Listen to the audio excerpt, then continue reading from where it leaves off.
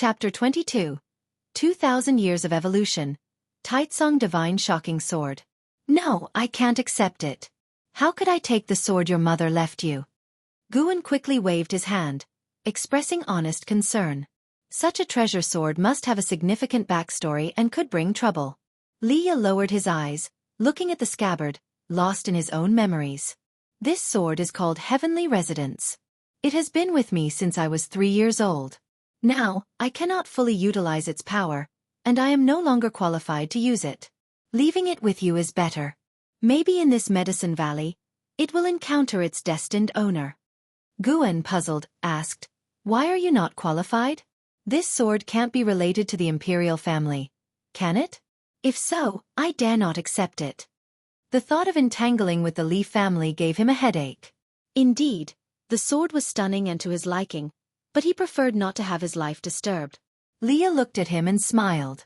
"Even if I told you, you wouldn't understand. Don't worry. This sword won't bring you trouble. The Li family wouldn't dare to seize it because it was a love token from my father to my mother. With its presence, the Li family wouldn't dare to harm you. If you ever encounter insurmountable trouble, you can take this sword and go to Chongluo to find my father. How could someone of my humble status face the emperor? Don't worry. The moment Heavenly Residence appears in Chongluo, my father will sense it. In short, you must accept it. Otherwise, I won't eat this fruit." "Then don't eat it." Guan almost blurted out but held back. He looked again at the Heavenly Residence sword. Up to now, he didn't have a single magic artifact of his own. Cheng Xuandan's inheritance only included talisman paper, without a single sword. What is there to fear? I am a Nascent Soul Realm cultivator. If I encounter any unresolvable trouble, I can just throw the sword to the opponent. Taking a deep breath, Guan reached out to grab Heavenly Residence. The sword had some weight, and his right hand trembled as he lifted it, causing Liye to laugh heartily. "Junior brother Gu, even if your aptitude is ordinary, never forget to cultivate. You must practice the Li family's 7-sword art that I taught you," Liye earnestly advised. Guan, holding the Heavenly Residence sword with both hands, forced a smile and nodded. "Hee. Boy, you still need to sharpen your insight." And so, Liye settled in Medicine Valley, with Guan personally arranging a secluded courtyard for him, ensuring he was undisturbed. Seated cross-legged on the bed, with a half-eaten green vine fruit beside him, Liye performed hand seals, continuously cultivating energy for healing. A faint blue silhouette emerged from Liye's body, swirling inside the room.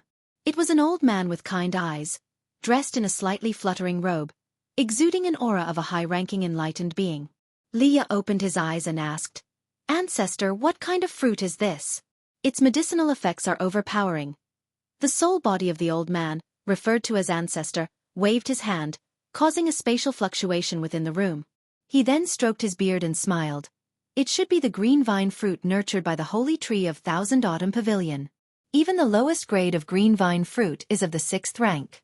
Consider yourself lucky." "The fruit of Thousand Autumn Pavilion? So they have infiltrated this deeply.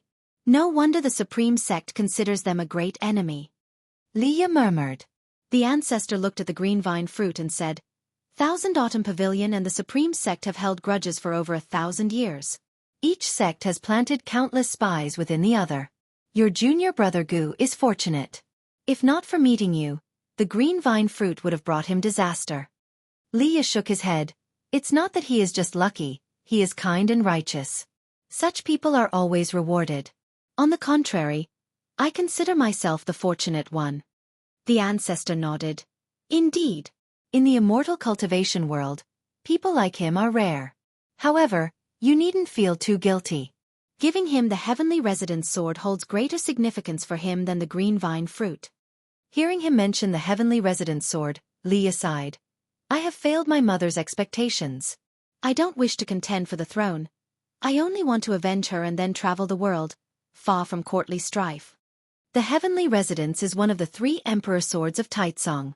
To fully harness its power, you must master the Emperor-level sword technique. Your 9 devastating swords are only at a minor level.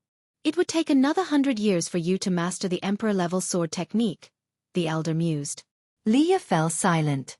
The Ancestor teased, You couldn't easily defeat that young fellow named Qiong. You must strive harder, knowing that your fourth brother has already reached the core formation realm. Liye took a deep breath and said nothing more, closing his eyes to continue healing. The ancestor looked out the window. Although it was tightly shut, he could hear the laughter of Xiaochuan and the others.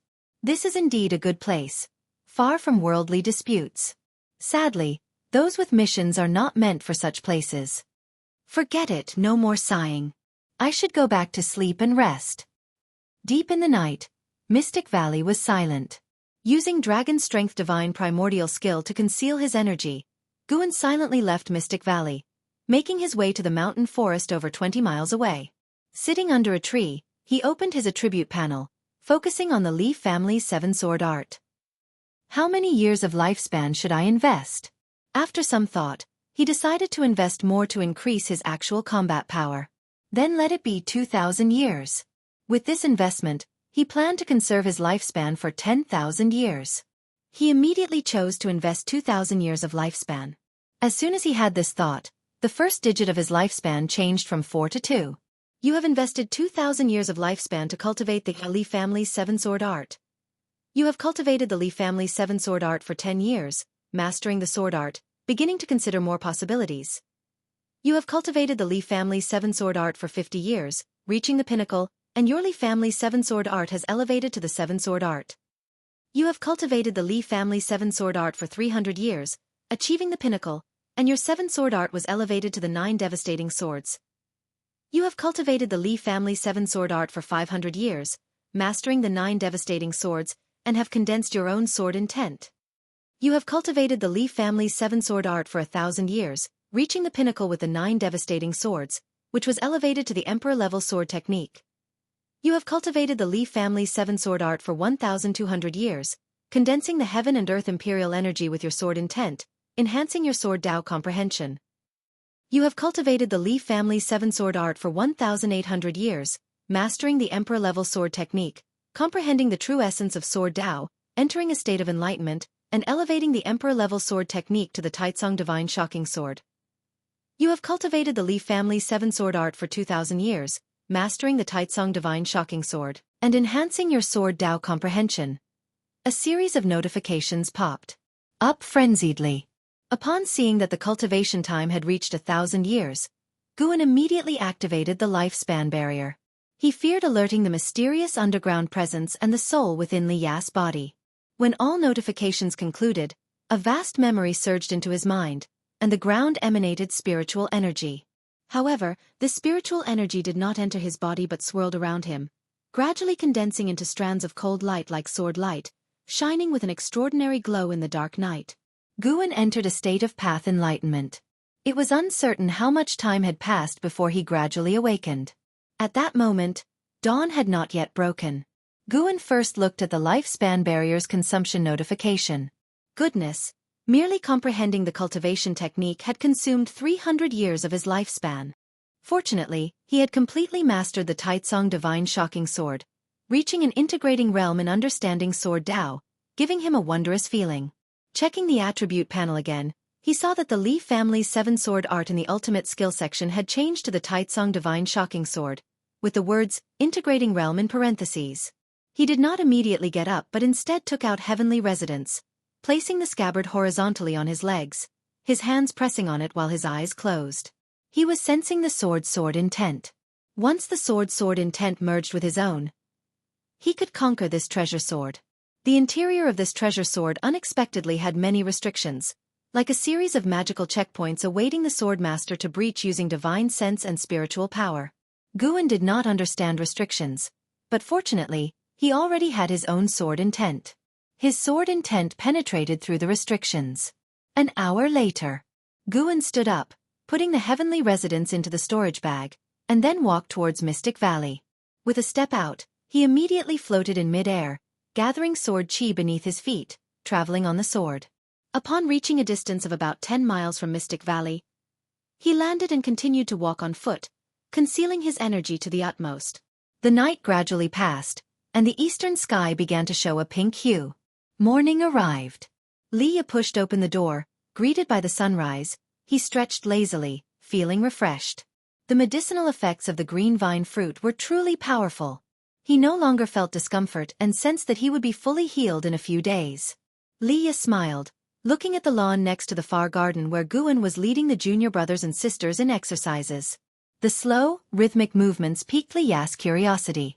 Though the movements were slow, he felt an inexplicable subtlety in them. Immediately, Liya walked over, arriving beside Guan, who greeted him with a nod in response. "What are you practicing?" Liya asked curiously. Guan smiled and answered, "I learned this from an old man in my childhood.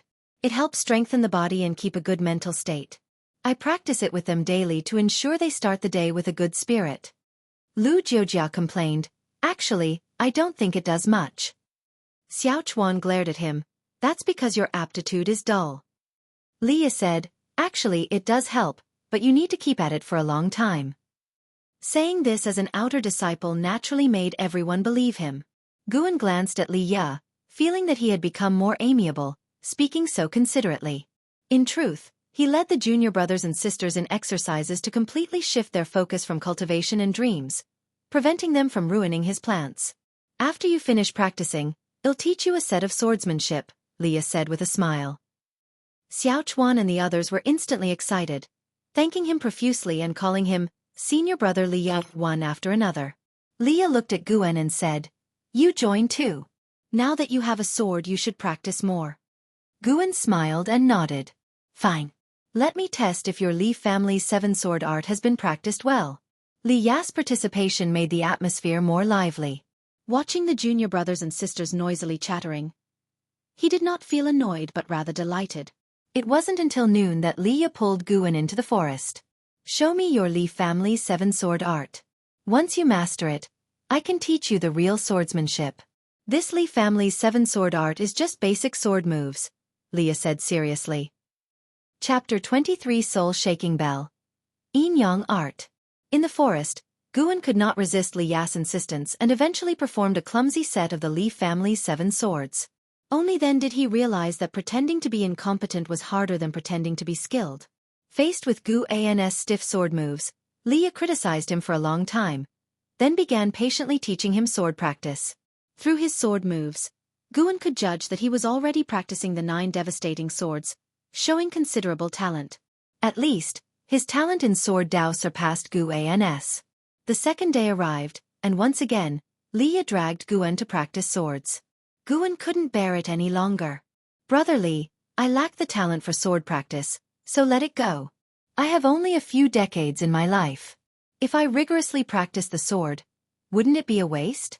Compared to practicing swords, I prefer planting and tending flowers."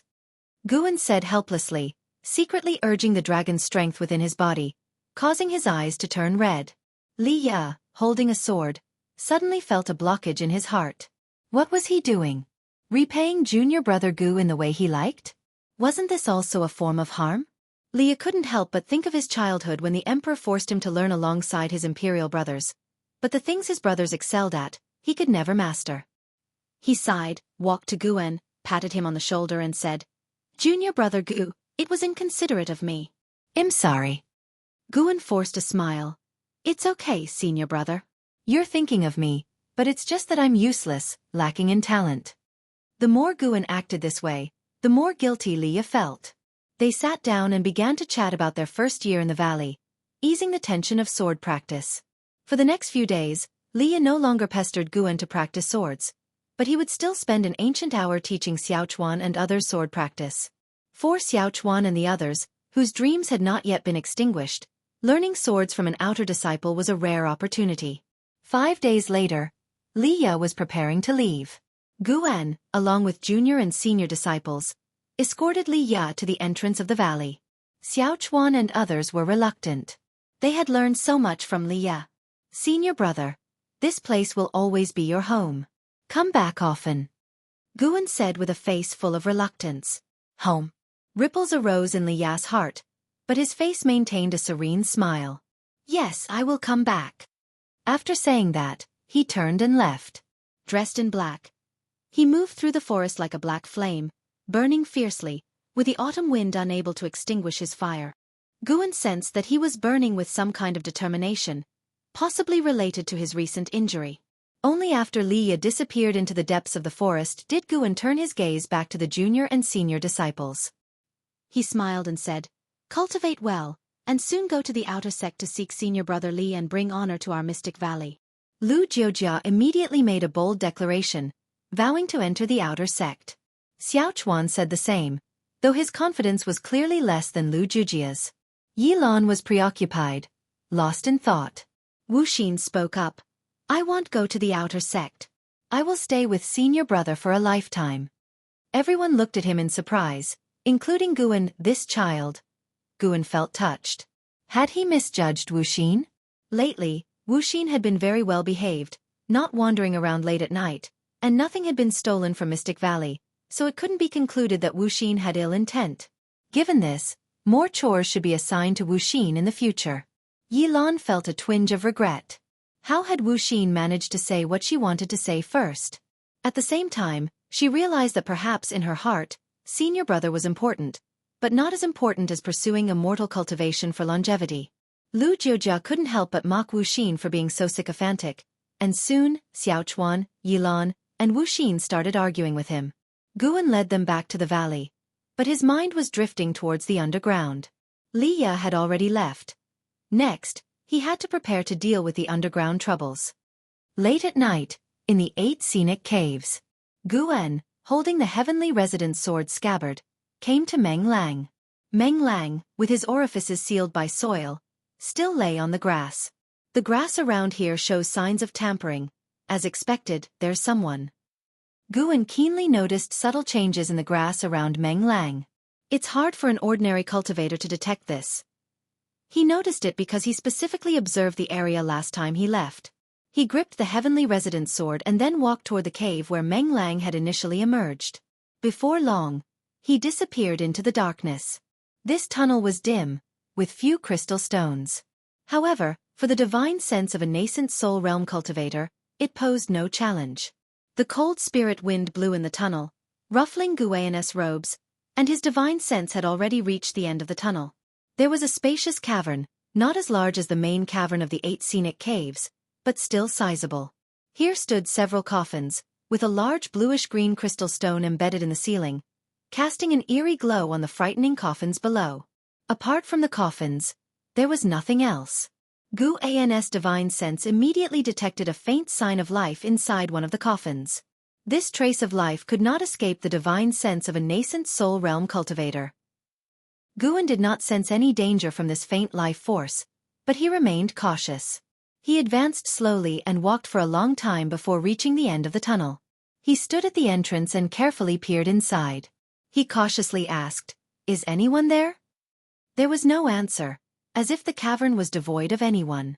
Guan picked up a stone from the ground and threw it inside. With a thud, the stone hit one of the coffins. The coffin remained still, but Guan seemed frightened and his eyes widened.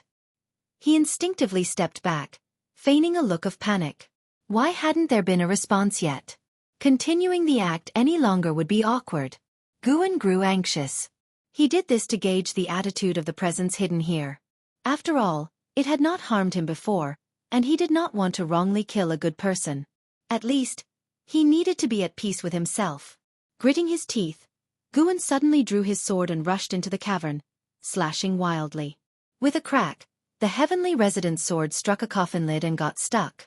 As he pulled it with force, his body staggered back a few steps due to the inertia. "Pooh-ha!" a soft laugh echoed, sounding particularly sharp in the cavern. Goosebumps nearly rose on Guyan's skin. It was a woman's voice, sounding eerily like a female ghost laughing. He nervously scanned the surroundings, holding the heavenly resident's sword, his body turning in circles constantly, afraid that demons or ghosts might suddenly charge at him. "Boy, are you Cheng Xuanden's disciple?" That mysterious female voice spoke again, her alluring tone making one's imagination run wild. Guan quickly replied, "Yes, senior. Cheng Xiandan is my master. Who are you and why are you here?" "Those who are here are naturally your martial master. Cheng Xiandan is my disciple. Since you entered, it means his time is up, correct?" The mysterious female voice ceased laughing and spoke with a hint of melancholy. Guan replied, "So you are my martial master. Nice to meet you, Martial Master. Master's life indeed came to an end. He said that he wanted to emulate you, seeking a place unknown to others to face the end of his life. The cavern fell into silence. Guwen remained vigilant. If the other side wanted to attack him, no matter how he was related, he would show no mercy. The heavenly resident's sword in his hand had not yet been stained with blood. After a long while, just as Guwen was about to speak, the other voice spoke again. Did Qing Xianden tell you my identity? Guwen whispered. Master told me everything. You come from the Thousand Autumn Pavilion. He also told me to be ready to assist someone from the Thousand Autumn Pavilion at any time. You seem timid and cowardly, cautious as you entered. You must not be here willingly. Only finding out about all this after he passed the position of Valley Master to you? The voice teased. Guwen sighed, revealing his helplessness. This time, he wasn't acting. He genuinely felt helpless. Since you have already become his disciple, you are also my disciple's disciple. Guard here for 10 more years. After 10 years, I will leave Supreme Sect and not bring you any trouble. After hearing this, Guwen couldn't help but ask, May I ask the Martial Master's name? My surname is Jiang. Given name Qiong. As for my title in the Immortal cultivation world, it's better not to mention it. Jiang Qiong? The name sounded pleasant enough, though who knows how many years she had lived. While Guwen was pondering, a coffin in front suddenly opened, startling him to the point of raising his sword. 2 items flew out of the coffin and landed before him. He looked down and saw a small black bell and a secret book. Consider this my gift to my disciple's disciple, the soul-shaking bell. It can repulse all myriad poison mystic skills poison spells. As long as you shake it, all corpse poisons in this cave will heed your command. The book is my technique of immortal cultivation, the Yin-Yang art. The Yin-Yang art includes the spell to refine the soul-shaking bell, something not even your master could learn. Jiang Qiong's voice came again, sounding somewhat fatigued. Guwen immediately bowed in gratitude, unable to resist asking, Disciple's talent is mediocre. Why do you treat me so well, Martial Master? Hee, mediocre talent? Boy, though it's unclear what miracle skill you practice, your actual cultivation level is certainly not limited to the 4th layer of the energy cultivation realm. You should have already entered the foundation establishment. To achieve foundation establishment at such a young age makes you a genius. The fact that you can suppress your arrogance, hiding as a servant disciple in the outer sect, hints at a burdening secret, but at least it shows you are quite resistant to Supreme Sect. Your talent satisfies me, and your behavior aligns with my taste. Cultivate well, and I'll teach you more spells later. Once you inherit my mantle, I'll recommend you for the status of true disciple in the Thousand Autumn Pavilion. Jiang Qiong resumed her previous alluring laughter, causing Guwen's face to change, feeling exposed and somewhat embarrassed. Taking a deep breath, Guwen said, Thank you, Martial Master. If you have any instructions, please tell me at any time. After speaking, he bent down to pick up the soul-shaking bell and the Yin-Yang art before turning and leaving. Jiang Qiong's voice no longer echoed in the cavern, and Guwen quickly returned to the 8 scenic caves. Sitting under a tree, he began to study the Yin-Yang art. He contemplated whether Jiang Qiong harbored any ill intentions. Just 10 years wasn't too worrying. He wasn't just a nascent soul realm cultivator. He also mastered the Taicang divine shocking sword. Jiang Qiong clearly wasn't a good person. She only feared Guwen's foundation establishment realm's strength. In 10 short years, how could she go from fearing the foundation establishment realm to effortlessly suppressing the nascent soul realm? She hadn't just hidden here. According to Qing Xiandan, she had been dead for 70 years. During these 10 years, he needed to find ways to learn more spells and secret books from her. If she behaved and departed in 10 years, Guwen wouldn't have to resort to betrayal. If she harbored ill intentions, Guwen would have to let the heavenly resident's sword taste blood. Chapter 24. Jiang Qiong of Core Formation Realm 9 Layers. Spring passed and autumn came. 5 years flew by in the blink of an eye. In these 5 years, Guwen continued his plan of dedicating a year of his life every night, resulting in an expenditure of over 1,800 years of his life over the 5 years, and his cultivation realm reached the 8th layer of the Nascent Soul Realm. After surpassing the 5th layer of the Nascent Soul Realm, the time required for each subsequent sub-realm doubled, and Guwen, who was in the process of transformation, could only train rigorously, taking even more time. Presently, He had a remaining lifespan of about 10,200 years. The addition of the 8 scenic caves increased his annual lifespan income.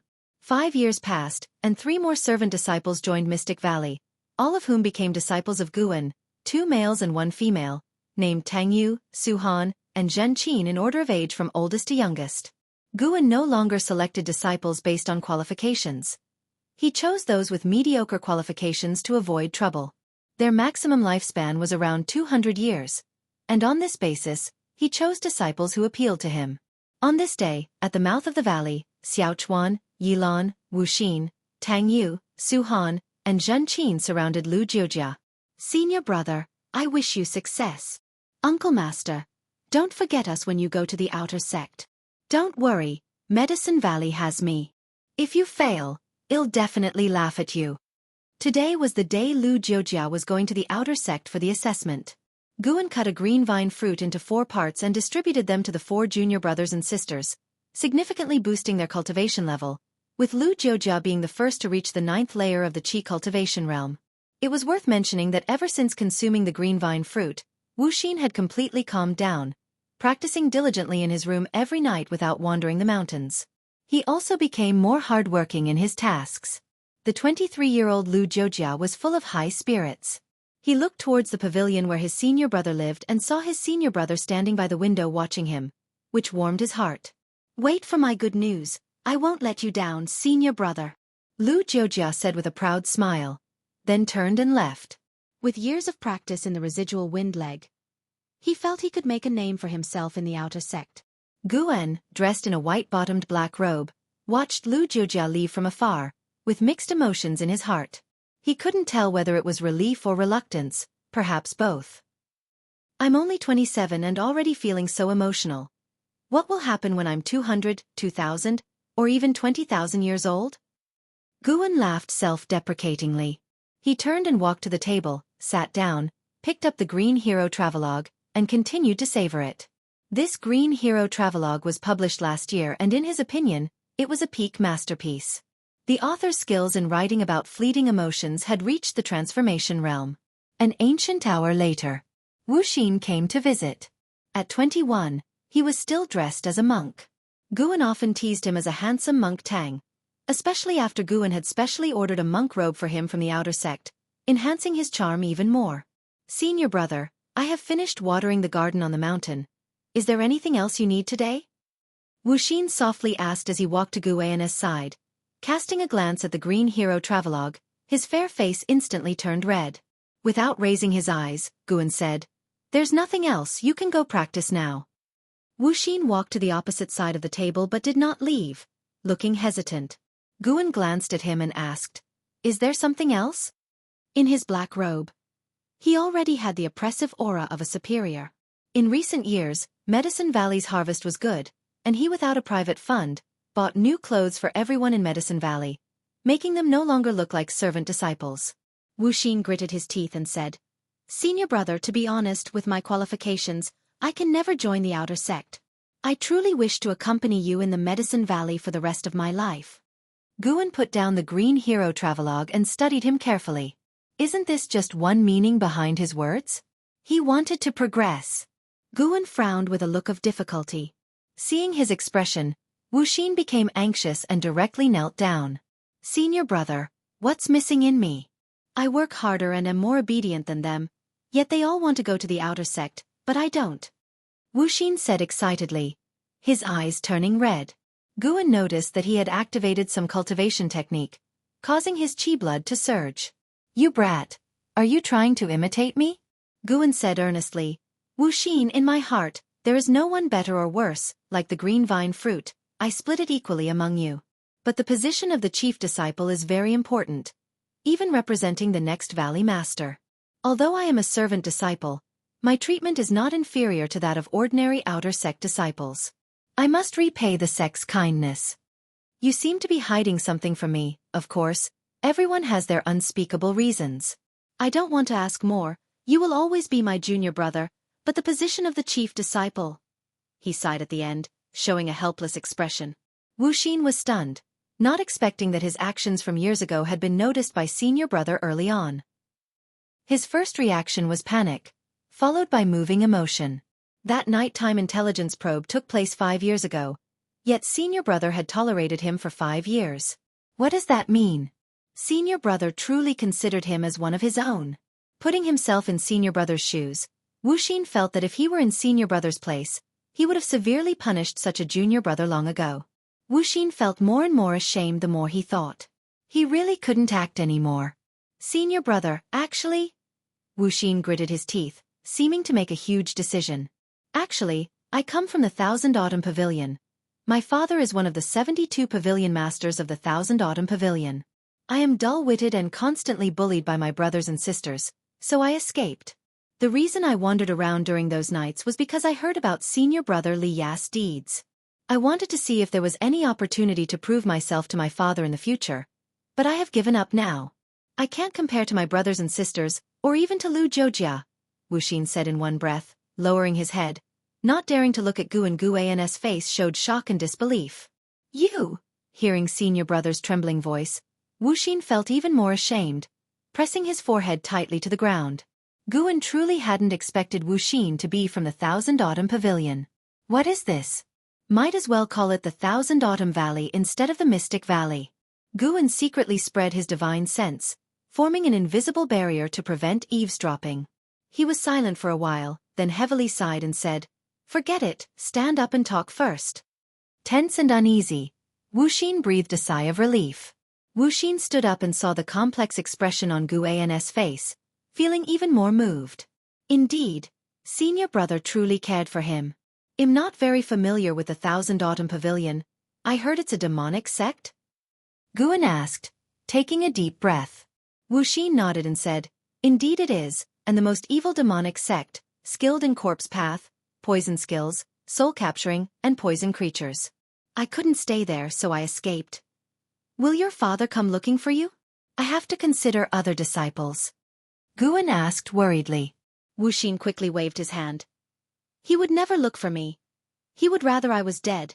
I am his greatest humiliation." Hearing this, Guan's face relaxed a bit, sternly scolding, "Wuxin, I won't allow you to belittle yourself like this. How can a person's worth be judged solely by their cultivation level?" Wuxin scratched his head and said with a silly laugh, "I know, but the Thousand Autumn Pavilion is a demonic sect, and people in demonic sects are not normal." Guan nodded, as if remembering something, and asked, "By the way, have you heard of the name Qiong in the Thousand Autumn Pavilion?" Qiong. Wuxin was taken aback, frowning in thought. After a few breaths he suddenly recalled and said, "I remember, she was the top genius of the Thousand Autumn Pavilion 100 years ago and the daughter of the second pavilion master, but she has fallen for many years. I heard my father mention her when I was young. He even wanted my elder brother to marry Qiong." Hearing this, Guan couldn't help but ask curiously, "How old is your father?" Wuxin replied, "Almost 500 years old, with over 100 children, so he wouldn't care even if I was lost." Guan was silent. The demonic sect style is somewhat enviable. Guan asked a few more questions, but Wuxin didn't know much about Qiong. "Since you have confessed your origins, I will train you to be the chief disciple. If the chief disciple position of a valley can bring back a lost demonic cultivator, it can be considered a merit. But for now, you cannot reveal this to anyone. You must win over everyone in the valley with your actions," Guan said seriously. Hearing this, Wuxin was overjoyed.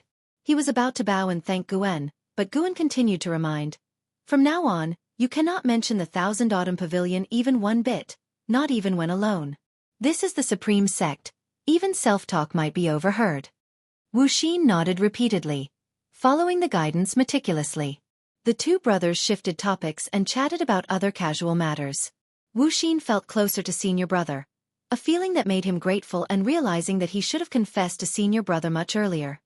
At night, in the 8 scenic caves, Guan came to an open space by the underground river and began planting medicinal herbs. His movements were slow. Normally, he didn't practice much but enjoyed the planting process, planting lives instead of plants. The love of farming ingrained in Huaxia people came with his soul to the immortal cultivation world. After planting, he looked at his newly developed garden with satisfaction, orderly and uniquely beautiful. "My dear disciple, come in for a moment." Qiong's melodious voice came from within a cave, and Guan immediately walked over. Over the years, Qiong often called him to help pick herbs, sometimes even for alchemy. Guan wasn't working for free. His alchemy skills improved significantly in the process. Qiong's alchemy was far superior to Cheng Xuanden's, evident even in teaching. Arriving at the cave room, it was still dimly lit, with a pill furnace half the height of a person placed in the open space, ashes piled under the furnace. Just as Guan was about to speak, he heard a noise and looked closely, only to see a coffin in the depths start to shake. Boom! The coffin lid fell, crashing to the ground, raising a cloud of dust. Guan saw a skeletal hand, like a ghost claw, emerge from the standing coffin.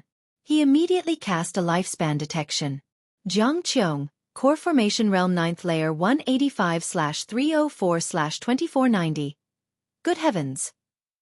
A maximum lifespan close to 2,500 years. Why did the Core Formation Realm 9th Layer only have 300 years of lifespan? Could it be related to her injuries? Guan wondered, while the last trace of apprehension in his heart disappeared. Chapter 25. Have you ever heard of the Nascent Soul Realm? Crack.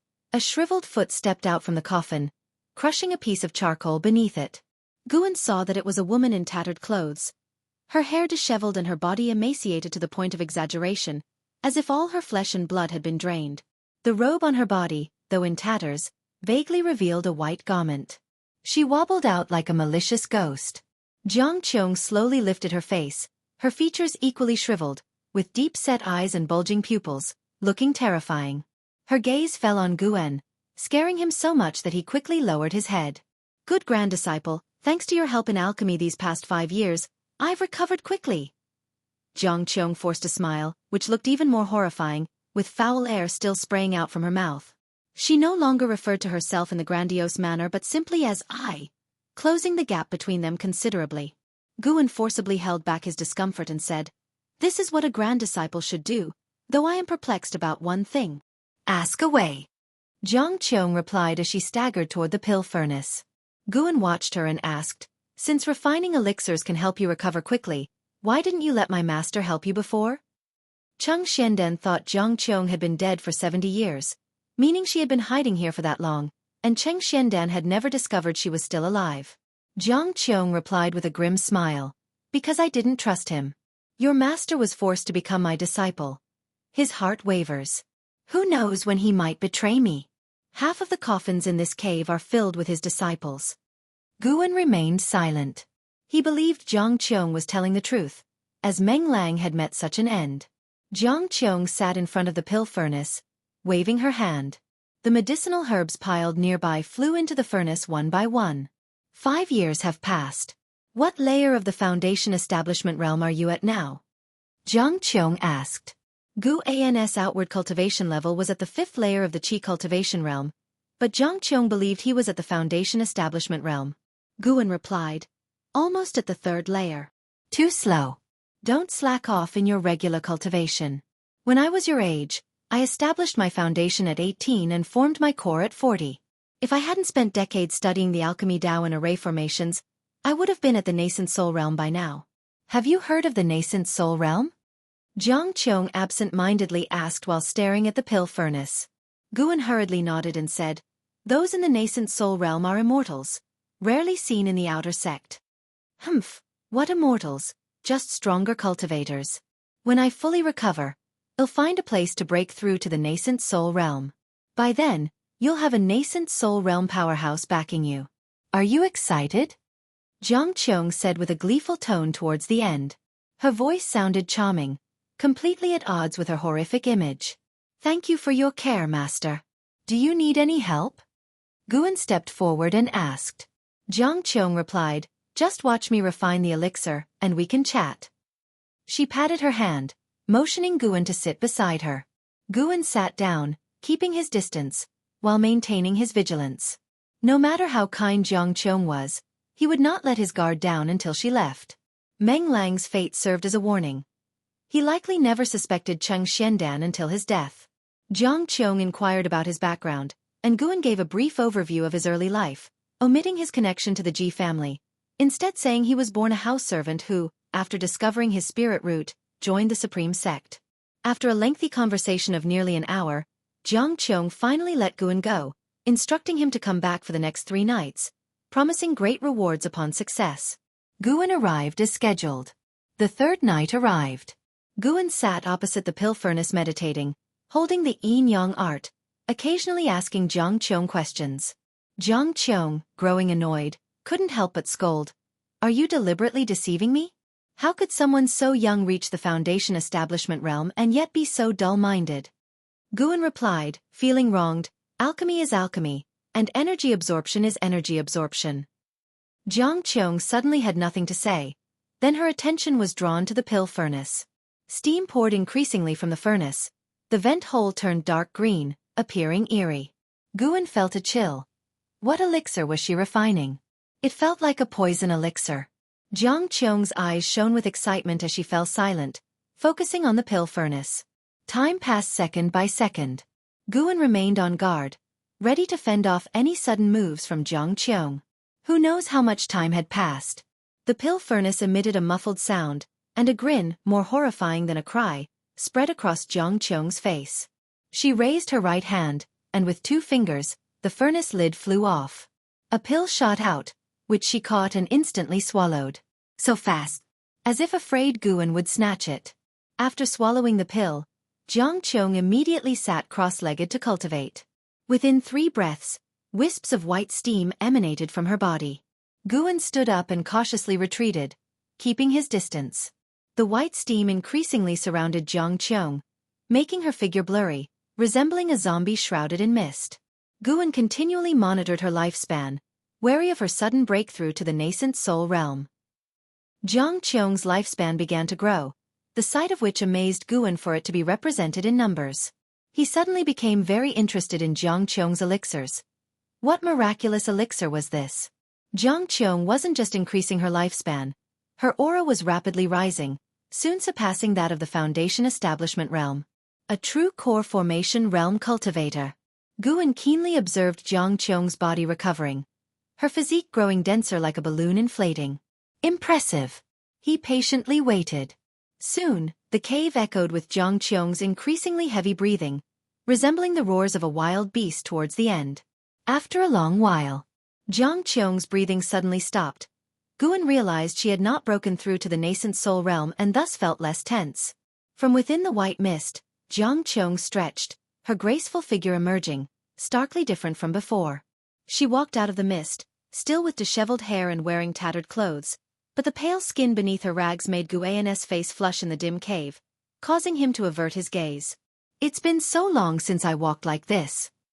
Qiong said nostalgically, striding up to Guan, leaning forward, brushing her hair aside with both hands. Well, good grand disciple, is your master beautiful? Guan stole a glance and, despite her dirty face, saw her features were indeed those of a rare beauty, comparable only to the 3rd miss of the Ji family, Ji Xiaoyu, and the outer disciple Li Xuanyu. Master is indeed one of the most beautiful in the world, but I am more concerned about your health. Have your injuries healed? Guan asked with genuine concern as he cupped his hands. If she recovered, she should hurry and leave. Recovery will take more time. I still need to rest for another 5 years. Qiong smiled, her bright eyes studying Guan thoughtfully. Suddenly, she struck at Guan with a palm, swift as lightning, stopping just short of his chest, the force of the wind pulling his robe backward. Qiong asked with a faint smile, "Why didn't you dodge?" Guan's face stiffened as he replied, "I couldn't react in time." In truth, it was not so. To him, Qiong's actions were too slow. In that instant, his dragon strength could have repelled her spiritual power. She had not spared Guan's life but rather saved herself. Qiong couldn't help but laugh, her laughter as captivating as flowers in bloom, even clutching her stomach in the end. Guan watched her laugh without interrupting. After a while, Qiong turned back to the pill furnace and said, "Don't worry, I won't kill my own disciples and grand-disciples. When Chang Xiandan tried to betray me, I spared his life and even used his protection to hide within the Supreme Sect. As long as you are devoted to me, I will never forsake you. If anyone bullies you, I won't stand by." Guan couldn't help but laugh at her words. Qiong stood before the pill furnace, turning to Guan, "Leave a set of new clothes. You may go now. Come back tomorrow night and I will teach you some spells." Guan immediately took a set of his own white robes from his storage bag, gently placing them on the ground, then bowed to Qiong and took his leave. Once he disappeared into the darkness, Qiong turned around. Approaching the white robes, she raised her hand and telekinetically picked them up, inhaling their scent with a chuckle. At dawn, Guan was leading the people of Medicine Valley in exercises. Someone approached the entrance of the valley. It was Liye. Liye was still dressed in black. Compared to 5 years ago, he exuded an overwhelming aura of strength. His arrival instantly grabbed everyone's attention. "It's senior brother Liye," Xiaochuan exclaimed in delight. Guan immediately walked toward Liye, instructing everyone to continue with their exercises. He reached Liye and was about to speak when Liye cut in first. "Let's talk upstairs." Something urgent? Guan instantly grew tense. What matter required Liye to come personally? He led Liye to the pavilion, ascending the stairs and entering the room before closing the door. Liye walked to the table. With a wave of his hand, a green vine fruit appeared on it, leaving Guan astonished. 4 years ago, the Elixir Hall in the Outer Sect acquired a green vine fruit. I bought it, but due to heavy tasks, didn't get a chance to give it to you. Liye smiled. Guan's expression turned strange. Liye asked, "What's the matter?" Feeling that he couldn't hide it, Guan cleared his throat and said, "I was the one who sold that fruit to the Elixir Hall." To avoid suspicion, he had sold it at a low price, earning praise from the Elixir Hall elder for his gratitude towards the sect. Guan, emboldened by Liye's assurance that green vine fruits were not rare in the Supreme Sect, had sold it. The Outer Sect had none, but the Inner Sect had plenty, and the Inner Sect possessed many miraculous treasures. Unexpectedly, Liye had bought it back. Liye sighed and said, "This is quite a mess. This fruit can boost qi blood, a precious natural treasure. How could you sell it? For how many spirit stones?" 20 mid-grade spirit stones. What? I paid 10 top-grade spirit stones. Liye's eyes widened. 1 top-grade spirit stone was equivalent to 100 mid-grade spirit stones. The two fell into silence simultaneously. In truth, Guan felt it wasn't a loss. Using the green vine fruit, he had forged a good friendship with Zhu Qinglu at the Elixir Hall, who had provided him many conveniences over the past 4 years. But facing Liye, he felt a bit embarrassed. Liye finally said, "Forget it, consider it our contribution to the sect. Besides this fruit, I have another matter to discuss with you." Chapter 26. Outer Sect Assembly. "What's the matter?" Guan asked, praying in his heart that it was not something troublesome. He didn't want to get involved in the conflicts of the Outer Sect. Liye smiled. "Don't you like planting? I remember you mentioned before that you helped an outer disciple manage his cave. Now, there's just such an opportunity. The treatment is good. Helping for a year can earn you a mid-grade spirit stone and a bottle of spirit energy elixir."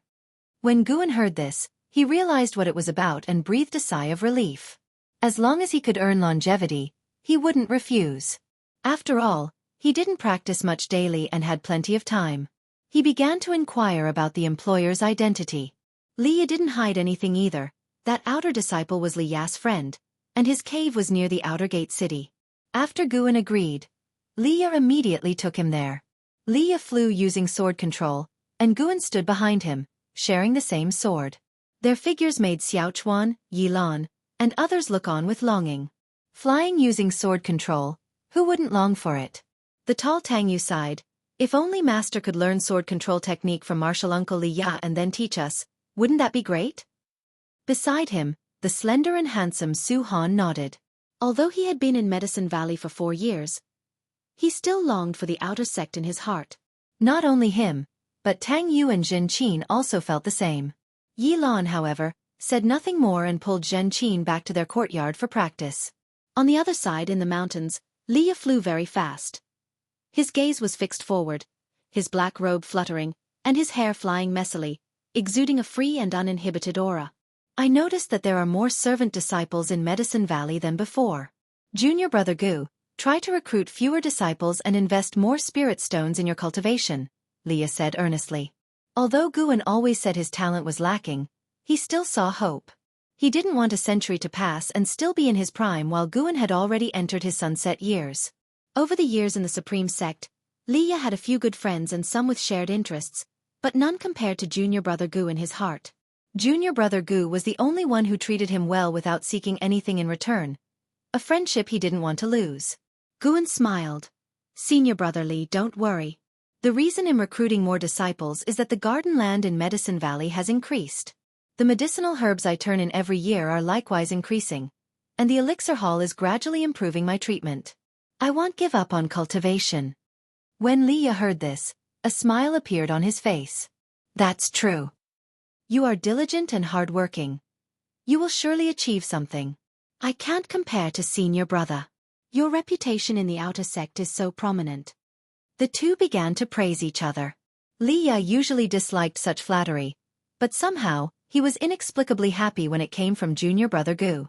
2 ancient hours later, Liya delivered Guan back to Mystic Valley and then flew away using sword control. As soon as Guan landed, he was surrounded by 2 disciples, Su Han and Zhen Qin. They were curious about where Guan had been. Guan didn't hide it. After saying a few words, he sent them away.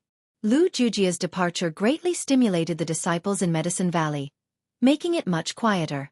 Whenever they had free time, they would cultivate in their respective houses, wanting to catch up to Lu Jiujia as soon as possible. Guan returned to his room and picked up the Yin Yang art to start reading.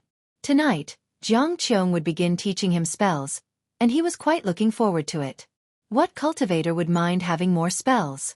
Moreover, Guan lacked many basic spells. Late at night, 8 scenic caves. Under the green vine tree, Qiong, dressed in white, let her black hair drape freely like a fairy descended to the mortal world. At this moment, her beautiful face was full of annoyance. Why are you so stupid? I've told you the breathing technique several times. Why can't you remember it? Qiong scolded, trying to suppress her anger. She stood beside Guan, her eyes fixed on the black qi in his hand. She was teaching him the soul-capturing skill, a technique that could capture souls and was extremely sinister. Guan said helplessly, Martial Master, how long have you been teaching me? Can't you have some patience? No, it's just... Qiong suddenly didn't know what to say. Before recovering her body, she had looked forward to teaching Guan, as she viewed him as a genius, but the result differed from her expectations. This kid was too strange. Teach him the sword control technique, and he would understand it instantly. But teaching him anything else was like showing it to a novice in the way of immortal cultivation. In terms of sword Dao, Guan was absolutely the most talented she had ever seen. But the problem was, she wasn't proficient in sword Dao. If I were to master everything easily, would I end up as a servant disciple? Guan sighed. Qiong held back for a long time and finally said, You don't have to be so stupid, do you? Guan's hand trembled. Truly worthy of someone from the demon path. Her words were so damning. Guan's temper flared. I have my strengths too. In terms of sword Dao talent, even you may not match me, martial master. Qiong, hearing this, suddenly felt amused and asked with a smile. Then shall we try? We won't use spiritual power, but only test our sword moves? All right. Guan let go of his hands, and the black qi dissipated. He then stood up, ready to teach Qiong a lesson. Qiong moved 2 steps to the side, raised her right hand, and extended her index and middle fingers together, smiling. Since we're sparring, let's not hurt each other. Well, use fingers as swords. Guan nodded, placing his left hand behind his waist and his right hand in front. Qiong squinted. For some reason, when Guan raised his hand, she felt inexplicably nervous. What's wrong with me? How can a foundation establishment disciple scare me? Qiong cursed herself inwardly for losing the arrogance she once had. Immediately, she raised her fingers and thrust towards Guan, using core formation speed. Guan parried her fingers with his own, like flicking a sword, pushing her arm aside. Qiong's eyes narrowed, her steps shifting like a phantom past Guan's side, and her fingers, like swords, pointed at his ribs. Guan turned, his fingers pointing downward, stabbing, and hitting her hand back, causing her to feel a sting and withdraw instinctively. Under the tree, they moved around, countering each other's moves. Qiong's attacks were fierce, while Guan's movements flowed smoothly. After 30 moves, Guan noticed Qiong getting anxious, so he revealed a flaw, allowing her to strike him in the abdomen. He then clutched his stomach and staggered back. Qiong didn't press the attack. She stood up, her eyes intensely staring at Gu and pretended to be in pain, but her gaze terrified him. What kind of look was that? It felt as if she wanted to eat him whole. Qiong took a deep breath and said, Good. I've still underestimated your sword Dao comprehension. Your moves just now, though lacking form, were simple and direct, targeting your opponent's flaws. You are a sword Dao genius rare in 100 years. If you had a good mentor, you could surely become famous as a sword cultivator in the future. Guan shook his head. Being famous is out of the question. If that happens, many people will come looking for trouble. I hate fighting, let alone killing. Qiong was stunned, finding it very amusing. It was the first time she had met such a cowardly genius. It's my fault for being impatient and scolding you. Come, let's continue practicing the soul-capturing skill. Even though you're suited for sword Dao, some spells are essential to have, just in case. Qiong beckoned. Guan immediately moved closer to continue practicing the soul-capturing skill. After some sparring, Qiong's attitude improved greatly, speaking kindly and occasionally giving him goosebumps. Thus, Guan visited the 8 scenic caves every night to practice spells with Qiong. Once he mastered a spell to the point of appearing on his attribute panel, he would start practicing the next spell. Qiong thought he was discouraged, so she didn't press him. After all, she had many spells to teach. While healing, she found it quite enjoyable to mentor a junior. Besides, Guan went to the cave of the outer disciple once a month to look after the medicinal herbs. At the end of the year, with snowflakes flying, covering the sky and blocking the sun, Guan, wearing a bamboo hat, climbed the mountainside and arrived at a cave. Just as he was about to take out his token, he sensed something. There were people inside. Not just one person.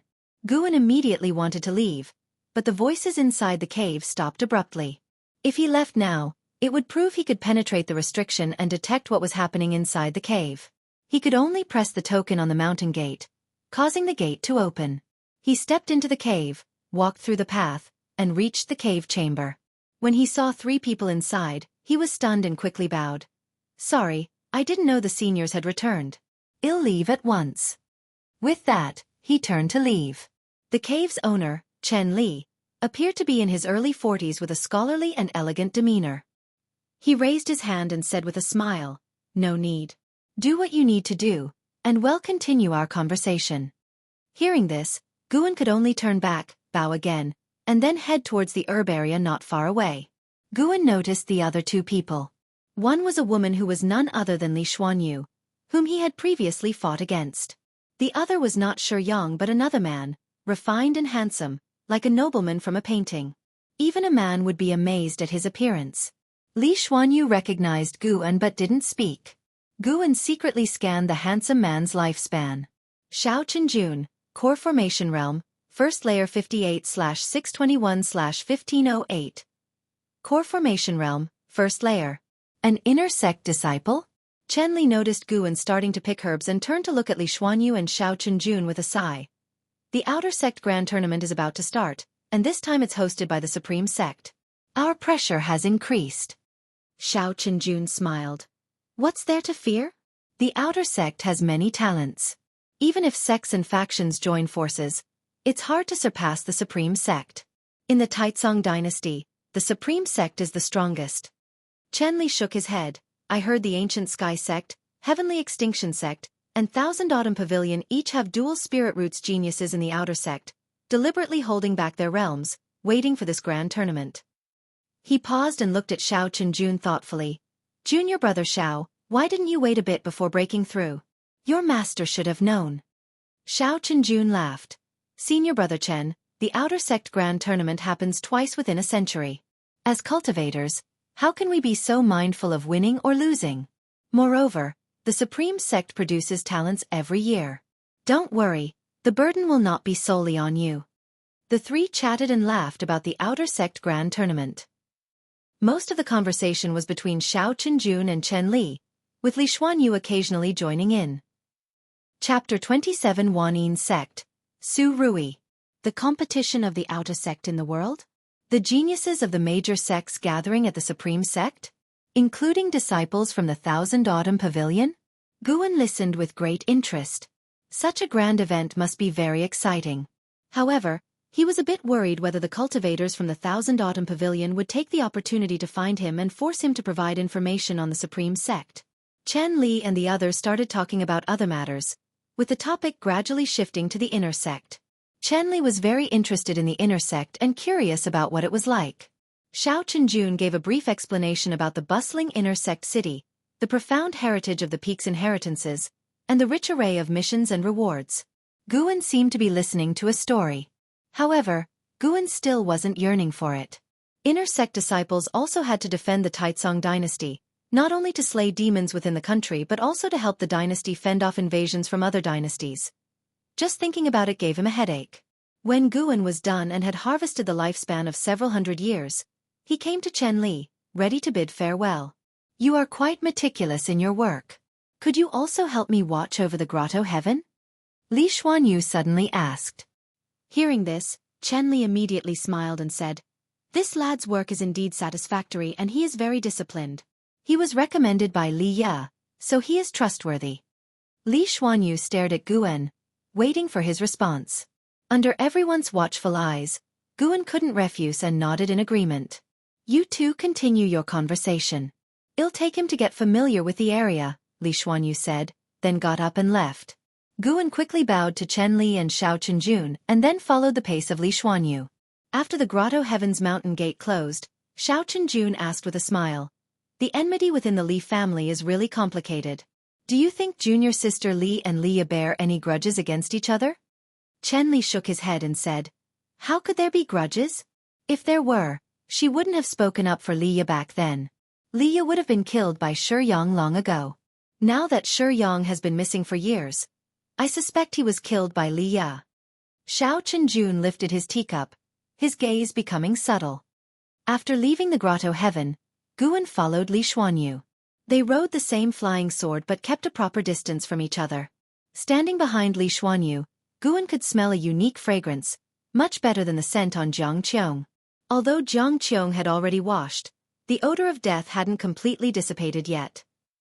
They traveled in silence, as Li Xuanya's cold temperament made Guan hesitate to speak. Her Grotto Heaven wasn't too far from Chen Li's. They landed after a short while. Guan distinctly felt that the restriction in her Grotto Heaven was stronger, and this feeling became even more intense upon entry. Such dense spiritual energy. Li Xuanyu began to explain the origins and cultivation process of the medicinal herbs within the Grotto Heaven, and Guan listened attentively. After half an hour, Li Xuanyu handed him a token. With this token, he could directly open the Grotto Heaven, offering him the same treatment as Chen Li. For Guan, harvesting the lifespan from medicinal herbs was enough. If he could get spirit stones, he wouldn't refuse them either. Guan cupped his hands to salute and took his leave. "Wait, what is your relationship with Li Ya?" Li Xuanyu suddenly asked. Guan paused, turned back, and said, "Li Ya is my senior brother, naturally, we have a good relationship." He could tell that Li Xuanyu probably had a good relationship with Li Ya. If there were enmities, she wouldn't use him, a servant disciple, to frame Li Ya, would she? Li Xuanyu didn't say much, only nodded slightly. Guan bid farewell once again. Managing the Grotto Heaven for an outer disciple wasn't exhausting. Generally, he had to visit once every half-month or month. Guan felt he could take on more work. His aspirations were growing richer. The 8 scenic caves and Mystic Valley were the main trunk of it. If branches could be extended, he could gain more lifespan. Strive to reach a lifespan of 100,000 years as soon as possible. Winter snow melted, and spring arrived. At dusk, Mystic Valley started to hang lanterns and put up decorations. In front of the pavilion, the youngest disciple, Zhan Qin, squatted on the ground, cutting paper and quietly asking, "Master, what is the significance of the spring festival?" She was 9 years younger than Guan, with a sweet appearance, large eyes, a petite figure, and a gentle personality. Even Lu Jiujia and Xiaochuan were very fond of her. "When I was a child, I heard an old man say that the spring festival represents the start of a new year, bidding farewell to the old and welcoming the new. At this time of year, people bless each other. Since we have no major celebrations in Medicine Valley, let's set the spring festival as a celebration," Guan said, sitting nearby, weaving a lantern. Not far away, Wuxin, Xiaochuan, and Tang Yu were hanging lanterns and pasting red paper. Yi Lan was preparing the dishes, while Su Han was checking various garden areas. After hearing this, Zhen Qin's face lit up with anticipation. Guan had suddenly thought of the Spring Festival a few days ago. Upon hearing the members of Medicine Valley discuss their hometowns, he remembered his past life on Earth. It was precisely the Spring Festival season, so he decided to establish the Spring Festival as the first holiday in Mystic Valley. In the future, other holidays could be arranged to make life in Medicine Valley less monotonous. He wondered if there were other Earthlings in this mortal world? Guan silently thought to himself. He created the story of the Spring Festival from what he had heard from an old man simply as a precaution. At this moment, Guan's brows furrowed. He sensed two unpleasant auras approaching Mystic Valley, less than 10 miles away. Those two had cultivation levels in the Foundation Establishment realm, but their auras carried a strong scent of blood. They had killed many people. With the competition of the outer sect in the world about to start, could it be that demon cultivators were here for a visit? Guan silently prayed, hoping the visitors wouldn't enter Medicine Valley. However, what he feared came true as the two flew straight towards Mystic Valley. In no time, their figures appeared at the mountain peak, overlooking Medicine Valley. It was a man and a woman, both dressed in dark purple robes, with a sinister aura. Even in the daytime, they looked like malevolent ghosts. The woman's posture was seductive, with heavy makeup and long claw-like nails. She covered her mouth and laughed. "Mr. Su, we're not far from the outer sect of the Supreme Sect. Why not rest here for a while and gather some intel from these servant disciples?" The man next to her had a robust build and a stern face, wearing a purple crown with a red gem embedded in it, resembling a crimson vertical eye. "A bunch of energy cultivation realm bugs.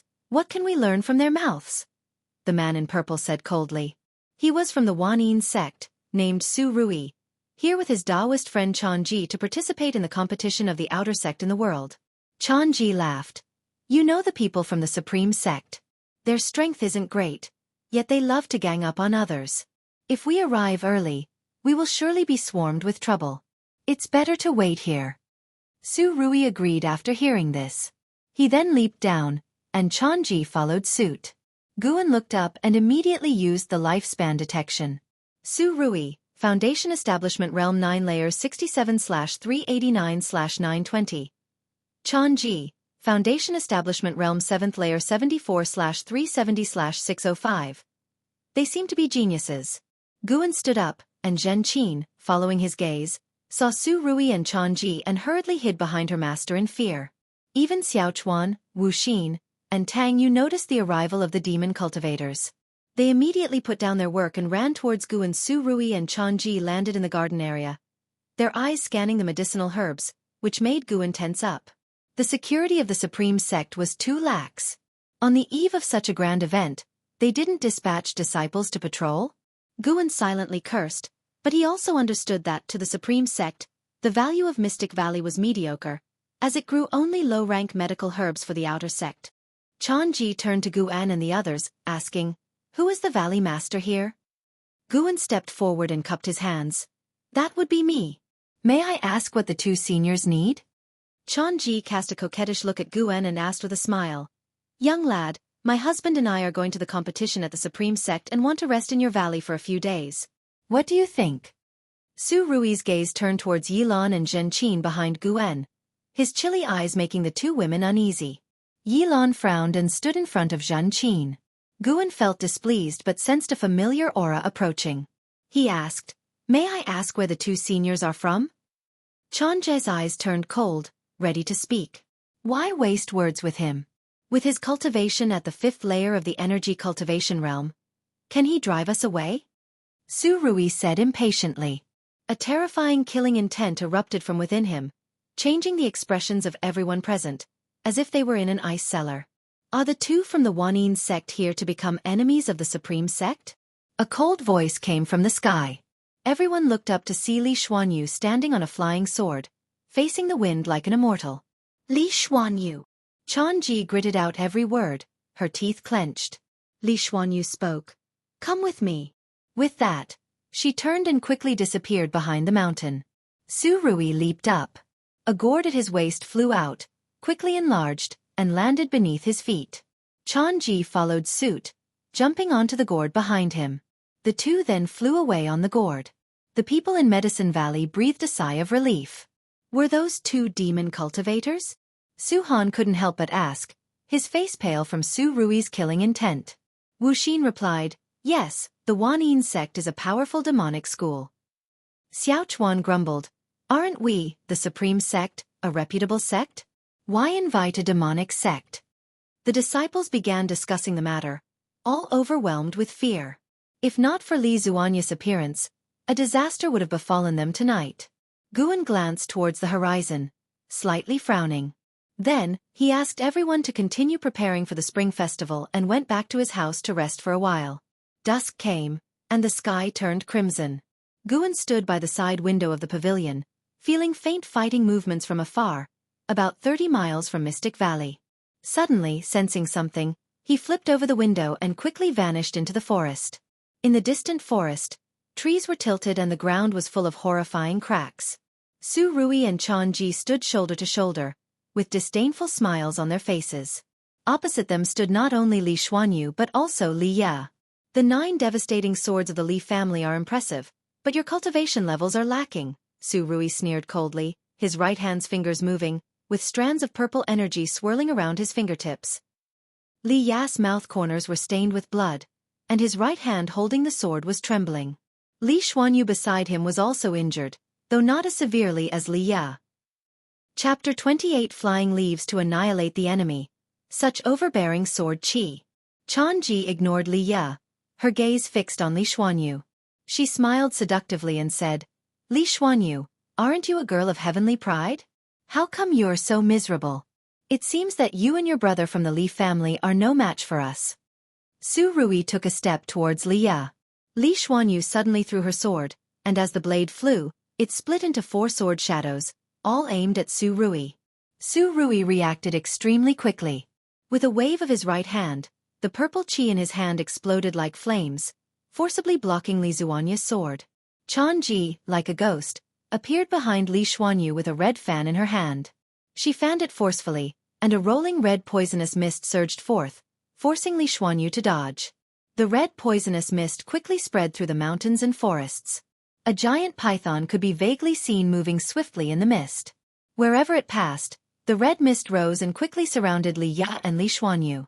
Li Xuanyu landed beside Li Ya, her eyes scanning the surroundings.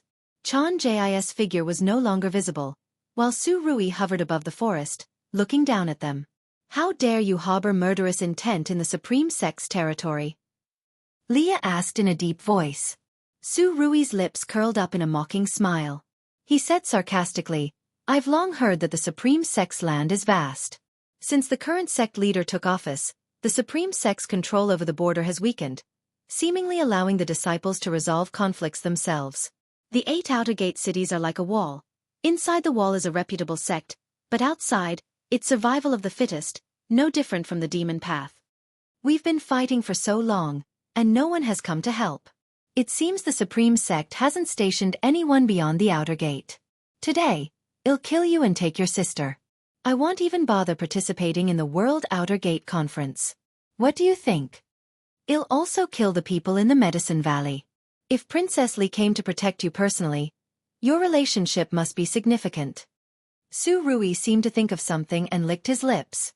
Buy me some time, Li Xuanyu said softly as she sat down cross-legged and quickly began to cast magic. A golden flame appeared faintly on her forehead. Li Ya's gaze hardened, and he suddenly squatted down and leaped up. His long sword pointed skyward, and sword chi surged, shaking the surrounding forest. The red mist rolled up, creating a grand scene under the twilight. Su Rui sneered. He quickly took a large purple flag from his storage bag. The flag had a menacing evil ghost embroidered on it, seemingly ready to leap out. He slammed his left palm down, causing a massive shadowy hand to descend, forcibly suppressing Li Ya's sword chi. Li Ya frowned. His spiritual power was far inferior to Su Rui's and could not compete. Under his watch, the purple flag in Su Rui's hand erupted into a purple whirlwind, causing him to feel dizzy. Not good. Li Ya's face changed dramatically as a strong sense of dizziness overcame him. The most terrifying part was that his body seemed unable to fall. He wants to capture your soul, He's truly bold. The voice of the martial master echoed in Liya's mind, filled with shock and anger. Liya was even more panicked after hearing this. Let me taste the soul of the Taicang imperial lineage. Su Ruye laughed sinisterly, his eyes full of greed. Whoosh, a sharp piercing sound came from afar, causing Liya, who was stuck in midair, to subconsciously look. Even Li Xuanyu, who was meditating, couldn't help but glance up. A leaf, carrying fierce sword qi, streaked across the sky, aiming straight at Su Ruye. Instinctively, Su Ruye glanced at it, but the leaf was too fast for him to react. Bang! His head exploded instantly, and a blood mist enveloped the forest. The red mist dissipated as a strong wind swept it away, and Liya was thrown to the ground. Li Xuanyu used her spiritual power to resist the wind, but was still forced to get up quickly.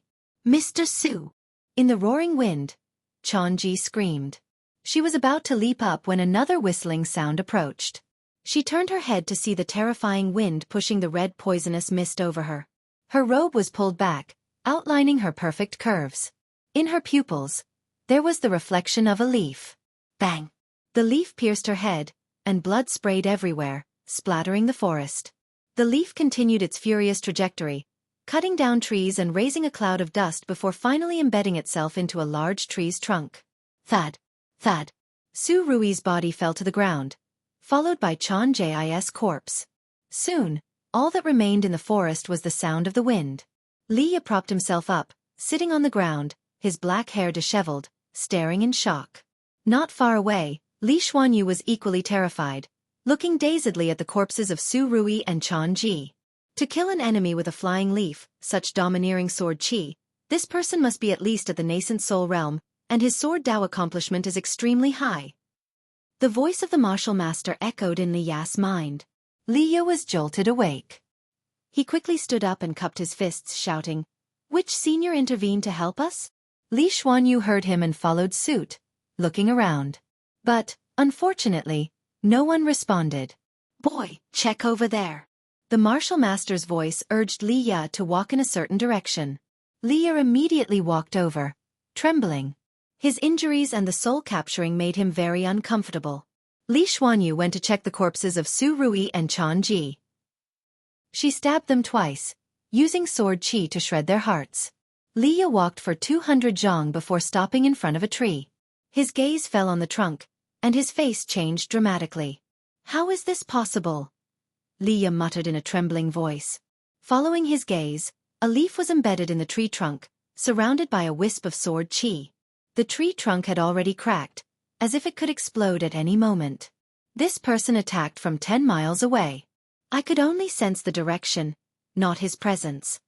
The martial master's voice was filled with admiration, followed by a sigh of amazement. It seems the supreme sect isn't so weak after all.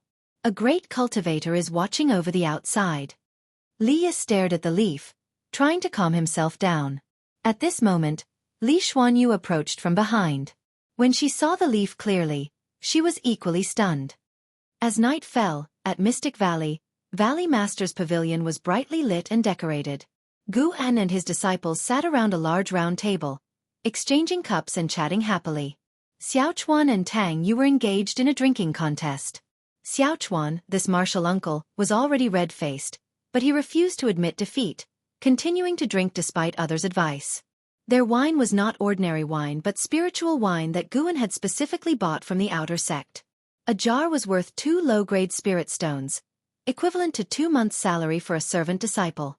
We encountered 2 demon cultivators today. Do you think more demon cultivators will come? Su Han suddenly asked. His words instantly dampened the atmosphere at the dining table.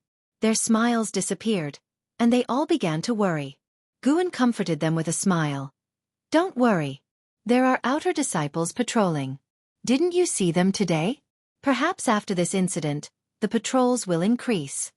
He was not worried because he was immersed in joy.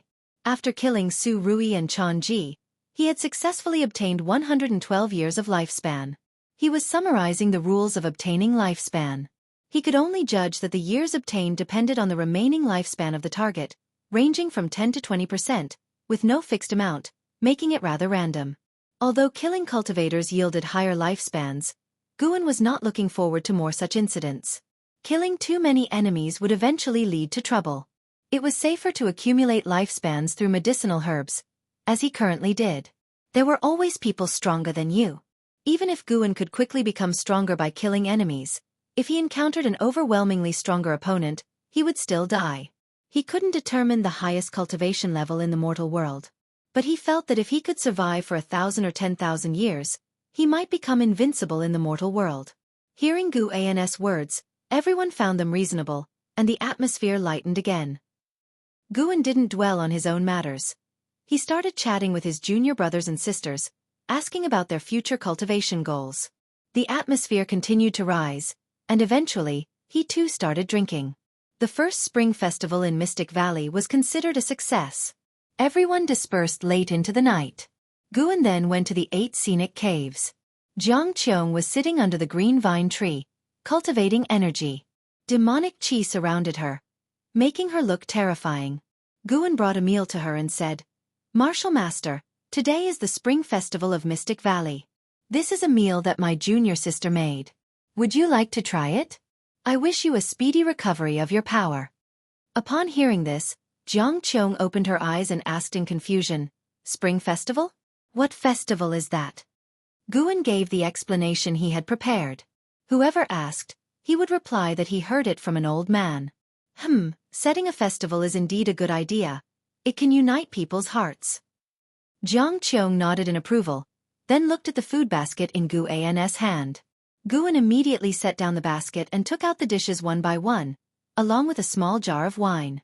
Seeing this, Qiong's eyes lit up. She mused, "Since it's your kind gesture, I can't not eat it." She picked up a bowl of food and began to eat voraciously. Guan quickly poured her wine and curiously asked, "Martial Master, I have always been puzzled by something." "Speak." Qiong mumbled as she drank the wine in one gulp, her mouth covered in liquid, unsure if it was oil or wine.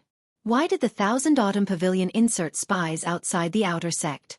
It seems Mystic Valley can't gather any information. Guan asked. Qiong rolled her eyes at him and said irritably, "Who told you to gather information? Your role is to wait patiently.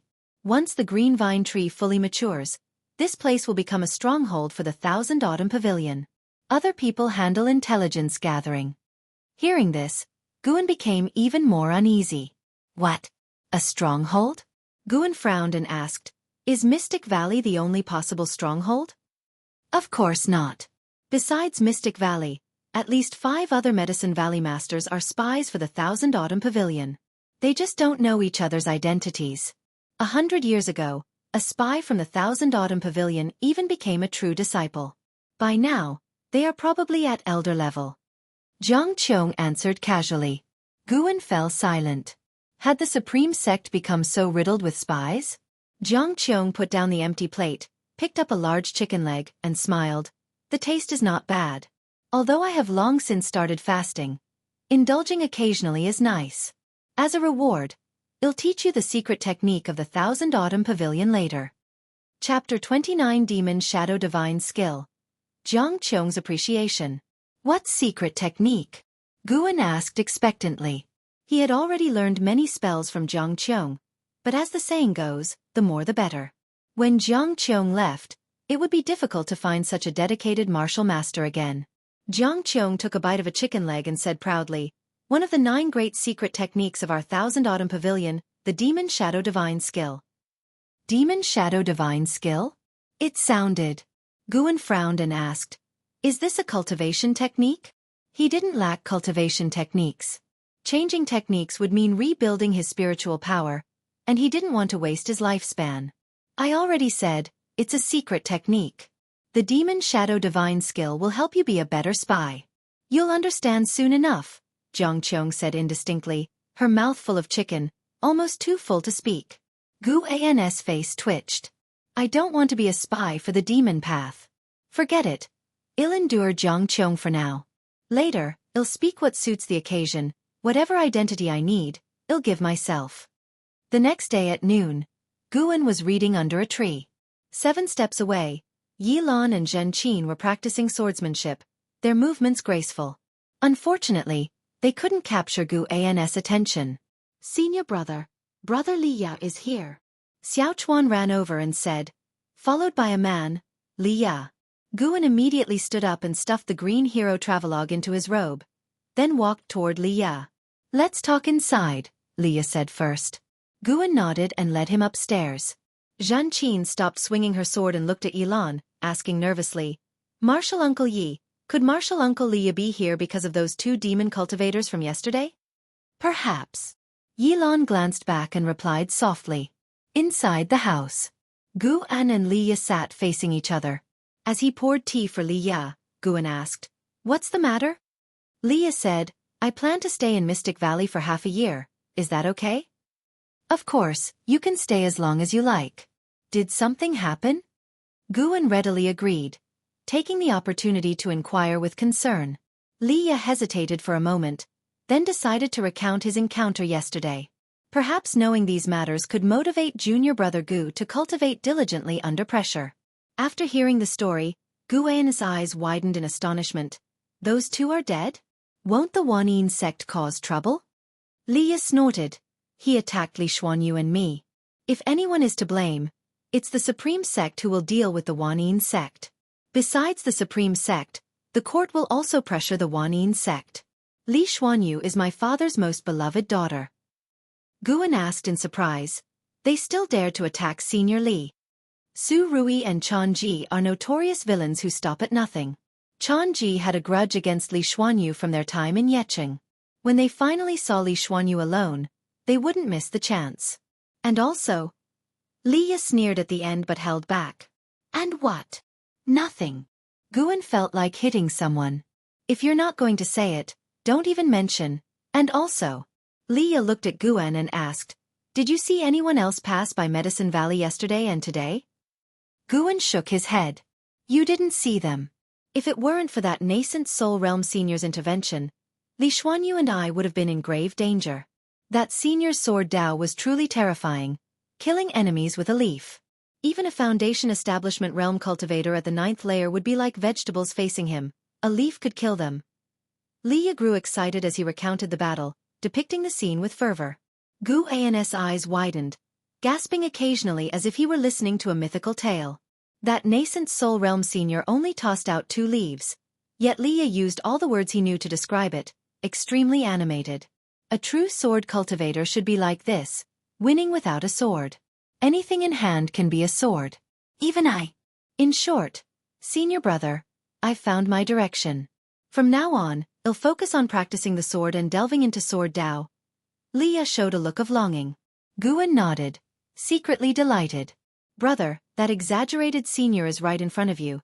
Too bad your Dao level is too shallow to see through it. Guan interrupted Liya's reverie and asked, The World Outer Sect tournament is so grand. Why doesn't the sect send disciples to patrol or protect us servant disciples? In the vicinity of Mystic Valley, within a radius of 50 miles, there were at least 6 caves of outer disciples. Although most people weren't in their caves, if the sect ordered, certainly someone would come. Liya's smile faded. He said quietly, Think about it, why would someone dare keep a demon of greed outside the outer sect? Isn't it because the sect doesn't care about servant disciples? But don't worry. I'll stay until the World Outer Sect tournament ends. Guan was silent for a moment, then asked, Aren't you participating? My cultivation level isn't enough. If I participated rashly, I would only get hurt. Such an event is certainly dominated by Foundation Establishment Realm cultivators at the 9th layer. Liya shook his head. Guan raised his opinion of him. He was quite self-aware. Of course, it could also be that Su Ruye had hit him too hard. They chatted for a while before going downstairs. Guan had Xiaochuan and Tang Yu help clear out a courtyard for Liya to live in alone. Knowing Liya would stay for half a year, everyone in the valley was happy. Firstly, they had someone to protect them, and secondly, they could practice swordsmanship with Liya. In their eyes, Guan was good at everything, except that he knew few spells and couldn't guide them. Liya was different. He was a genuine Foundation Establishment Realm cultivator. In the following days, many cultivators often flew over Mystic Valley with their swords. Guan also saw various flying artifacts and demon beast mounts, which made him reflect. This is the Immortal cultivation world. A month later, in the deep night, Qiong leaned against a green vine tree, swinging her right leg. Her white, tender calf was exposed under her robe, practically glowing. She was holding a book and glanced at Guan in the distance, who was picking medicinal herbs. She suddenly flipped up, the book flying into the pendant around her neck. She stretched lazily, extending her body. "Dear disciple, stop for now and practice the Demon Shadow Divine skill," Qiong called. She leaped and landed in front of the pill furnace, which was brewing elixirs. Wisps of white smoke rose from the lid. Guan didn't turn his head and said, "It's no problem, I'll finish quickly." Qiong shook her head, laughing silently, thinking, "This kid is really diligent. It's commendable. I should make him some elixirs." Half an hour later, Guan brought the picked medicinal herbs to Qiong. He sorted the herbs by category on the ground, meticulously, earning Qiong's satisfaction. "This child is really impeccable." Guan's harvest of over 1,300 years of lifespan put him in a good mood. Such opportunities were hard to come by. "Continue practicing. Ask me if you don't understand anything." Qiong stared at the pill furnace and said softly. Guan nodded and started practicing the Demon Shadow Divine skill. He had been practicing this skill for a month, but it had not appeared on his attribute panel, which annoyed him greatly. He was determined to master it now. The 8 scenic caves fell into silence as Guan and Qiong sat near the pill furnace, the pill smoke shrouding their figures. For more days passed, and the Demon Shadow Divine skill finally appeared on Guan's attribute panel. Looking at his attribute panel, he smiled with satisfaction. Name, Guan. Lifespan, 27/12268. Spirit Root. First class 5 element Spirit Root, wood and earth attributes are more prominent. Cultivation level, Nascent Soul Realm 8th layer. Cultivation techniques. Fire Control Art, unmastered. Divine Wood Pure Yang skill, mastery. Dragon Strength Divine Primordial skill, mastery. Alchemy, initial insight. Myriad Poison Mystic skill, unmastered. Yin Yang art, unmastered. Ultimate skills. Gale Shadowless leg, proficient. Taicang divine. Shocking sword, proficient. 8 direction step, unmastered. Demon Shadow Divine skill, unmastered. Spells. Soul Capturing skill, unmastered. Sword Control technique, proficient. Enchanting eyes, unmastered. Poison Wood array, initial insight. Wind Control skill, unmastered. Corpse Control skill, unmastered. As long as it appeared on the attribute panel, it meant it was genuine. In over 5 years, Qiong had taught him 8 types of cultivation techniques and spells. Very dedicated. This changed Guan's view of her. Although she was a demon cultivator, her teaching attitude surpassed that of the righteous path. Guan stood up, bowed to Qiong and said, "Martial Master, let's stop for tonight. I want to rest." Qiong remained in a meditative position in front of the pill furnace, surrounded by demonic qi. She didn't open her eyes and said, "Go back and cultivate well. I will leave in at most 2 years." Guan didn't reply, turning to leave. Qiong opened one eye, glanced at his back and thought, "This kid seems a bit sad." Understandable. Where else will he find such a good martial master? Seeing him so lonely, I'll find someone to guide him in the 1000 Autumn Pavilion and have my father find someone to teach him Sword Dao. Guan turned his back to her, quickly walking towards the cave entrance. He suppressed the joy in his heart, preventing himself from laughing out loud. Finally, she's leaving. Although Qiong treated him well, he preferred to enjoy the 8 scenic caves alone. Returning to the woods, Guan didn't return to the building immediately. He headed to a distant place, preparing to find a spot to invest a year of his lifespan into his cultivation level. He felt he was close to the 9th layer of the Nascent Soul Realm, maybe within a few days. Even though he felt close, he restrained himself, investing only 1 year of lifespan each day. Traveling 20 miles away, Guan sat under a tree, suppressing his aura to the lowest level, almost like the surrounding flowers and plants. He immediately invested a year of his lifespan into his cultivation, and spiritual energy surged towards him. The surrounding flowers and plants swayed as if cheering him on, wishing him an early breakthrough. Soon, the spiritual energy of heaven and earth calmed, indicating he had completed a year of energy absorption cultivation. Guan stood up, ready to leave. Just as he was about to step forward, he sensed something and immediately hid behind the tree.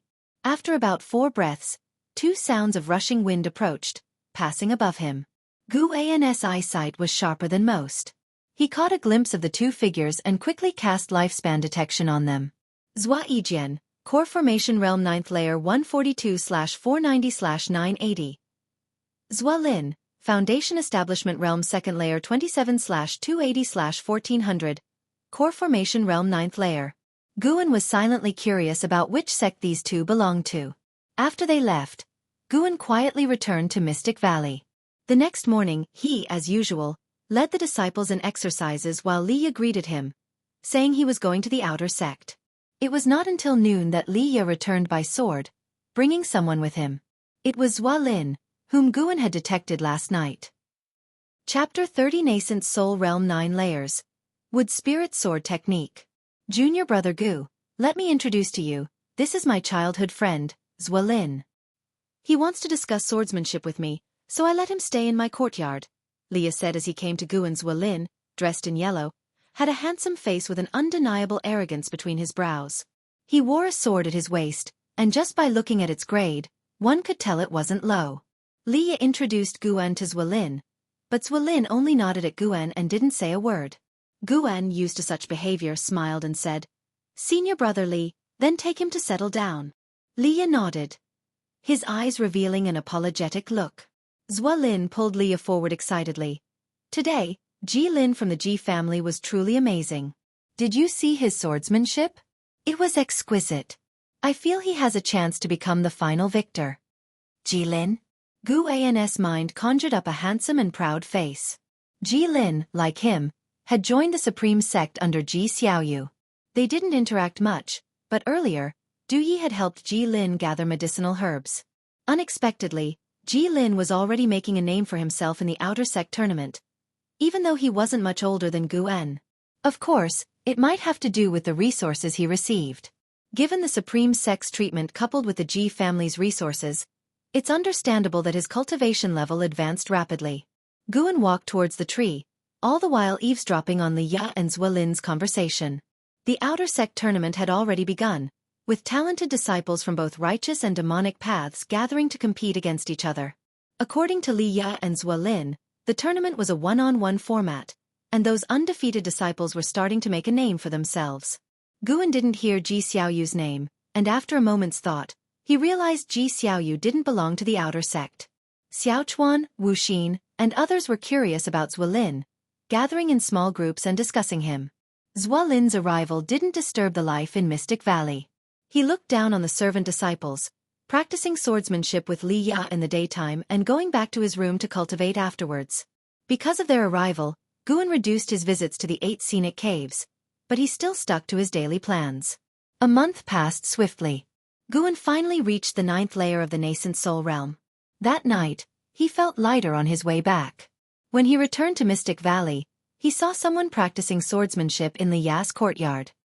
He went to his loft, and after entering the room, he stood by the window to watch. It was Ziwei practicing swordsmanship. When Ziwei first arrived, Guan thought he was a swordsmanship genius. But after a month of observing his daily practice, Guan realized Ziwei's talent in swordsmanship was extremely mediocre. Guan, now having some sword Dao accomplishment himself, judged that Ziwei's talent in swordsmanship was not even as good as Su Han's. Su Han was the most talented in swordsmanship in the valley, but even he wouldn't stand out much outside the valley. Watching for a while, Guan then closed the window. When daylight came, Guan went downstairs to find Ziwei still standing in the courtyard, looking at the sword in his hand with a furrowed brow. Guan greeted his junior brothers, junior sisters, and the disciples to practice their morning exercises, which caught Ziwei's attention. Actually, you don't need to force swordsmanship. Your spirit root qualification is exceptional. When your cultivation realm is higher, practicing swordsmanship might yield twice the result with half the effort, Liye said softly, approaching Ziwei. Ziwei's face darkened. No, I must become a sword cultivator. My father is the maniac swordsman of Zhonghu Lake. Liye intended to persuade him, but on second thought, he was the same, wanting to prove himself to his father. Ziwei stared intently at Guan and the others practicing their exercises. For some reason, he felt Guan's movements held a unique subtlety. Though the movements were identical to others, Guans carried a mysterious charm. Initially, he thought it was an illusion, but the more he looked, the more certain he was that he hadn't been mistaken. Liye didn't continue to disturb Ziwei as he turned towards the woods. He needed a lot of time to cultivate. He couldn't stop thinking about his loss to Su Ruye, although he rarely mentioned it. He didn't want to lose again. After Guan finished a set of exercises, he let the Valley disciples busy themselves. Nowadays, the Valley's affairs no longer required his personal arrangement as Wuxin was gradually taking over the authority of the senior brother. Xiaochuan, who had a more reserved character, didn't like to command or arrange, so he let Wuxin take over. Not to mention Yilan, who had already focused fully on the outer sect assessment. With average qualifications like hers, to become an outer disciple, there was only one way. Reach the 9th layer of the energy cultivation realm and then participate in the outer sect assessment. After passing, they could wait for the outer sect to distribute the Foundation Establishment pill. If they directly broke through to the Foundation Establishment realm, then the assessment wouldn't be necessary. Guan was hesitating on whether to improve his alchemy skills to help his junior sister and junior brother refine Foundation Establishment pills. The medicinal herbs needed for the Foundation Establishment pill could all be found in the valley. The difficulty lay in the alchemy process. Yilan was still some way off from the 9th layer of the energy cultivation realm, giving Guan enough time to consider this matter. As for Xiaochuan, he was even further off. Most people's qualifications wouldn't allow them to reach the 8th layer of the energy cultivation realm even with a lifetime of bitter cultivation. Guan walked towards the loft, pulling out the green hero travelogue from his chest, an expectant look on his face. He had been saving the last 5 chapters, waiting for a sunny day to savor them. Heavy rain poured down, as the green hero and his Ms. Een met in a ruined temple, their love-hate relationship about to erupt completely. Just thinking about it made Guan excited. "Brother Guan." Ziwei's voice came, and Guan turned to see him approaching quickly. Standing before Guan, Ziwei appeared somewhat embarrassed. Guan, not holding a grudge for his earlier arrogance, asked with a smile, "Brother Ziwei, is there something you need?" Gritting his teeth, he said, "I observe that your set of movements is very exquisite. Could you teach me?" "No problem. Let's go under the tree," Guan responded. "It's our duty as children of Huaxia to promote broadcast exercises." Ziwei was taken aback, not expecting him to agree so readily, feeling ashamed as he hurriedly followed Guan. The two came to the courtyard in front of the loft, and Guan, without wasting words, began to teach him the exercises. Ziwei, quick at learning, mastered it after one demonstration from Guan. "Is this all?" Ziwei asked, frowning. Guan, puzzled, asked, "Not enough? These are all the movements. What about the mental method?" "There's no mental method." "Impossible without a mental method. How can you?" Ziwei frowned. His words confused Guan even more, making him ask, "How can I what?" Ziwei, agitated, said, "It's just that you give me a different feeling. The same movements, but they're different from others. You must have a mental method." Guan, feeling helpless, thought, "Is this kid enlightened by the sword or gone mad?" Seeing Guan's expression, Ziwei felt even more embarrassed. Rationally, he knew a servant disciple couldn't be hiding an ultimate mental method. But his previous feeling wasn't wrong. Since childhood, he had the keenest perception of a person's qualifications and aura. His master even praised him for having an exquisite spirit heart, good at recognizing people. This servant disciple in front of him must be extraordinary. Ziwei's eyes turned. "Let's do this, I'll teach you swordsmanship, and you try it?" Guan initially wanted to refuse, but seeing how hard it was to shake him off, he could only nod. No harm learning. Seeing Guan lacked a sword, Ziwei took a long sword out of his storage bag and handed it to him, then drew his treasure sword at his waist and began demonstrating his swordsmanship. This guy really didn't know how to be considerate. Why swing the sword so fast? Guan complained in his heart but watched very seriously. In the distance, Tang Yu and Su Han, seeing this, didn't dare to approach but watched from afar. "If master learns it, won't he be able to teach us?" Su Han said with anticipation, his love for swords evident. Among all the paths of immortal cultivation, only sword cultivation captivated him the most. Tang Yu nodded. "If master learns it, and we ask him, he definitely won't refuse." In their hearts, Guan was the best master. The key issue was whether master could learn Ziwei's swordsmanship. The answer was affirmative. Guan had invested 2,000 years of lifespan into Li family's 7 swords, and his sword Dao accomplishment was already high. The swordsmanship demonstrated by Ziwei, though good, wasn't as advanced as the upgraded 7-sword art of the Li family, let alone comparable to the 9 devastating swords. Of course, Ziwei couldn't have taught his strongest swordsmanship right at the start. After finishing his demonstration, Ziwei turned to Guan and asked, "How much did you memorize?" Guan shook his head.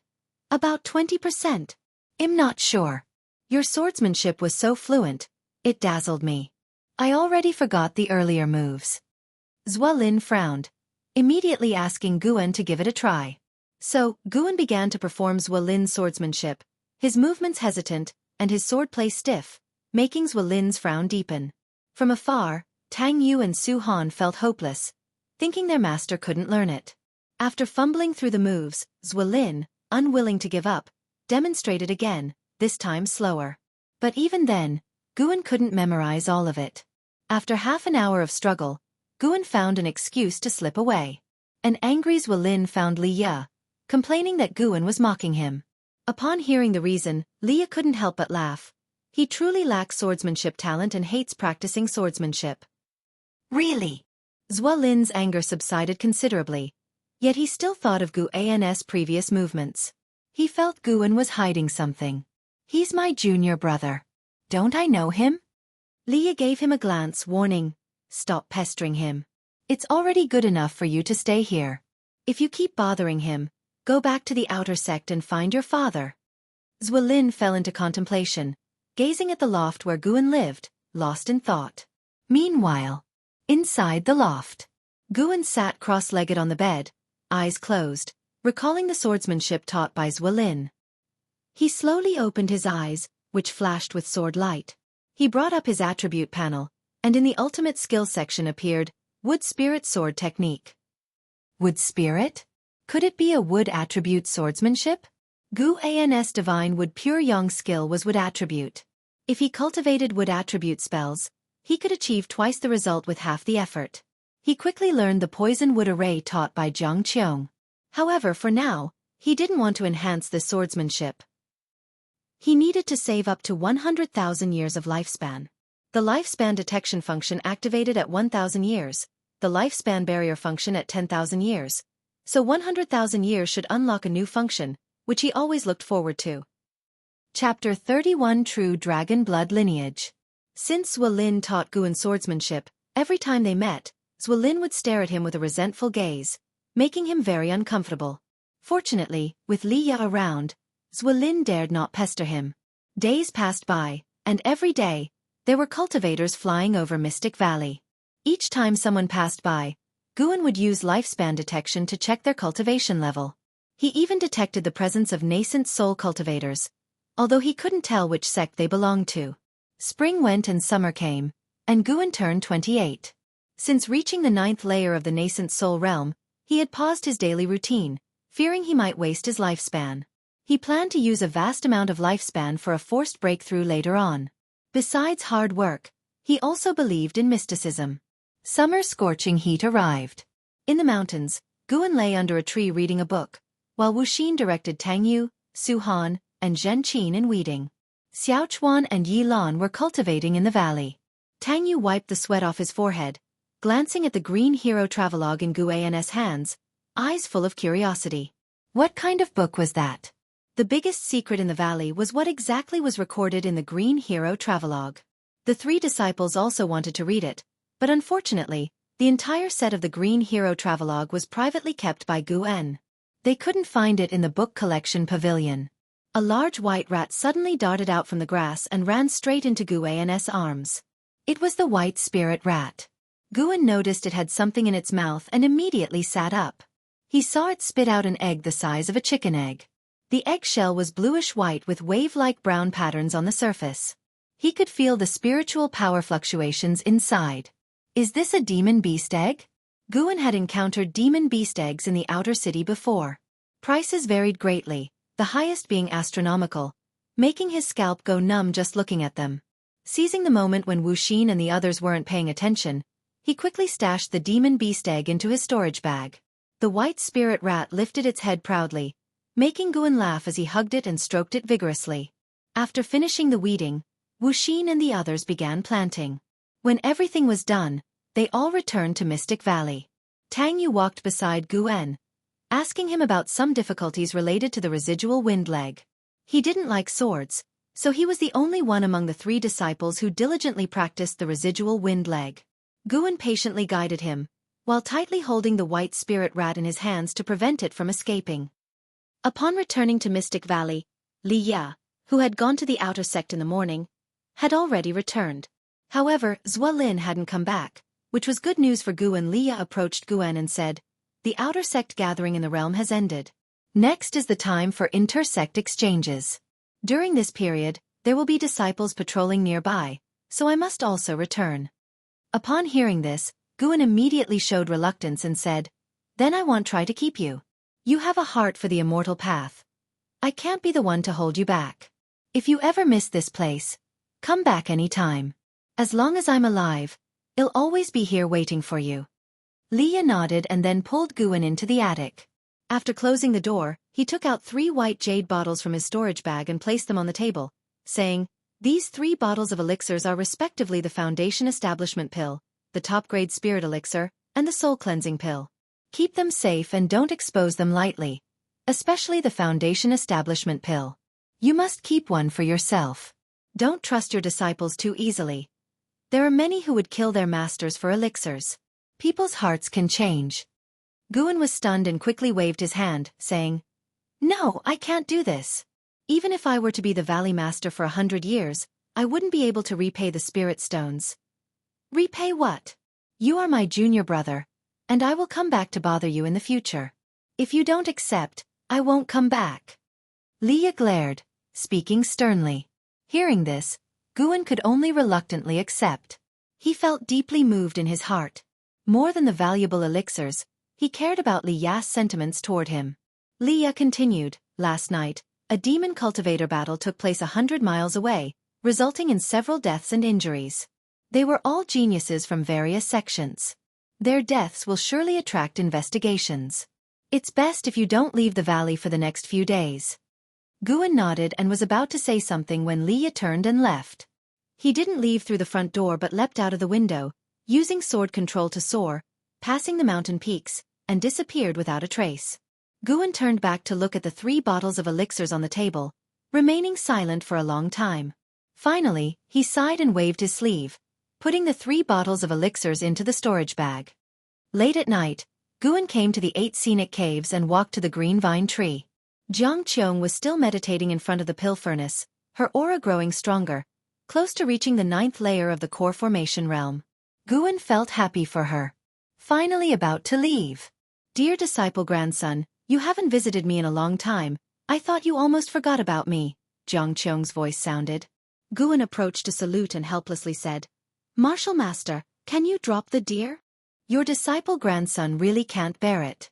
A demon cultivator was still a demon cultivator, speaking without any propriety. Qiong smiled without responding. Guan took out the demon beast egg from his storage bag, brought it before Qiong, and asked, "Martial Master, what kind of demon beast is this?" Upon hearing this, Qiong opened her eyes, casually glanced at the demon beast egg in his hand. Initially indifferent, she suddenly realized something and widened her beautiful eyes. She turned around and snatched the egg from Guan's hand. She examined it carefully, her gaze seemed to penetrate the eggshell. Seeing this, Guan grew nervous internally. As expected, this thing was not simple. When Li Ya mentioned a demon cultivator battle last night, he suspected that the white spirit rat picked up this egg from the battleground. He had lived in this area for so many years and had never seen a demon beast egg, not even a demon beast. "It's truly the holy beast of the ancient sky sect," Qiong muttered to herself. "Holy beast?" Guan's eyelids twitched. He suddenly wanted to strangle the white spirit rat for causing trouble. Qiong handed the demon beast egg back to Guan, saying, "This is the sky dragon, a demon beast rarely possessing the true dragon bloodline in the mortal world. It can grow to a 9th-ranked demon beast with immense potential and devastating power, revered as the holy beast by the ancient sky sect. Raise it well. The sky dragon serves only one master in its lifetime. gentle to its master but extremely ferocious to others. Once the Sky Dragon's master perishes, it will go berserk and slaughter all beings. Upon hearing this, Guan quickly said, "With such power, it is better suited for you, Martial Master. You could use an assistant in the immortal cultivation world." "Are you serious?" Qiong asked with a half-smile. Guan nodded sincerely. Seeing this, Qiong's face softened, feeling moved. Thinking back since they met, this boy had always been respectful. He never slacked off in her orders. His current words might not be feigned sincerity. Qiong had faked her death for 70 years due to betrayal, which led to her current situation. Over the years, she had harbored hatred for many. When she first met Guan, she was full of caution, so after recovering her body, she tested him. Qiong forcibly put the Sky Dragon egg back into Guan's hands. As their hands touched, he felt a hint of chilliness. "Don't refuse. The green vine tree needs strong protection. Keeping the Sky Dragon here ensures it won't be exposed," Qiong said seriously. Hearing this, Guan found it reasonable. This way, it could also prevent anyone from stealing herbs or flowers. Guan sighed. "All right." Qiong began to tell stories about the Sky Dragon and its habits, helping him gain more knowledge. The more Guan listened, the more excited he became, looking forward to the Sky Dragon. Finally, he left the Sky Dragon egg under the green vine tree for Qiong to nurture. In the following month, the number of cultivators passing over Mystic Valley gradually decreased. Finally, there were 3 consecutive days without any passing cultivators, prompting Guan to leave the valley. He had side jobs to do, which were also significant sources of lifespan income that he couldn't miss. Compared to fighting and killing, Guan preferred earning lifespan steadily and safely. At midday, he first went to Chen Li's cave. Chen Li wasn't in, so he took 30 minutes to tend to the medicinal herbs before leaving. The next stop was Li Zuanya's cave. Li Xuanyu wasn't there either, so Guan got to work. As expected of a princess, Li Xuanyu had recently planted another batch of 5th-rank medicinal herbs, which made Guan look forward to it. 5th-rank medicinal herbs took at least 5 years, sometimes more than 10 years, to mature. Fortunately, Guan could afford to wait. However, just as he was about to finish, Li Xuanyu returned. "Greetings, Senior Li," Guan quickly approached, cupping his fists in salute. Li Xuanyu, dressed in white, still looked so cold and holy. However, Guan could sense her unstable aura. Injured again. She really loved to fight. Li Xuanyu said softly, "Since you are Li Ya's junior brother, there's no need for you to call me senior. You may call me senior sister." Hearing this, Guan could only comply and greeted, "Senior sister." Li Xuanyu glanced around the cave and said, "You've done well. Do you need me to recommend this job for you? If I speak for you, those employers would give me some face and won't treat you unfairly." "Yes, thank you, Senior Sister Li," Guan answered quickly. He was waiting to save up 10,000 years of lifespan to break through the level above the Nascent Soul Realm, so he wouldn't refuse help. Li Xuanyu nodded and said, "Come back in a month." Guan saluted and then left. After he left, Li Xuanyu went to the bed and began healing her wounds, her face quickly turning pale, completely bloodless, then spitting out a mouthful of black blood on the ground. Outside the cave, Guan felt her aura suddenly become chaotic, probably due to her injuries flaring up, but he didn't stop. He didn't know how to heal wounds, and he didn't want to get too involved with Li Xuanyu. After the outer sect gathering concluded, time in Mystic Valley passed as quickly as it had before. When Guan saw Li Xuanyu again, her injuries had mostly healed. Under her guidance, he met 5 outer disciples, bringing the total to 7 outer disciples' caves he helped manage. Because each cave situation was different, he had to leave the valley every 3 to 4 days. For convenience, he raised his apparent cultivation level to the 6th layer of the energy cultivation realm. Every time he went out, he used the sword control technique, as the spiritual energy of the 5th layer wasn't enough for him to travel back and forth in a day. He avoided using the heavenly resident sword, instead, footing on a common flying sword, an ordinary magic artifact obtained from the outer sect, for the sake of appearances. Summer turned to autumn, with falling leaves blanketing Mystic Valley. After autumn, winter snow covered Mystic Valley in white. One day, Guan was in the attic, writing with a brush. Having read the Green Hero travelogue many times, He wanted to write one himself. It so happened that during his last visit to the outer sect, he discovered that writing books could earn spirit stones, though the review process was stringent. With his background as a reincarnated person from Earth, he decided to astonish the Supreme Sect a little. By earning more spirit stones, he could buy more seeds. While engrossed in his writing, he suddenly sensed something and frowned. The sky outside the window darkened, and rolling thunderclouds surged from the horizon, enveloping the heavens and the forest with a terrifying celestial might. Chapter 32. Duel on a Snowy Night. Nascent Soul versus Nascent Soul. Is this crossing thunder tribulation?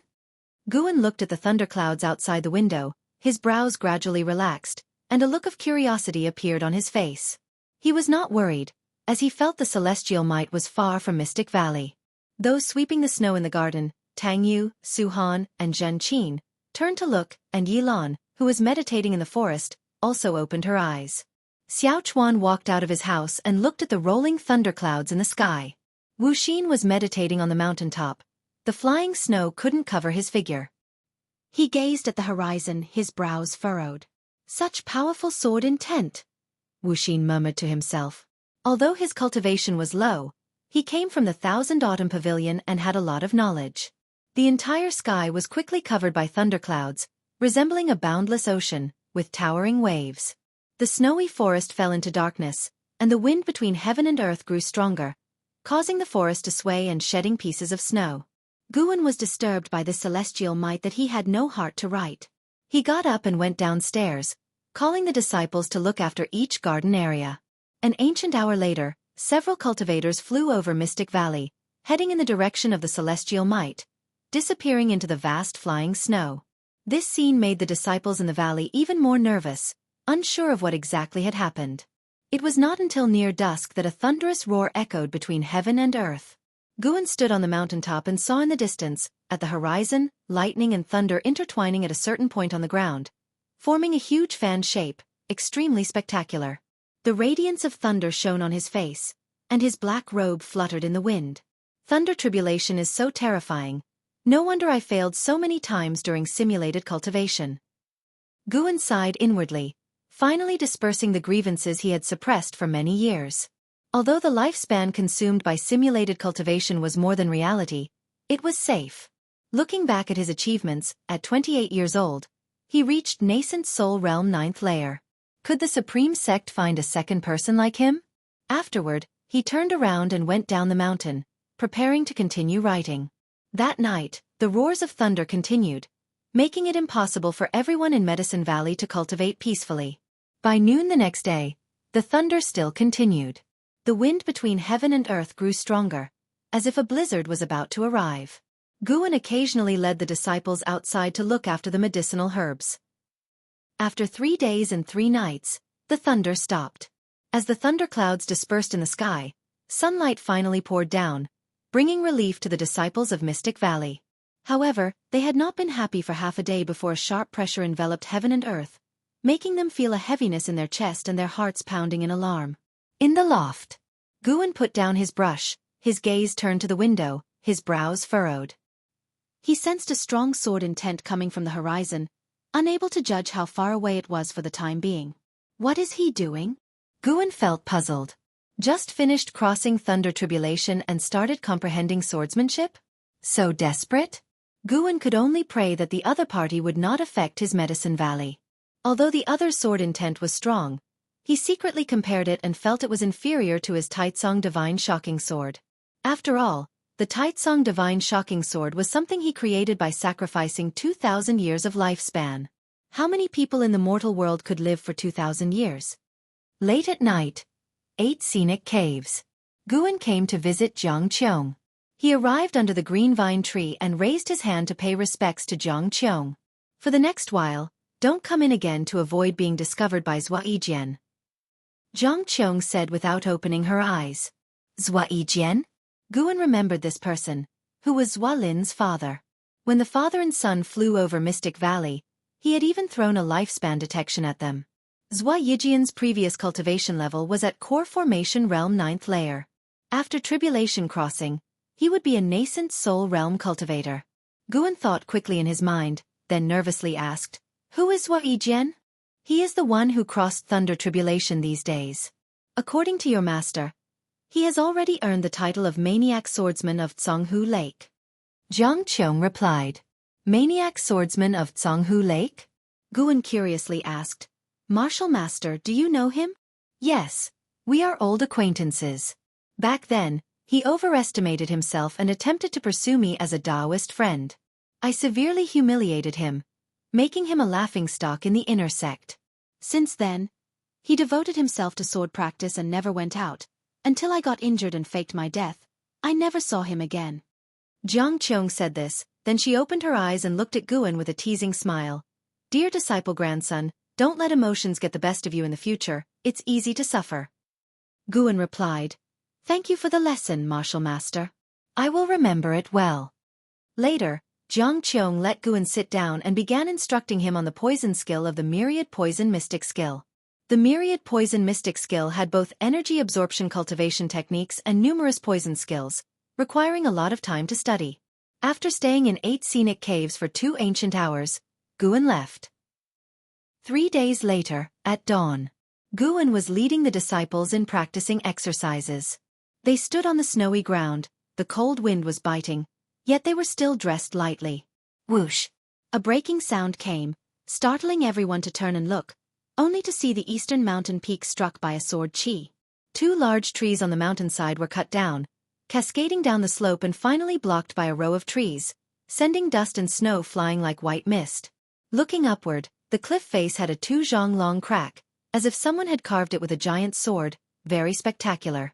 Su Han frowned and said, This isn't the first time. If this continues, it will endanger us sooner or later. Other disciples were also worried. Their exercise movements slowed down because of it.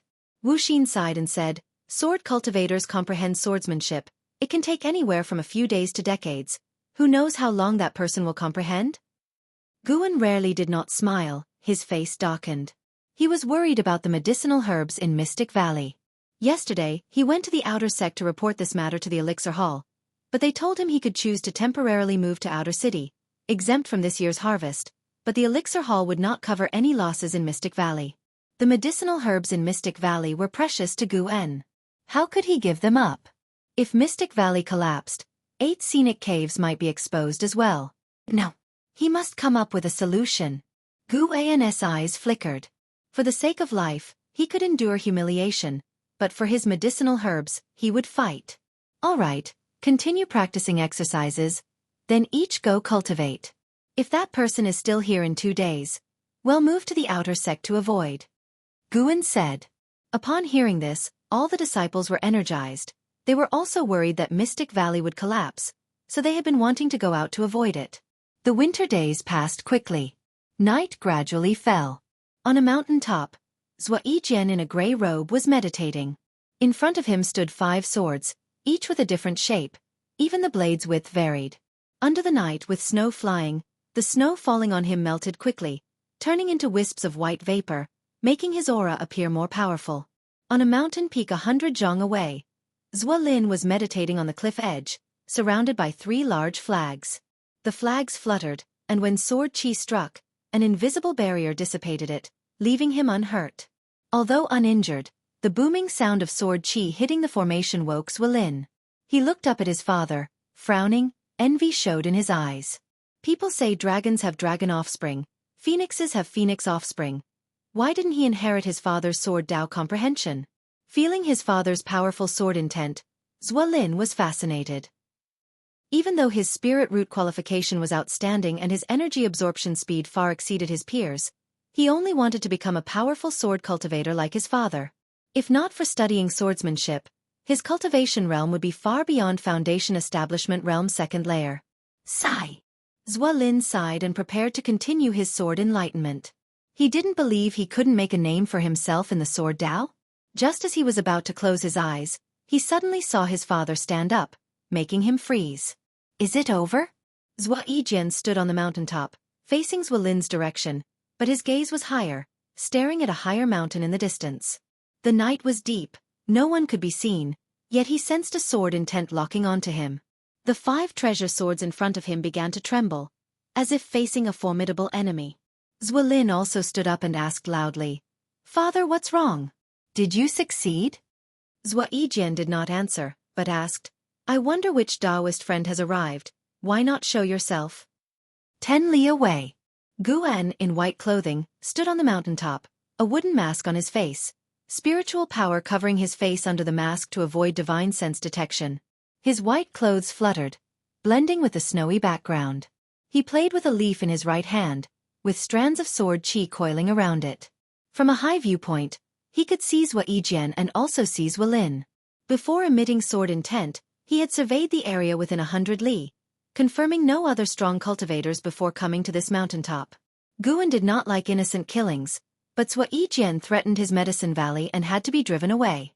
"Blame yourself for choosing the wrong place," Guan murmured to himself.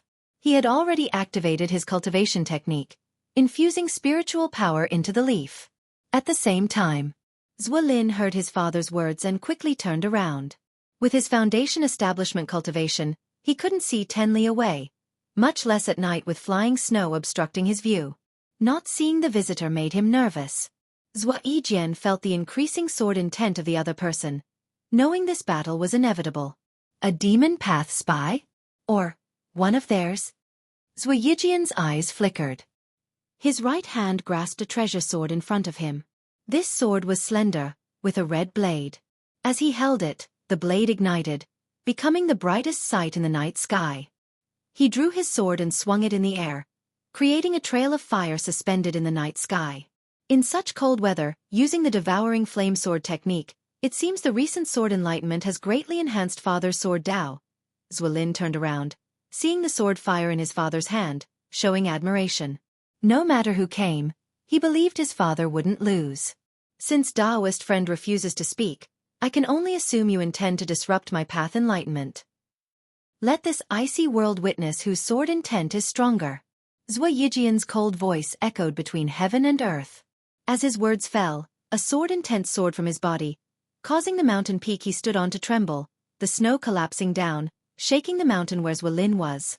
10 li away. Too much talk, Guan whispered to himself, his voice so low only he could hear. As he finished speaking, he suddenly threw the leaf in his hand. What flew out didn't seem to be a leaf, but a divine sword piercing through time and space. Chapter 33. Alarming the Outer Sect, Becoming a Deity. Amidst the dark snowy night, Ziwei's sword intent formed a shocking and domineering pillar of energy, stirring the wind and snow as it connected the sky and the mountain, fiery flames rising from within the pillar, transforming into a fire dragon soaring upward. Zuelin was left dumbfounded, never imagining his father's devouring flame sword technique had reached such heights, something he had never heard of before. Bang! A booming sound suddenly came from behind Zuelin, like a sudden clap of thunder, causing him to instinctively turn around. Before his face was fully turned, a bright sword light illuminated his face. His eyes widening, he glimpsed a dazzling sword light sweeping across the dim sky. The sword light was incredibly bright, beyond words to describe. The flying snow was impacted by the sword light, forming a huge wave of air, as if the entire night sky was about to be pierced by it. This scene deeply shocked Zuelin. Zuelin's mind went blank, leaving him no time to think. The dazzling sword light streaked through the night sky, flying over his head. The wind it created instantly activated the formation around him. A protective shield appeared around him, violently fluctuating, on the verge of breaking apart.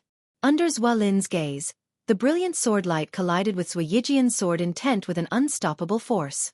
Ziwei reacted faster than Zuelin, but not fast enough to match his opponent. He had no time to perform sword techniques, relying solely on his sword intent to forcefully resist. Bang! The terrifying pillar of energy enveloping him was directly shattered, the crimson flame dragon instantly dissipating into smoke, Ziwei's sword intent forcibly shattered. His robe was torn open, blood spurted from his body surface. His eyes widened, reflected in his pupils was a single leaf. How is this possible? This thought flashed in Ziwei's mind. He didn't even have time to feel fear as the leaf pierced his shoulder.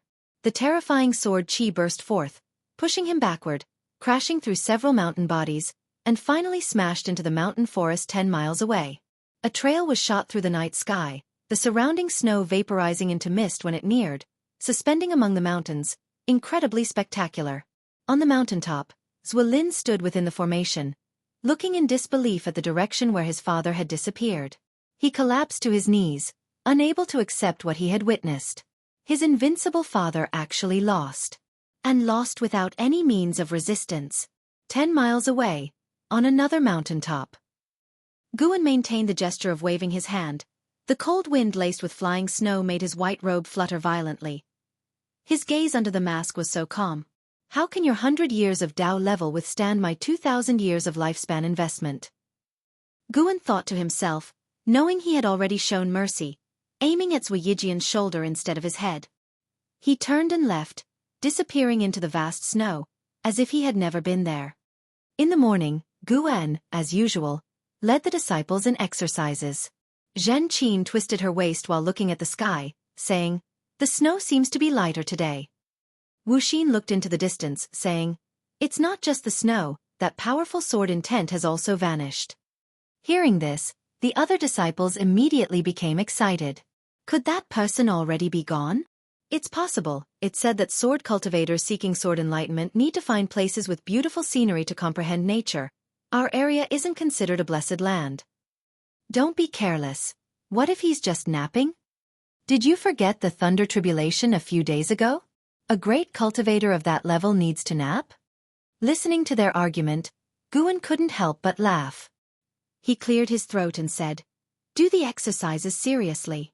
Whether that senior has left or not, we will know soon." He hoped no one else would come to the vicinity for tribulation crossing or sword enlightenment in the future. If he accidentally went overboard, the scene would be ugly. In the following 2 days, with no sword intent enveloping the world, the disciples of Mystic Valley confirmed that the other party had indeed left, and so, Mystic Valley returned to its usual pace of life. Occasionally, cultivators would fly over Mystic Valley, something the disciples had become accustomed to. Only Guan knew that these people were probably investigating the injury of Ziwei, because he detected that one of the cultivators had a Nascent Soul Realm level 6 cultivation. At night. Several days later, Guan visited Qiong at the 8 scenic caves. After greeting her, Guan said, "It seems that Senior Ziwei has already left." Qiong, who was not practicing but performing alchemy, stared at the flames under the pill furnace and said, "Not left, he's either dead or injured." "What? Why do you say that?" Guan asked in feigned shock. He even added, "He's a great cultivator of the Nascent Soul Realm." Qiong rolled her eyes at him and replied, "So what? There are realms above the Nascent Soul Realm. There were 2 strong sword intents battling a few days ago, one far exceeding Ziwei's, and the fight ended instantly, showing the other's strength far surpassed Ziwei's." Upon hearing this, Guan felt secretly delighted. On the surface, however, he frowned and hesitated. Will Mystic Valley be in danger? Don't worry, it's been days already. Do you think a person seeing an ant on the roadside would deliberately step on it? Qiong looked back at the pill furnace and said softly. She seemed calm, but was actually filled with a sense of urgency. She realized she might have fallen out of touch with the immortal cultivation world. 70 years, enough to change dynasties. It took her only 40 years to reach the core formation realm. Who knows what the immortal cultivation world is like now? In future breakthroughs and tribulation crossing, be more cautious. Don't imitate Ziwei. He might have thought no one would dare interfere, but didn't know the Supreme Sect's internal strife is fierce. Qiong said softly. Guan asked in surprise, "You mean the person who attacked Ziwei was a cultivator of the Supreme Sect?" Of course, other sects' great cultivators wouldn't rashly intrude into the Supreme Sect, and the other side disappeared quickly, without a second fight, so it can only be someone from the Supreme Sect. Qiong nodded. You've really guessed it right. After making his move last night, Guan quickly left the scene. Upon reaching Mystic Valley, he sensed several powerful divine senses sweeping past, making him break out in cold sweat. Thankfully, his dragon's strength divine primordial skill was strong enough. Qiong clearly had a lot on her mind, and she started educating Guan on how to navigate the immortal cultivation world in the future. After chatting for a while, Guan finally got away and went to check on the Sky Dragon Egg. The Sky Dragon Egg was placed under a tree by Qiong, surrounded by hay, with numerous talisman papers underneath, inscribed with Qiong's spells to help the egg better absorb nature's spiritual energy. What will the sky dragon look like when it hatches? Guan began to fantasize about the scene of riding a true dragon and traveling across the mortal world. The news of Ziwei being seriously injured had a greater impact than Guan had anticipated. Even after more than half a month, when he came to the outer sect, he often heard people mentioning it along the way. Previously, news of Nascent Soul Realm cultivators was rare in the outer sect, but now the entire city was talking about Ziwei, possibly because he just crossed a tribulation. Before crossing the tribulation, Ziwei was an elder of the outer sect, ranking among the first-rate experts in the outer sect. Guan followed Elder Zhu Qinglu of the Elixir Hall to the book collection hall in the outer sect. The book collection hall managed all the book towers in the outer sect, including the scripture pavilions in various places. Cultivation techniques, side door scriptures, curiosities, and travelogues. Any books entering the Supreme Sect had to be registered in the book collection hall. Young brother, it's a good idea to write books. I support you. If it passes, I will speak to get your first batch increased. Zhu Qinglu walked ahead, looking back with a smile. Since he benefited from the green vine fruit, he treated Guan like family, at least on the surface. Guan smiled and said, "Thank you, senior, for your support. I won't forget your kindness." Ha ha ha, don't mention it. Zhu Qinglu laughed, though his smile grew even brighter. The book collection hall was large, no less than the Elixir Hall. After passing through numerous corridors, the two arrived in a lobby where an elderly man sat sipping tea, with rows of bookshelves in the side hall. "Elder Lu, long time no see, how have you been?" Zhu Qinglu stepped over the threshold, clasped his hands, and smiled warmly. Guan immediately used a lifespan detection. Lu Qiong, Foundation Establishment Realm 9th Layer 226/270/340. Upon seeing Zhu Qinglu, Lu Qiong set down his teacup and stood to greet him. After a few polite exchanges, Lu Qiong invited Zhu Qinglu to sit down, reminiscing about their previous encounter and even talking about joining the Supreme Sect together 200 years ago.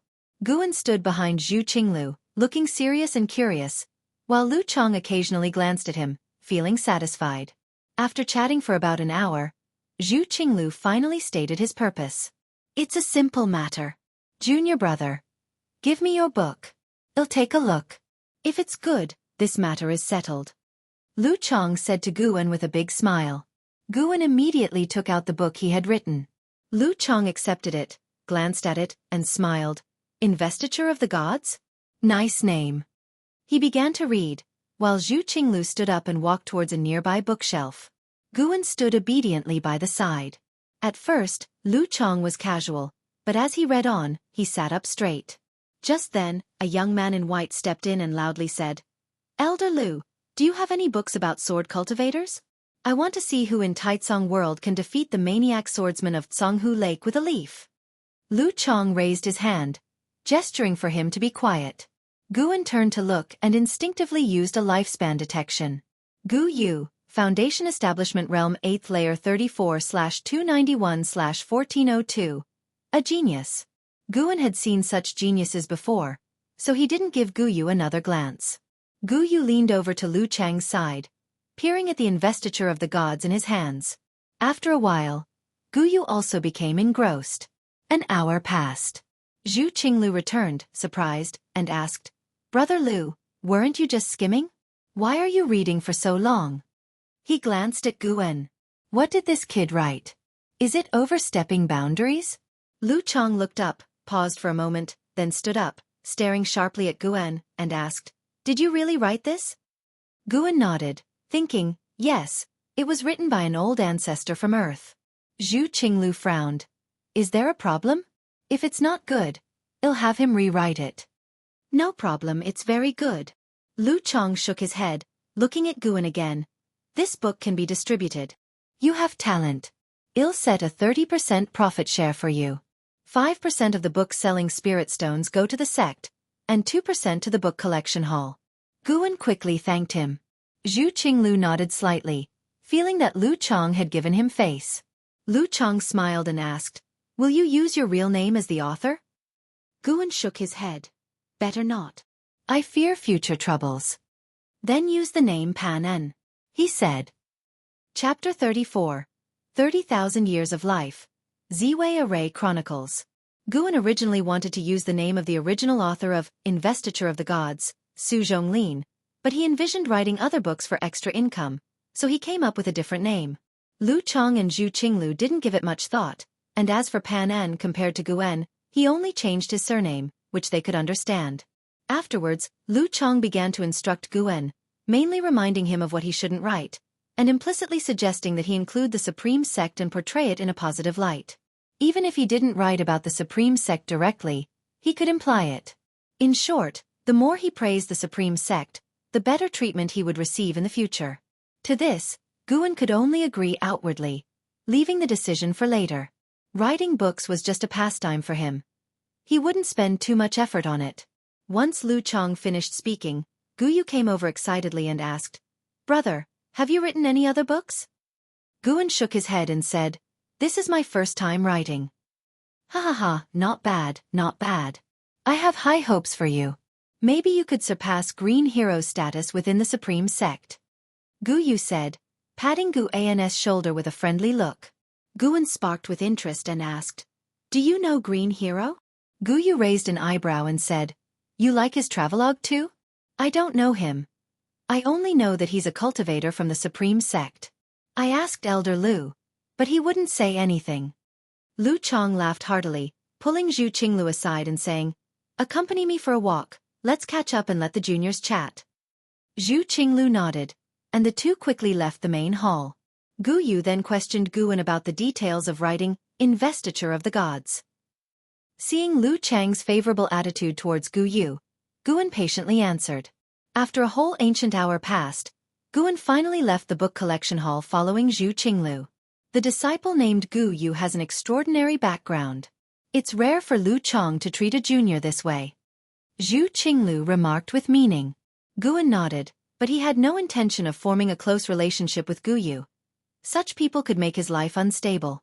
The two didn't travel together for long. After parting, Guan began to purchase medicinal herb seeds and some clothes.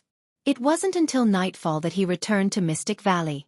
Days passed one by one. A New Year's spring came again. The second spring festival in Mystic Valley went even more smoothly, without any setbacks, and the atmosphere was much more joyful than the first year. As usual, Guan delivered food to Jiang Qiong. He began calculating the days, preparing to see Jiang Qiong off. After Jiang Qiong left, he planned to make a big move in the 8 scenic caves, filling it with spirit flowers and spirit grass. When the new spring ended, Guan brought Wuxin to the outer sect and selected 3 more servant disciples. This time 2 women and 1 man, named Yan Mei, Yang Min, and Yi Yan respectively. All 3 were the same age, merely 18, and they looked forward to the life in Mystic Valley. Becoming a servant disciple not only allowed them to earn spirit stones but also gave them a chance to learn their master's spells. This time, Guan wasn't just recruiting servant disciples but also intended to make Wuxin fully accustomed to his status as a senior disciple, so he could run errands in the future. After returning to Mystic Valley, Guan let Wuxin introduce the 3 to the others in the valley, while he went into the northern forest to make some plans. He wanted to plant the surrounding forest full of medicinal herbs. The herbs he handed over last year already ranked in the top 10 of the outer sect's medicine valley. Zhu Qinglu valued him even more and improved his treatment. Now he supported 9 servant disciples, more than enough, and he even considered recruiting more. People rarely settled for their current situation. Guan had such thoughts about his annual lifespan income. He would be upset if it didn't grow as much as last year. Standing under a tree, Guan scanned the forest and began drawing a blueprint for the area in his mind. The white spirit rat suddenly darted out of the forest. Seeing it, Guan both had a headache and was full of anticipation. He feared it would bring trouble, yet he hoped it would bring treasures. It hopped to Guan's feet, spitting out a jade ring from its mouth.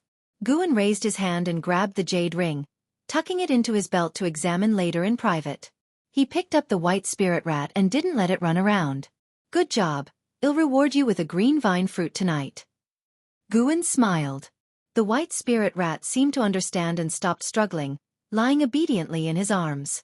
After standing there for half an hour, Guan turned and left the forest, waiting on the grassy area near the plan zone for someone to arrive. Soon, the sound of something breaking through the air came. An outer sect disciple came via sword control and landed quickly beside Guan, his appearance catching other disciples' attention in Mystic Valley. Senior brother. I'm back. The newcomer was Lu Jiojia, who had gone to take the Outer Sect test. Wearing the Outer Sect robe, he looked completely different from before. Guan smiled and said, I thought you wouldn't come back. Lu Jiojia scratched his head and said, How could that be? As soon as I got the Foundation Establishment pill, I went into seclusion. After successfully reaching Foundation Establishment, I came back immediately to share the joy with you all. Guan smiled, pinched his shoulder, and noted that his physique indeed became stronger. Others gathered around, excitedly asking him about his Foundation Establishment experience, and he answered them all with spirited confidence. When Guan first saw Lu Jiojia, he was only 15. Now, seeing his success, Guan felt only gratification. On the path to longevity, it was too lonely to journey alone. If those they interacted with could end well, he would have fewer regrets. Lu Jiojia's return brought excitement to Mystic Valley, greatly encouraging the newly arrived Yan Mei, Yang Min, and Yi Yan. They saw a path for advancement. Working hard in Mystic Valley offered the hope of promotion to the Outer Sect. That night, Guan examined the jade ring the white spirit rat brought back. Using divine sense, he broke through the restriction inside and discovered a trove of spirit stones. Unexpected fortune? Guan had higher expectations of the white spirit rat. He rewarded it with the right to eat a green vine fruit. Lu Jiojia stayed in Mystic Valley for a month before leaving. Everyone knew his departure might mean they would never see him again in this lifetime, unless they also became Outer Sect disciples. In the blink of an eye, 2 years passed. Guan was now 30, but after consuming the youth-preserving pill, he looked just around 20. His lifespan had exceeded 30,000 years. Mystic Valley was expanding, and the number of Outer Sect disciples seeking his help to manage their caves had reached 11. His monthly lifespan increase kept rising. Life was busy and fulfilling, but he didn't feel tired at all. Instead, he was full of vigor. Summer arrived, and under the starry night sky, fireflies dotted the serene forest. In the forest, Qiong, clad in white, walked ahead, barefooted. She didn't feel any discomfort even when stepping on the tree branches. Guan followed silently behind. All right, this is far enough. Qiong stopped, turned, and said to Guan. Guan nodded, and after hesitating for a moment, he said, Martial Master, be cautious on your way out. After all, this is still within the Supreme Sect's territory. After so many years together, with Qiong teaching him many spells, it would be a lie to say he had no feelings. But more than those feelings, he preferred her leaving. Qiong nodded, raised her right hand, and a blue book appeared in her hand, which she tossed directly to Guan. Train hard.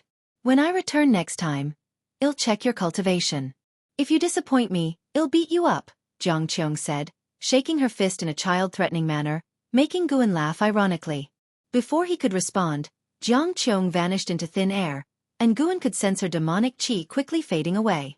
In the dim forest, Guan's lips curled into a smile as he turned back towards Mystic Valley, inspecting the secret book in his hand. The Ziwei Chronicles. He skimmed through it briefly and found each page had a special restriction, describing formations in text, but their cultivation methods required divine sense to probe. Impressive. Guan thought of the formations in the 8 scenic caves.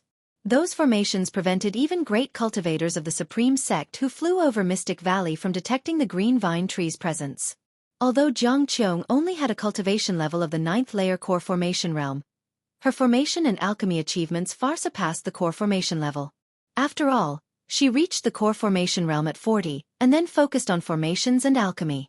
She said she continued pondering formations even during her years of feigned death. Guan suddenly felt the weight of the Ziwei Chronicles in his hands. The moon set, and the sun rose. Morning arrived. Qiong's departure only affected Guan. Life in Mystic Valley continued as usual. After leading the disciples in exercises, Guan brought Yilan back to his loft. He took out a small wooden box he had prepared earlier and handed it to Yilan. The small box was square and finely crafted, as if it contained a jewel inside. Yilan paused, then curiously opened the wooden box, quickly seeing an elixir inside. Senior brother, what is this elixir? Yilan asked. Guan, sitting at the table and pouring himself tea, smiled. Foundation Establishment pill, prepared just for you. Don't tell anyone. In the future, if a disciple in the valley reaches the 9th layer Qi cultivation realm, I'll give them one too. But don't let anyone know I have these elixirs beforehand to avoid trouble. Foundation Establishment Pill. Yilan widened her eyes and instinctively tried to refuse, but Guan preempted her, saying, Don't worry, I kept one for myself. Once you succeed in Foundation Establishment, you might even become my support in the outer sect. Work hard. That's the best way to repay me. Yilan felt complicated, wanting to say much but couldn't find the words. Guan advised earnestly, Life is long, and one will have many thoughts. But never forget your greatest pursuit in this life. Although Yilan hadn't frequently clung to him all these years, her eyes were always so tender when she looked at him. Sometimes, he even eavesdropped on other disciples chatting. Everyone could see her affection for him. Guan's feelings for Yilan were purely sibling-like, not yet reaching the level of wanting to spend a lifetime together. Moreover, his heart was set on immortal cultivation. Yilan nodded firmly and gently said, Senior brother, don't worry. I will train hard and not disappoint you. I'll strive to climb higher and take care of you in the future. As she said this, she winked at Guan. Guan smiled and motioned for her to leave. Yilan carefully put away the Foundation Establishment Pill and turned to leave, closing the door behind her. But just before it shut completely, she added, Senior brother, no matter where I go, I won't give my heart to any other man. You will be the only one in my heart. With that, she quickly shut the door and left as if fleeing. Chapter 35. Flying Leaf Sword Immortal. Divinity Transformation Realm Inheritance. After Yilan obtained the Foundation Establishment Pill, she succeeded in establishing her foundation in just a month. That night, Guan guarded her during her tribulation in the dark, and she passed through it with no real danger. The day after successfully establishing her foundation, Yilan bid farewell and left in a hurry. Her sudden achievement in foundation establishment became a major topic in Mystic Valley, leading to many speculations among the disciples. Some said it was Guan who gave her the Foundation Establishment Pill. Others claimed Yilan had a fortuitous encounter, and some believed her mountain forest training was divinely aided. Regardless, Yilan eventually left. Under the scorching summer sun, Guan stood on the pavilion's platform, looking at the busy disciples below, suddenly feeling a sense of change and loss. Cheng Xiandan, Zhang Chuanqiu, Li Ya, Meng Lang, Lu Jiujia, and Yilan were all gone. Now, only the younger generation remained. Among them, Xiao Chuan had the most seniority under him. Xiao Chuan had given up thoughts of moving to the outer sect, but he did not get disheartened and still lived a positive life, finding other meanings in life alongside cultivation. Guan looked at a corner of the Medicine Valley, where bamboo fences enclosed ducks. Xiao Chuan was leaning over the fence, interacting with the ducks.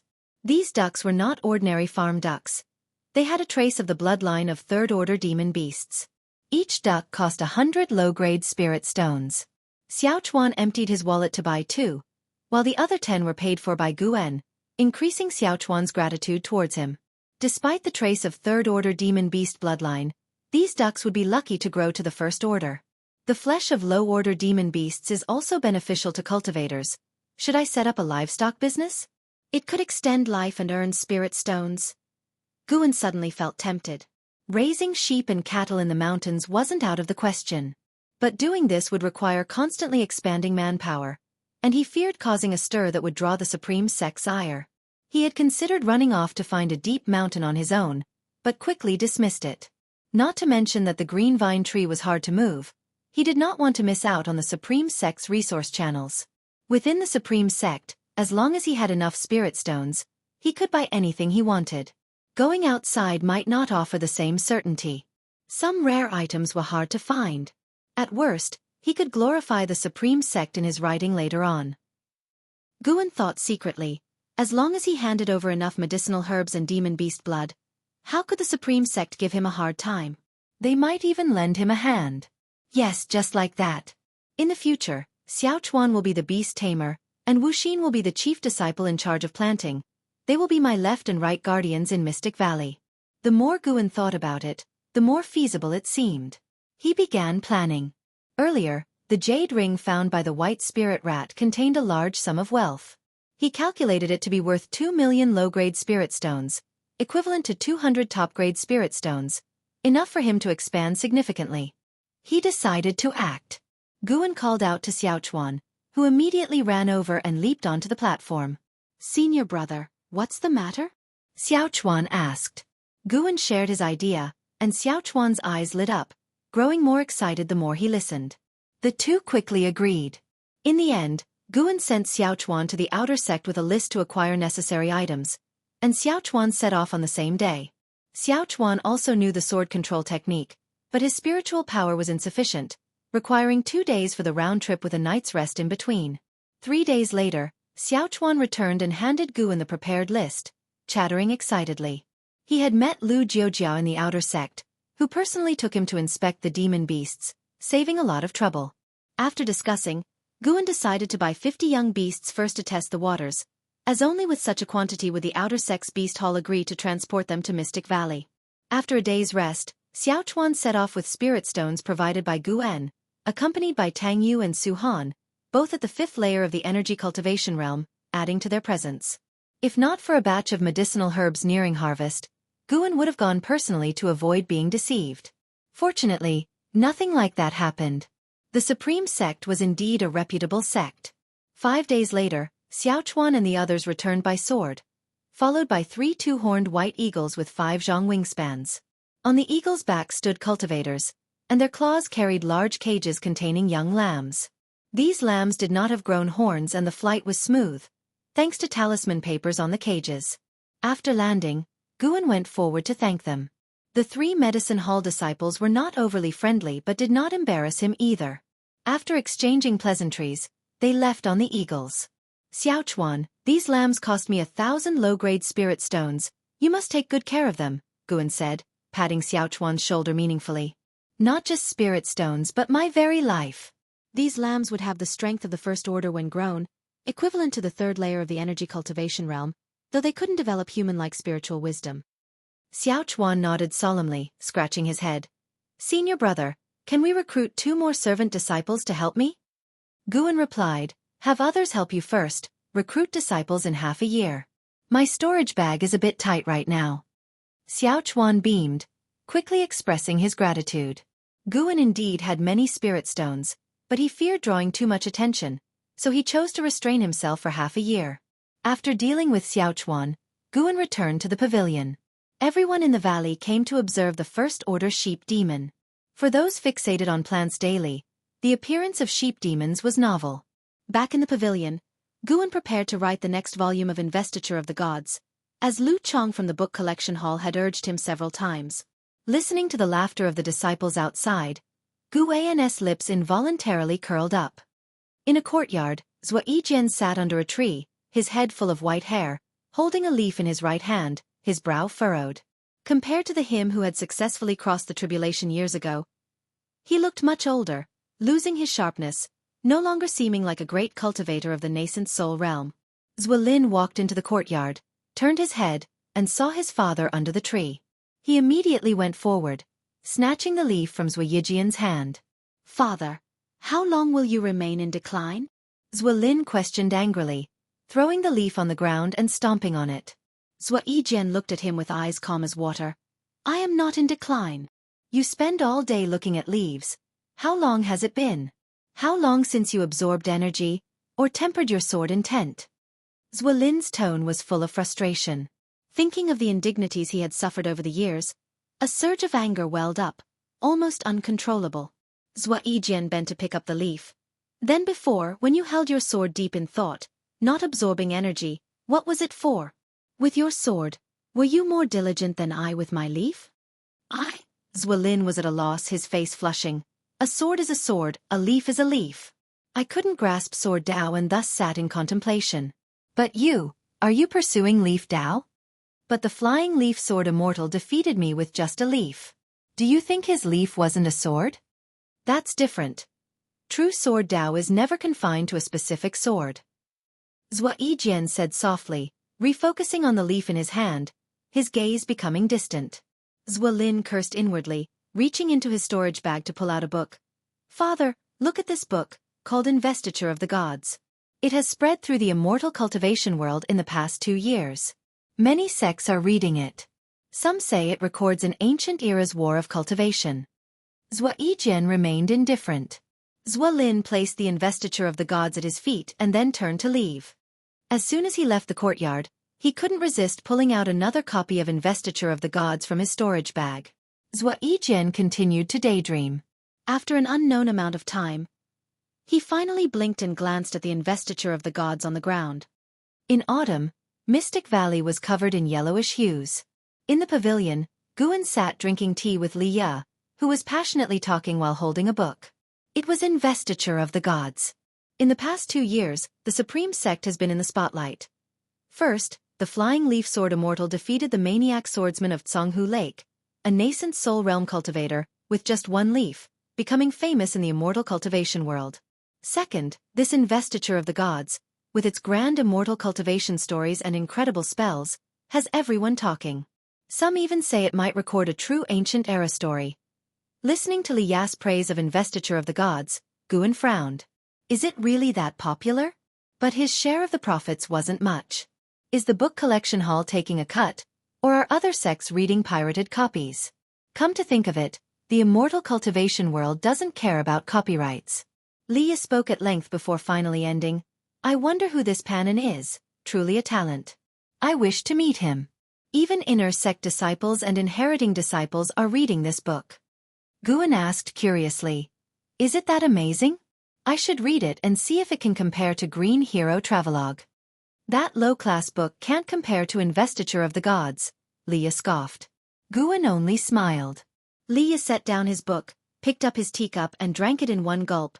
I'm leaving soon, going out to train. I might not return for 10 years.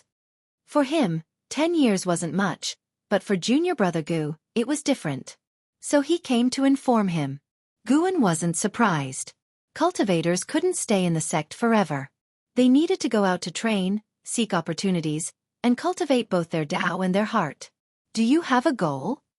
Guan asked casually. Liye smiled. Yes, there is an impending passing of a great cultivator of the Divinity transformation realm in the southernmost Jizhou. He wishes to find a suitable successor before his demise.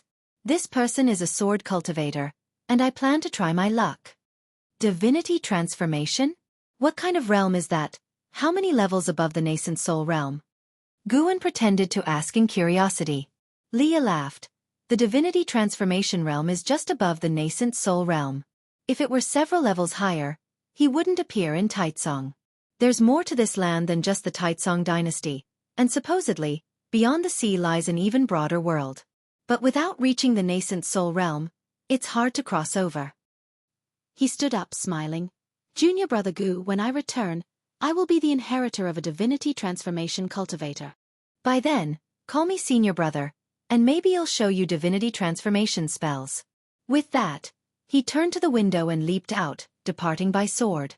Guan looked at the footprints on the windowsill, raising an eyebrow. Divinity transformation realm? He had to reach it before Liye returned. Chapter 36 Mystic Yellow Dragon Energy Skill. Comprehending Divine Skills. After Liye left, Guan devoted himself to building Mystic Valley, and his leisurely days started to diminish because those young demon sheep were quite troublesome. At 4 months old, they ran through the mountains and forests as if they were flat ground, as fast as cheetahs on Earth in his previous life. If not for the presence of cultivators in the valley, they would have long escaped. Guan had to study the Ziwei array chronicles left by Qiong, learning some basic restrictions to seal the sheepfold. When the 6-month period was up, Guan had Wuxin bring Xiaochuan to the outer sect to recruit 2 more servant disciples, named Chen Hong and Zhen Shaoer, with mediocre aptitude, which satisfied him. The number of servant disciples in Mystic Valley reached 10, making it lively every day. Time flies like an arrow, it passes in the blink of an eye, never to return. 3 years passed in the blink of an eye. It was autumn again. Xiaochuan was patrolling the various gardens, followed by a line of ducks, moving in a mighty formation. Disciples sat absorbing spiritual energy on the mountain tops around Medicine Valley, and the forest would occasionally shake, from the movement of Tang Yu and Su Han chasing demon sheep. Guan walked out of the western forest, smiling. He had just picked a batch of medicinal herbs, earning himself several centuries of life. He was increasingly close to 10,000 years of lifespan. His lifespan had now reached 80,000 years.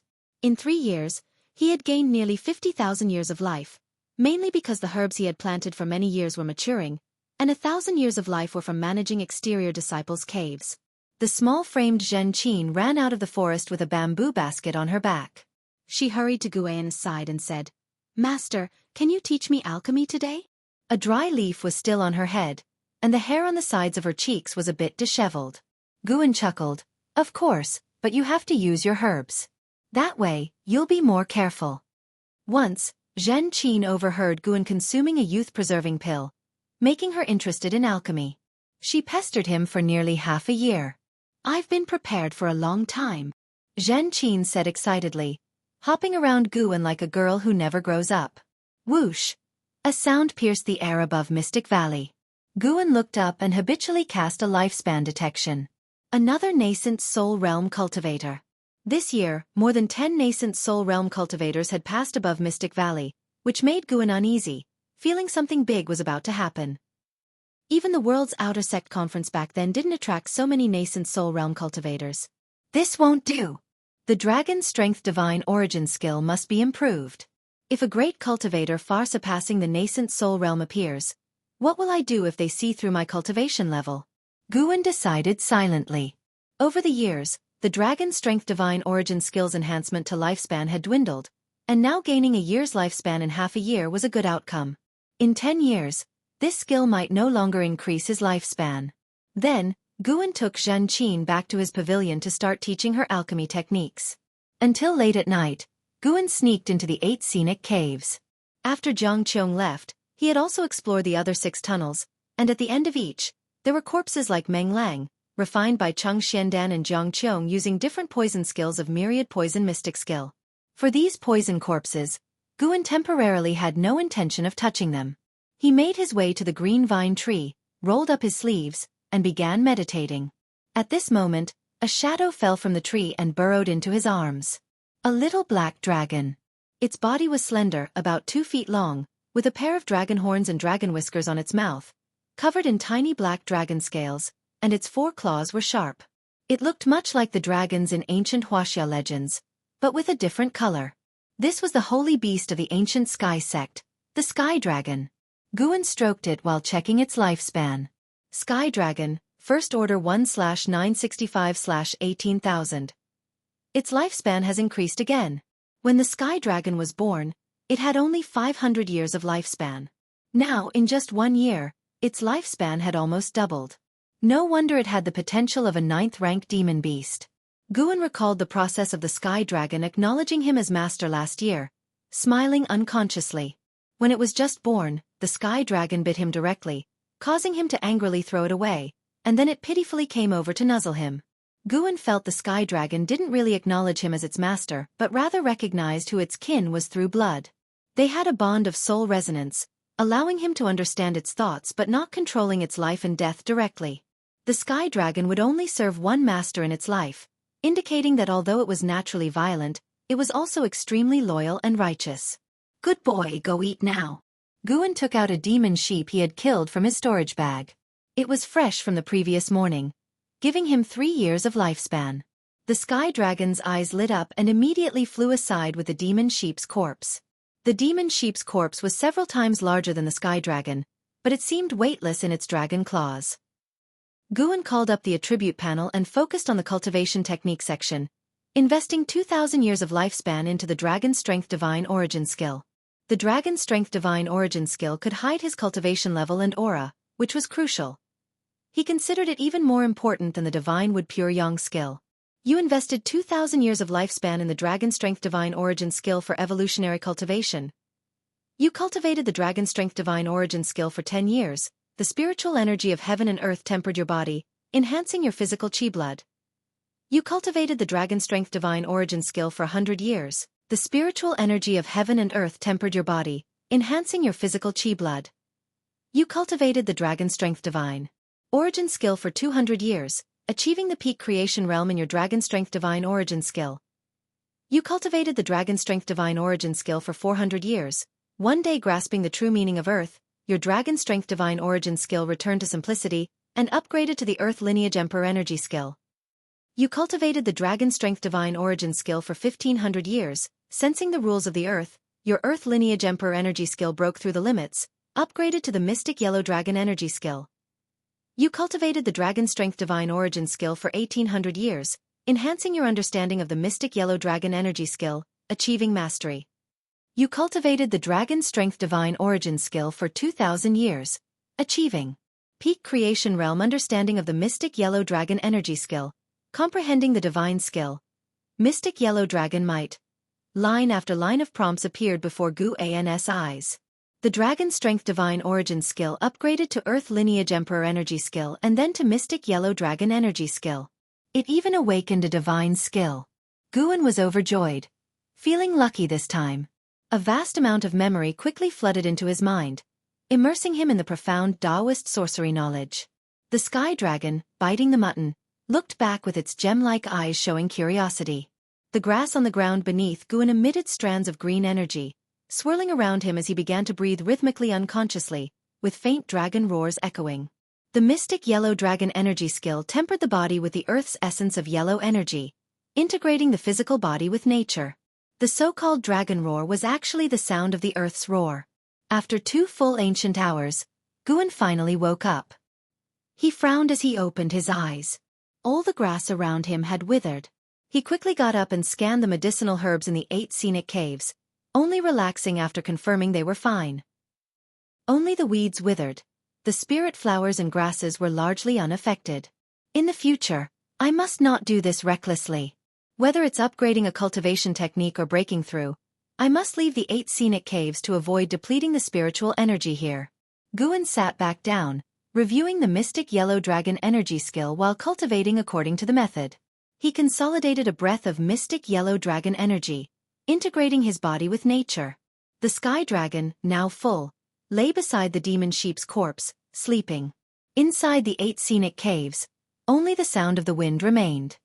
At dawn, Guan descended from his pavilion, changing into a green robe.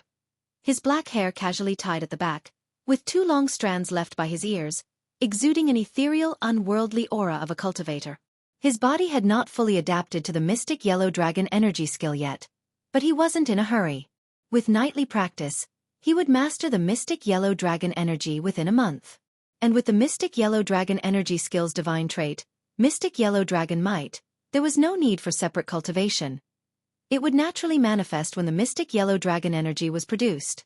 Mystic Yellow Dragon Might was essentially the might of heaven and earth, able to deter all beings. Guan started calling for the disciples to do exercises. When everyone gathered, they could all sense Guan was in a good mood today. Zhen Qin curiously asked her master what had made him so happy. Nothing much. I read a book last night called The Investiture of the Gods. You can borrow it from the book collection pavilion when you have time, Guan said, smiling as he exercised. Xiao Chuan's eyes lit up. I know about the Investiture of the Gods. Almost everyone in the outer sect has a copy. It's said to record ancient mysteries of the immortal cultivation world. The disciples became interested and began asking Xiao Chuan what the Investiture of the Gods was about. Guan didn't interject further, still dwelling on the Mystic Yellow Dragon Energy skill. Over the next month, he practiced the Mystic Yellow Dragon Energy skill nightly, and finally succeeded in cultivating a breath of Mystic Yellow Dragon Energy in his abdomen, significantly advancing his ability to conceal his cultivation level and aura.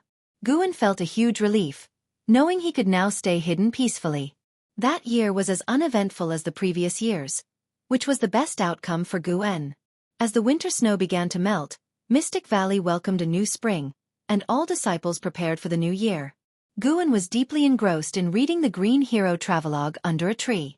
Zhen Qin suddenly approached, with her hands behind her back, bending over to ask, Master, what do you want to eat tomorrow night? I'll make it for you. Without moving his gaze, Guan replied, Anything you make, I'll eat. Curious, Zhen Qin leaned over to see what book he was reading, but he stopped her. Hurry up and prepare the ingredients, or you'll miss the festival tomorrow night. Be careful, or I won't teach you alchemy. Guan said sternly. Zhen Qin pouted but had to leave. Guan faintly heard her muttering, Again reading that nonsensical book. The corner of his mouth twitched. Just who spread this rumor? Ruining his reputation. Now all the disciples in Medicine Valley knew. He liked reading the Green Hero travelogue, often mocking him in private despite not daring to say it to his face. Guan stood up, putting the Green Hero travelogue into his arms. Starting today, I'm quitting. Guan walked out of the courtyard, planning to inspect the garden, but his attention was caught by the valley entrance, making him frown. A man in a white robe walked gracefully, appearing in his 30s, looking handsome with an extraordinary demeanor. What made Guan frown was that he couldn't sense the man's aura. He immediately cast a lifespan detection on him. Li Xiandao, Divinity Transformation Realm, 8th layer 230/899/3020. Chapter 37 The Emperor's Recruitment. A maximum lifespan of 3,000 years? Guan was shocked by the other party's lifespan information. It was the first time he encountered someone with such a qualification. And at the 8th layer of the Divinity Transformation Realm. However, this lifespan seemed a bit low and did not align with Guan's expectations for the lifespan in the Divinity Transformation Realm. Could it be that someone in the Divinity Transformation Realm could only live for 899 years? Guan guessed that the other party might have been injured, thereby reducing their lifespan. He immediately walked over, while also pondering internally, thinking that the other party might be a high-ranking member of the Supreme Sect. However, he couldn't act too respectfully, given that the other party had suppressed their aura. If he could see through the other party's cultivation level, the other party would undoubtedly pester him endlessly and might even treat him as a demon path spy. Li Xiandao walked towards the valley, observing the garden along the way. Guan approached him, cupping his hands in salute and asked, "I am Guan, the Valley Master of Mystic Valley. May I ask for your name and your purpose here?" Li Zuando's gaze fell on Guan, his eyes cold and exuding immense pressure. He then smiled, and the oppressive feeling instantly dissipated, giving an illusionary sense, as he warmly said, "I am Xiandao from Cangzhou. I came to visit my child at the Supreme Sect. The journey is long and tiring.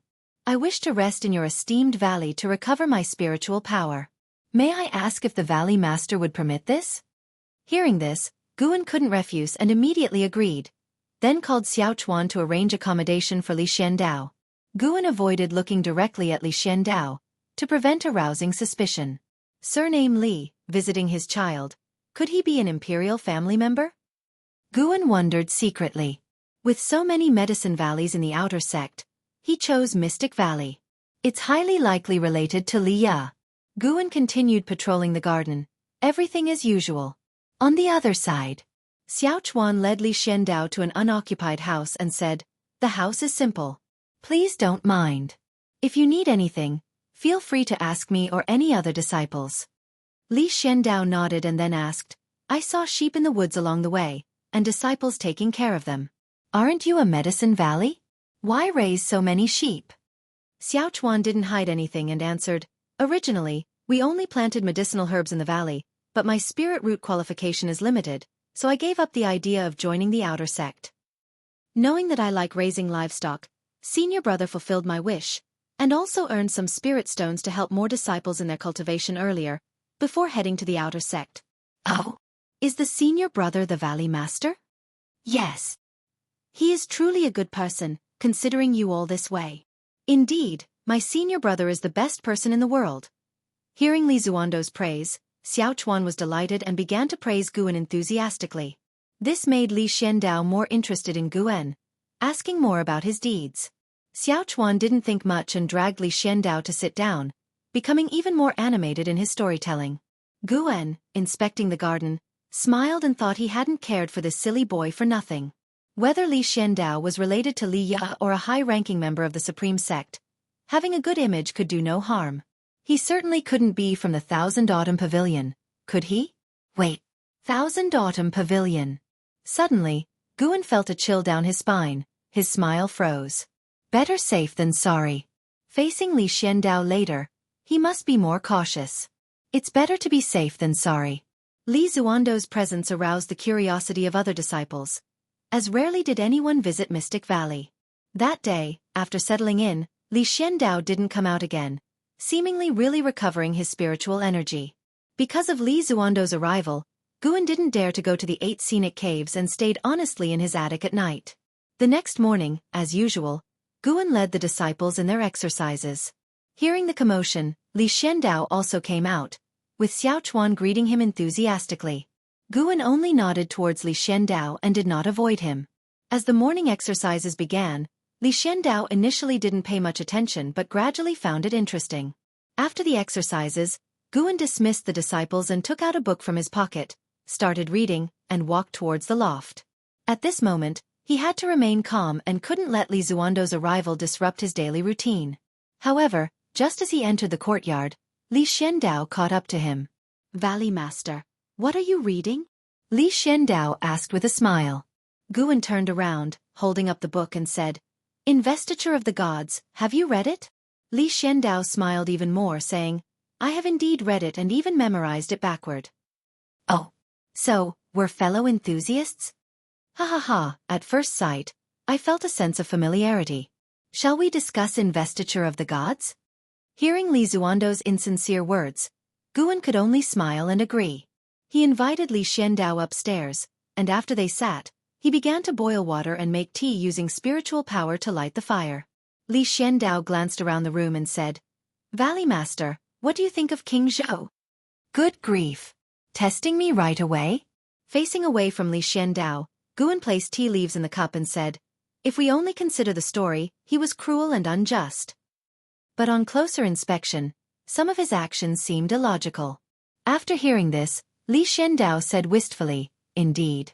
When I first read it, I thought King Zhou was foolish and cruel. But upon rereading, something felt off. In that world of the story, immortals and gods truly existed. King Zhou couldn't have been unaware of this, yet he dared to desecrate the sacred statue of Nvua. Such actions are not what a monarch should exhibit. And Nvua, who stood high above, didn't punish the mortals who desecrated her directly. Instead, she sent a vixen to corrupt the emperor's heart, leading to chaos in the world. Can such actions be considered those of a god, or even an immortal?" Guan turned around, placing the tea on the table before Li Xiandao. He smiled and said, "Indeed, there are many illogical points. But after all, it's a fictional story created for entertainment, so the contradictions are understandable." Unable to discern Li Zuando's identity, he kept his stance vague. Li Xiandao shook his head, saying, "Perhaps the story is fictional, but its depiction of the world is real. That is, above each head, there is divine oversight, and humans cannot surpass the heavens." Guan did not expect him to interpret Investiture of the Gods in this way. If King Zhou were powerful enough to surpass all the immortals and sects, how would the story be written then? Li Xiandao asked. Guan thought for a moment and said, "Then the ultimate rival wouldn't be heaven-reaching sect master but King Zhou." Li Xiandao paused, unable to keep a straight face, and began to laugh. He picked up the teacup, blowing away the steam. Guan couldn't discern his smile, so he kept silent. After taking a sip of tea, Li Xiandao began to inquire about Mystic Valley's planting, asking even about cultivation details, to which Guan answered one by one. "You joined the Supreme Sect not to seek immortality but to cultivate flowers and herbs. Is this out of necessity or genuine interest?" Li Xiandao asked. Guan smiled bitterly and said, "It's both necessity and interest. Each of us has our pursuits. Immortality is not the only meaning in life. Of course, if I had excellent qualifications, I would also pursue immortality." Li Xiandao teased, "You truly are an interesting person, speaking so candidly." In this life, looking back at the past and towards the future, it boils down to finding joy in hardship, Guan shrugged in response. He grew increasingly suspicious that Li Xiandao was someone from the Thousand Autumn Pavilion, trying to test his stance on Mystic Valley. Li Xiandao placed the teacup down and asked, "What do you think of the current emperor? Do you believe he is like King Zhou?" Guan was taken aback. This topic shift was too abrupt. How did it suddenly jump to the emperor of the Taicang dynasty? Could he not be from the Thousand Autumn Pavilion, but really a relative of Li Ya? Guan's mind raced and he said, "I don't know much, for before joining the Supreme Sect, I was merely a house servant. I haven't heard any outside news in this Medicine Valley. Why, has the emperor done something?" Li Xiandao smiled. "Not really.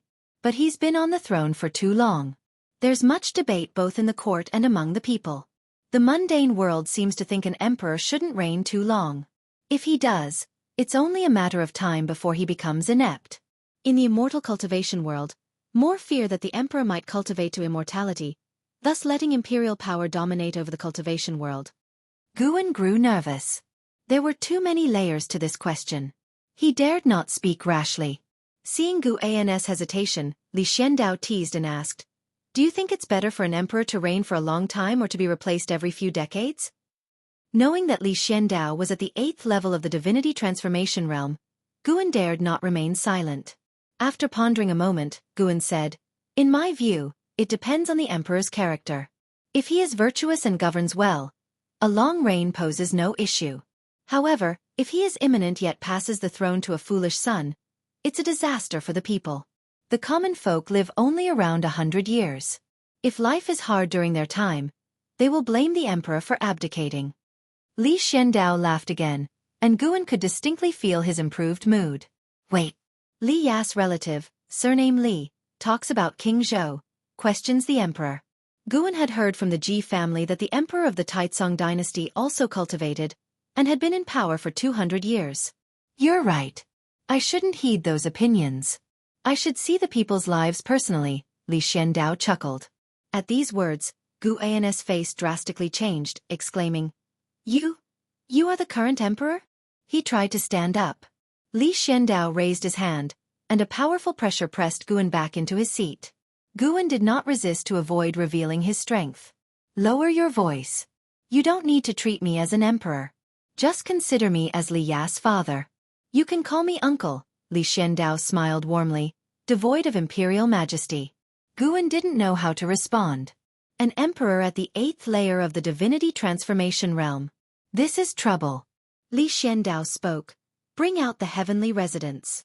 Guan immediately retrieved the heavenly residence sword from his storage bag. Seeing the sword, Li Zuando's eyes grew complex. He gently caressed the sheath.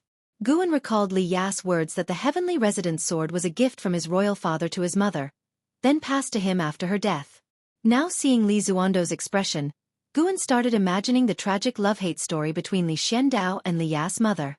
After a long while, Li Xiandao set down the heavenly residence sword and pushed it towards Guan, saying, "In the Supreme Sect, Li Ya regards you as his best friend. I heard you saved him. Thus, this sword is now yours. I reward it to you. From now on, you are the master of the heavenly residence sword. Moreover, I plan to establish a medicine valley near the Supreme Sect, planting many high-rank medicinal herbs. You are to manage it for me. I will ensure your efforts are worthwhile. In time, I will help you achieve foundation establishment. Even core formation won't be difficult. Yet remember one thing, though you appear as a disciple of the Supreme Sect, your allegiance is to me." Chapter 38. Hateful Heaven Divine Sword. Supreme Sect's Astonishing Incident. Li Xiandao finished speaking, smiling at Guan and waiting for his decision. Guan froze. The emperor wanted him to be a spy? This was forcing him to be a triple agent.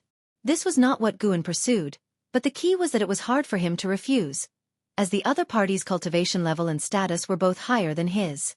Not refusing would bring endless troubles in the future. Refusing would bring trouble right now. However, Guan thought about the high-rank medical herb mentioned earlier, and his heart beat faster uncontrollably. Guan hesitated and asked, "Do I have the option to refuse?" "Yes, if you refuse, I will erase today's memory, and it will be as if we never met," Li Xiandao replied with a light laugh. Guan asked helplessly, "Why choose me? I am mediocre. With your status, recruiting a disciple from the Supreme Sect would be a piece of cake." Li Xiandao shook his head, saying, "I did not intentionally want to recruit disciples from the Supreme Sect, but you happen to have a close relationship with Li Ya. I wanted to support you, and because you are mediocre, I can trust you more because I can meet your needs." He paused for a moment and added in a frivolous tone, "People do not wish for the emperor to live forever, and I do not wish for the master of Medicine Valley to live forever either." What a sense of humor. Guan could only say, "If that is the case, then I have no choice but to agree." Several decades later, when you look back, you will not regret today's decision, Li Xiandao said with a smile, his tone full of heroism. Guan could not resist his curiosity and asked, "Have you always been watching Senior Brother Li?" "We have finished talking. There is no need to call me Emperor anymore. You should call me Uncle instead, so it feels more like family," Li Xiandao said with a stern face. Guan saw that he did not seem to be probing. Thus, he called him uncle. Li Xiandao smiled and said, "To be frank, I have many pawns in the outer sect of the Supreme Sect. Naturally, I am aware of Li Ya's situation." Guan previously thought that Li Ya did not have a good relationship with his father, but now it appeared that was not the case. Could there be a misunderstanding? He wanted to inquire on behalf of Li Ya, but he held back. This emperor wanted immortality, and such an emperor surely had a complex attitude towards his princes. Even if he loved them, there would likely be some apprehension in his heart. Which crown prince wanted to remain a crown prince forever? Which prince did not have a secret longing for the emperor's throne? Guan felt deeply moved. Earlier, he thought the talents of Li Ya and Li Xuanyu were already strong, but after seeing Li Xiandao, he understood why those two were so talented. Bloodline inheritance. 8 layers of Divinity Transformation Realm at the age of 230. Had he broken through the Divinity Transformation Realm at the age of 100? Too outrageous. The most crucial point was that he practiced a secret technique that concealed his aura. Without Guan's lifespan detection ability, it would be impossible to see through his true cultivation level. Perhaps neither the court nor the immortal cultivation world could see through his cultivation level, which allowed him to cultivate peacefully until now. Afterward, Li Xiandao began inquiring about the affairs in the valley, curious about the origin of the Chinese New Year mentioned by the other disciples. Guan responded with the same words he used for others.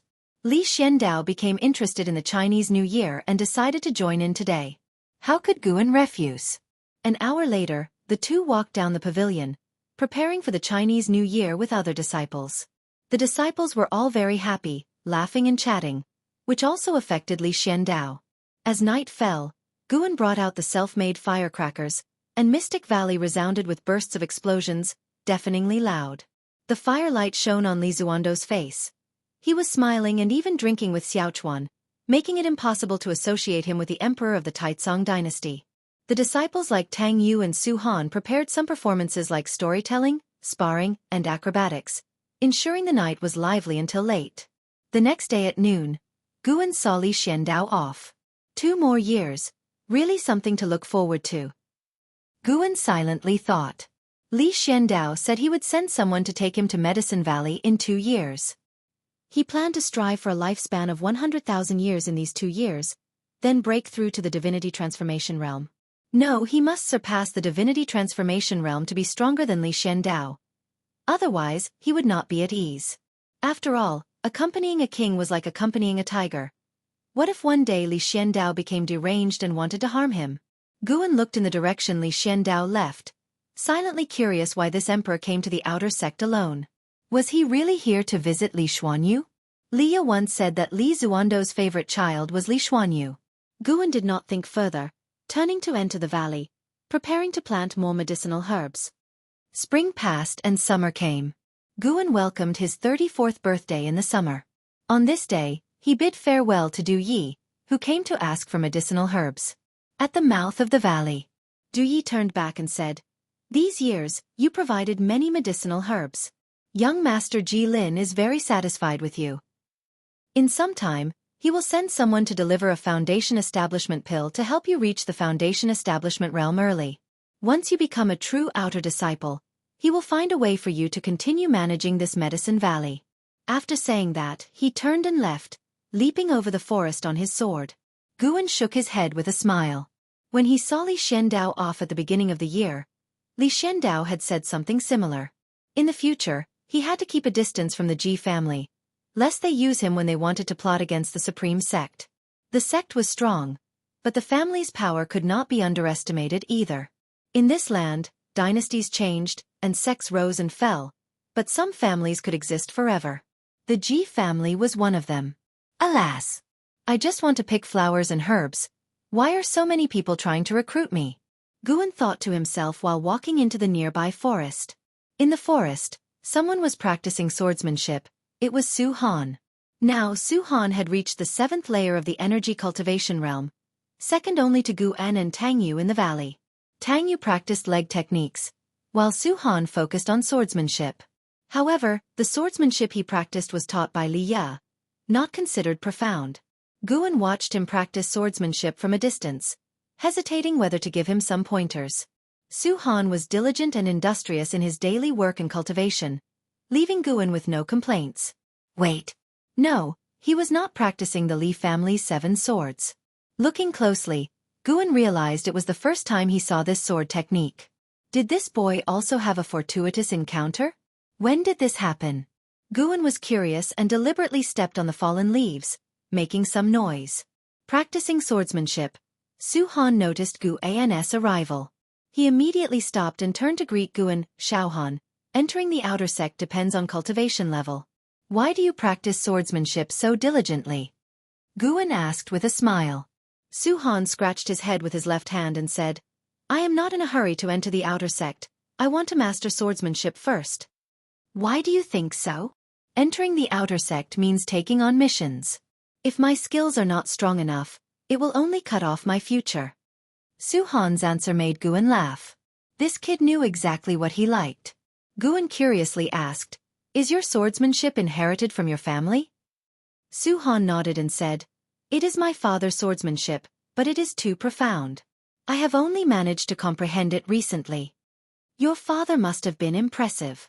Although I do not practice swordsmanship diligently, I have seen many exquisite sword techniques in the outer sect, none as good as the one you displayed just now, Guan asked curiously. Su Han shook his head and said, My father was just a useless person. Since I can remember, he was blind, without any spells. He passed away when I was 7. Later, I found this swordsmanship manual in his baggage. Saying this, he took a sword manual out of his pocket and directly handed it to Guan. Guan took it and raised an eyebrow slightly. Hateful Heaven Divine Sword. What a strange name. Seeing this name, Guan immediately wanted to expel Su Han from Mystic Valley. This guy clearly carried a grudge. Guan skimmed through it. With his achievement in the Nascent Soul Realm of the 9th layer, it was enough to remember it perfectly. However, mastering it still depended on one's aptitude in swordsmanship. He handed the sword manual back to Su Han and pondered. This swordsmanship is indeed exquisite, but its mental method seems somewhat sinister. Do you really need to practice it? This swordsmanship required tempering the internal organs with sword qi, causing unimaginable pain to the practitioner. Moreover, some of the guidelines were beyond Guan's understanding. Based on his sword Dao accomplishment, he could assert that this swordsmanship was very dangerous. Su Han was taken aback and asked, Master, do you think I should not practice it? Guan shook his head and said, I just think this swordsmanship may bring you suffering. I do not know your background, so I cannot understand your feelings. Whether you practice it or not is up to you. If you choose not to, you can stay in Mystic Valley as long as you want. You will always be my student. Hearing this, Su Han felt touched. He put the Hateful Heaven Divine Sword back in his pocket and nodded heavily. Guan took a book out of his pocket, the latest volume of Investiture of the Gods, given to him by Du Yi.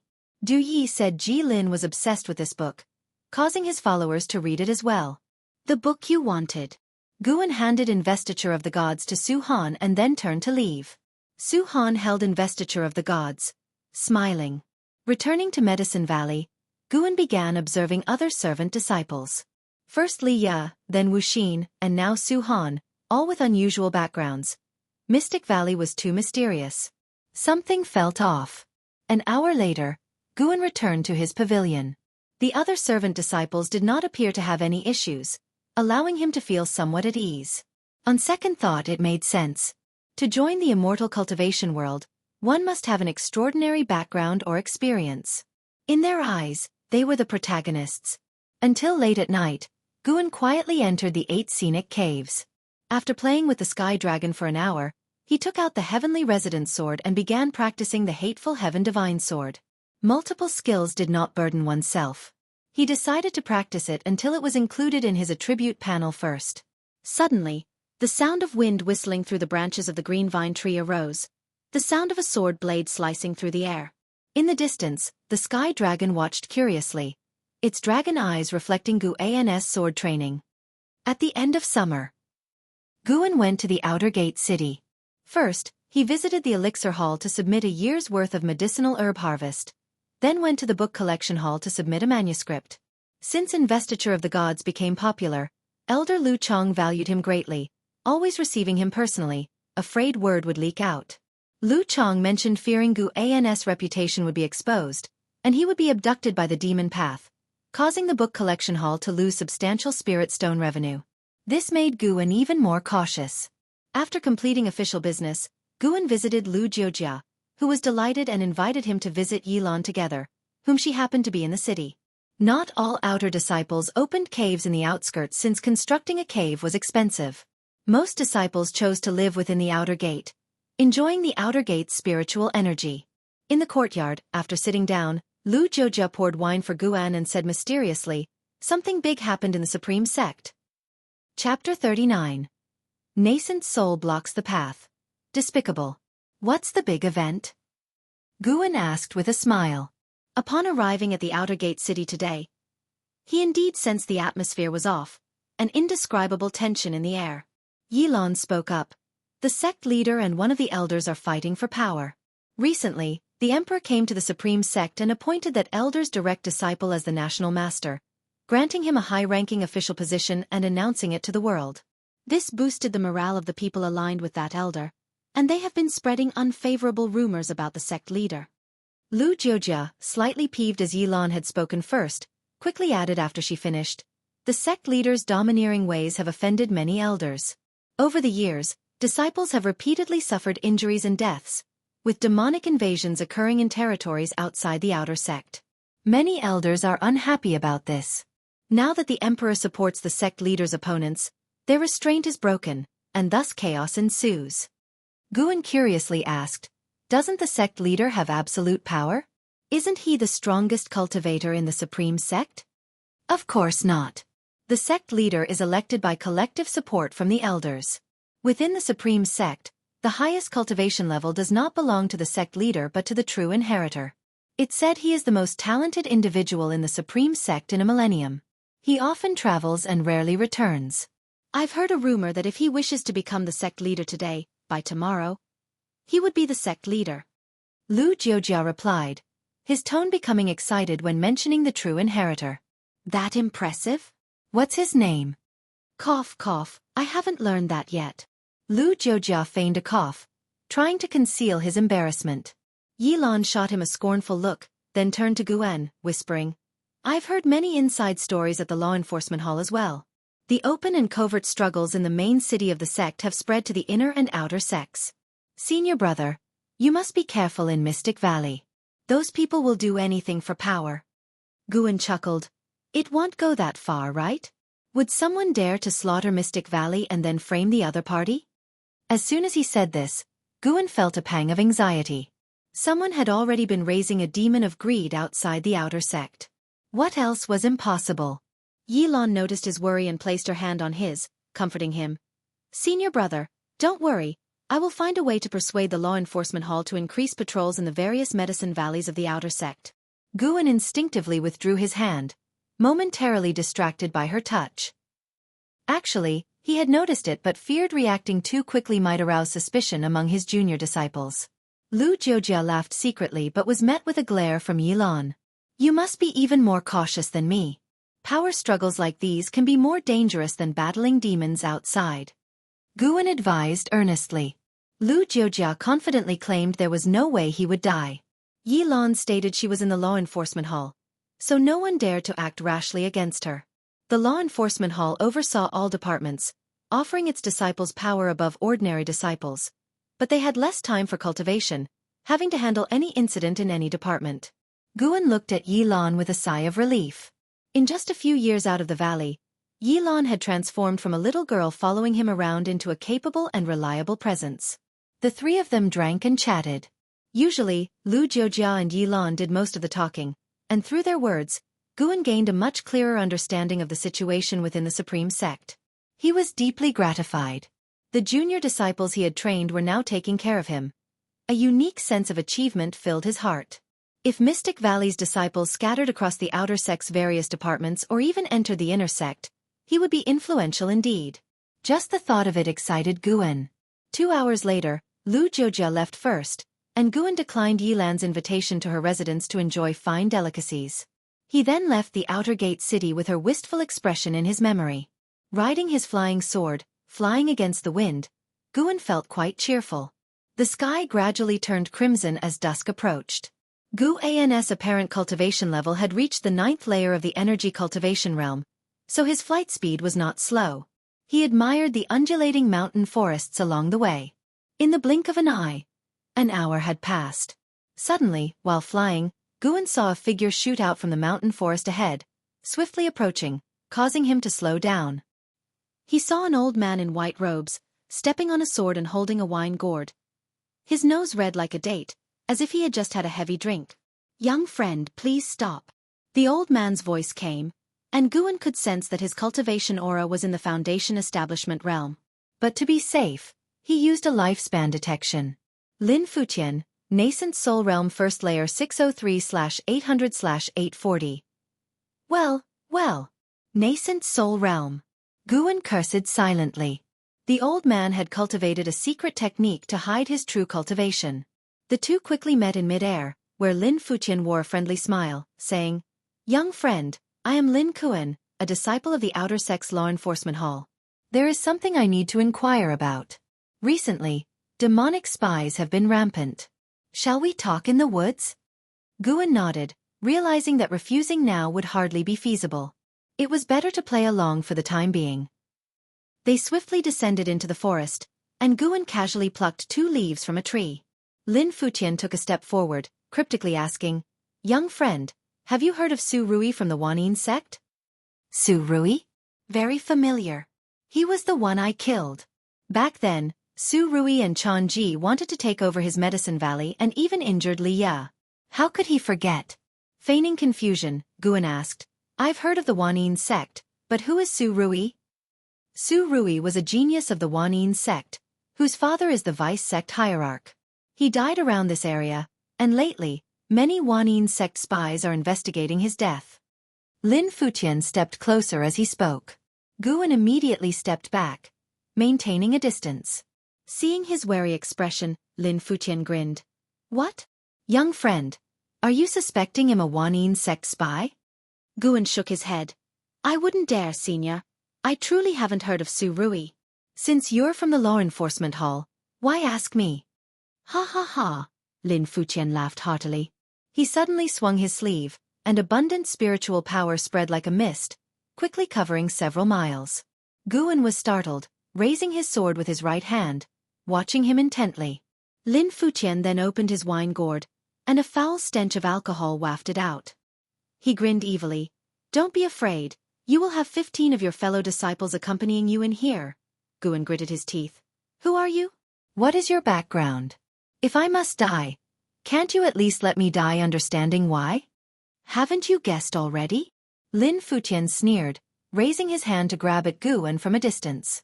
A strong spiritual force bound Guan, pulling him toward Lin Futian.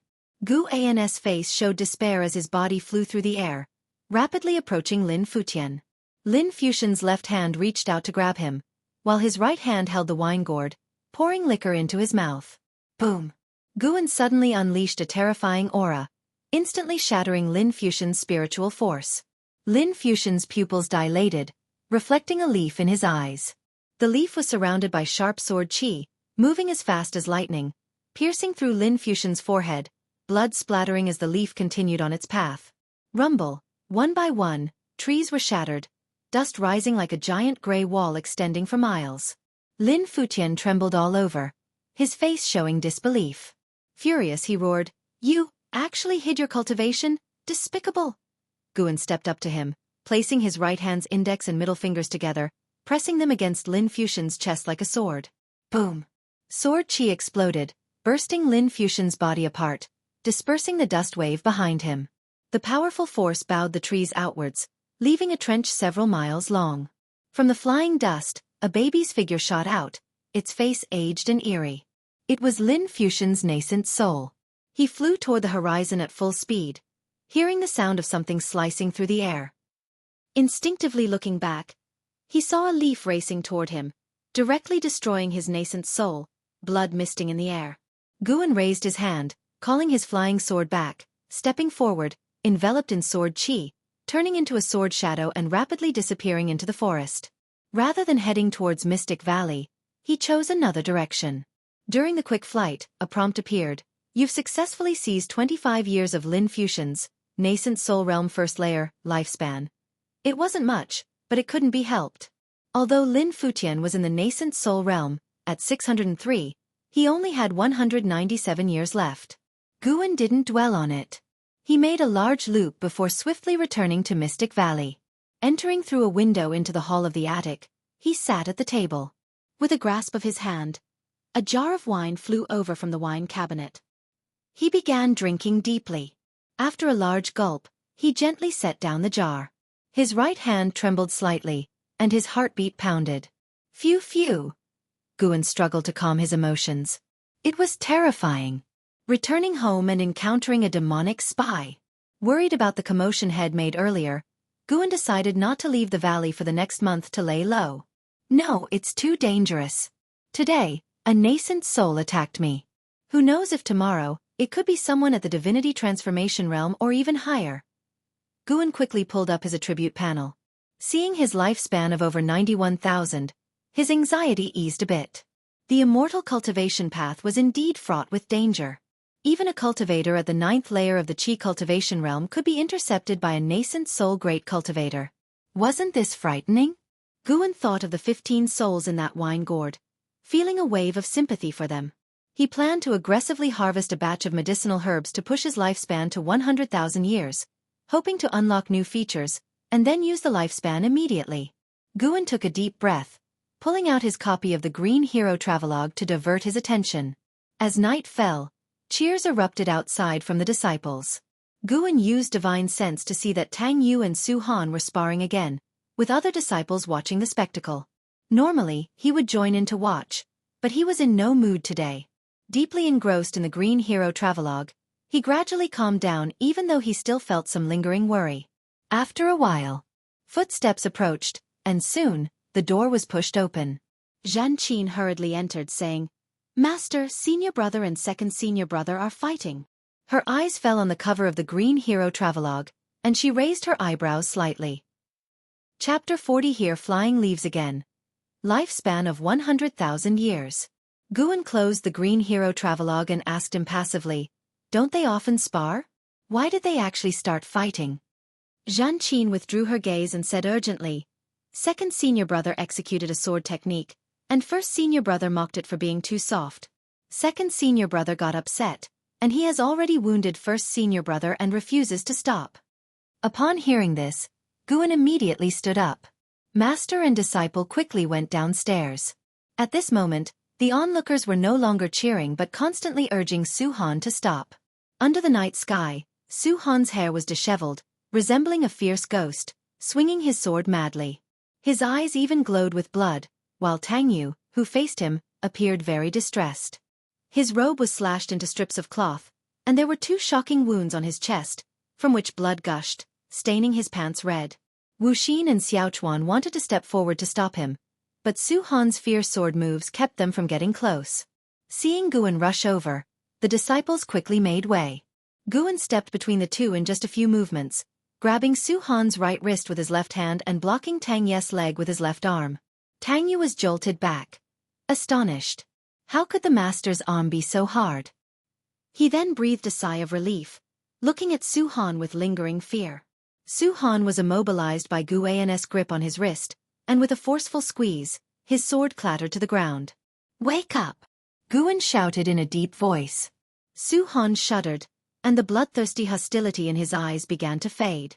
Standing not far away, Wu Xin was alarmed. The senior brother's hand was fast. Although Guan had reached the 9th layer of Qi cultivation realm, they always thought he wasn't that strong, mainly because Guan often downplayed himself. Gu An's action just now refreshed Wuxin's understanding.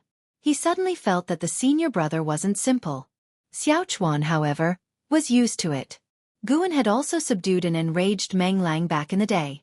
Maybe Gu An's spirit root qualification was mediocre, but in Xiaochuan's heart, Gu An's combat ability was very strong, at least making him feel very reliable.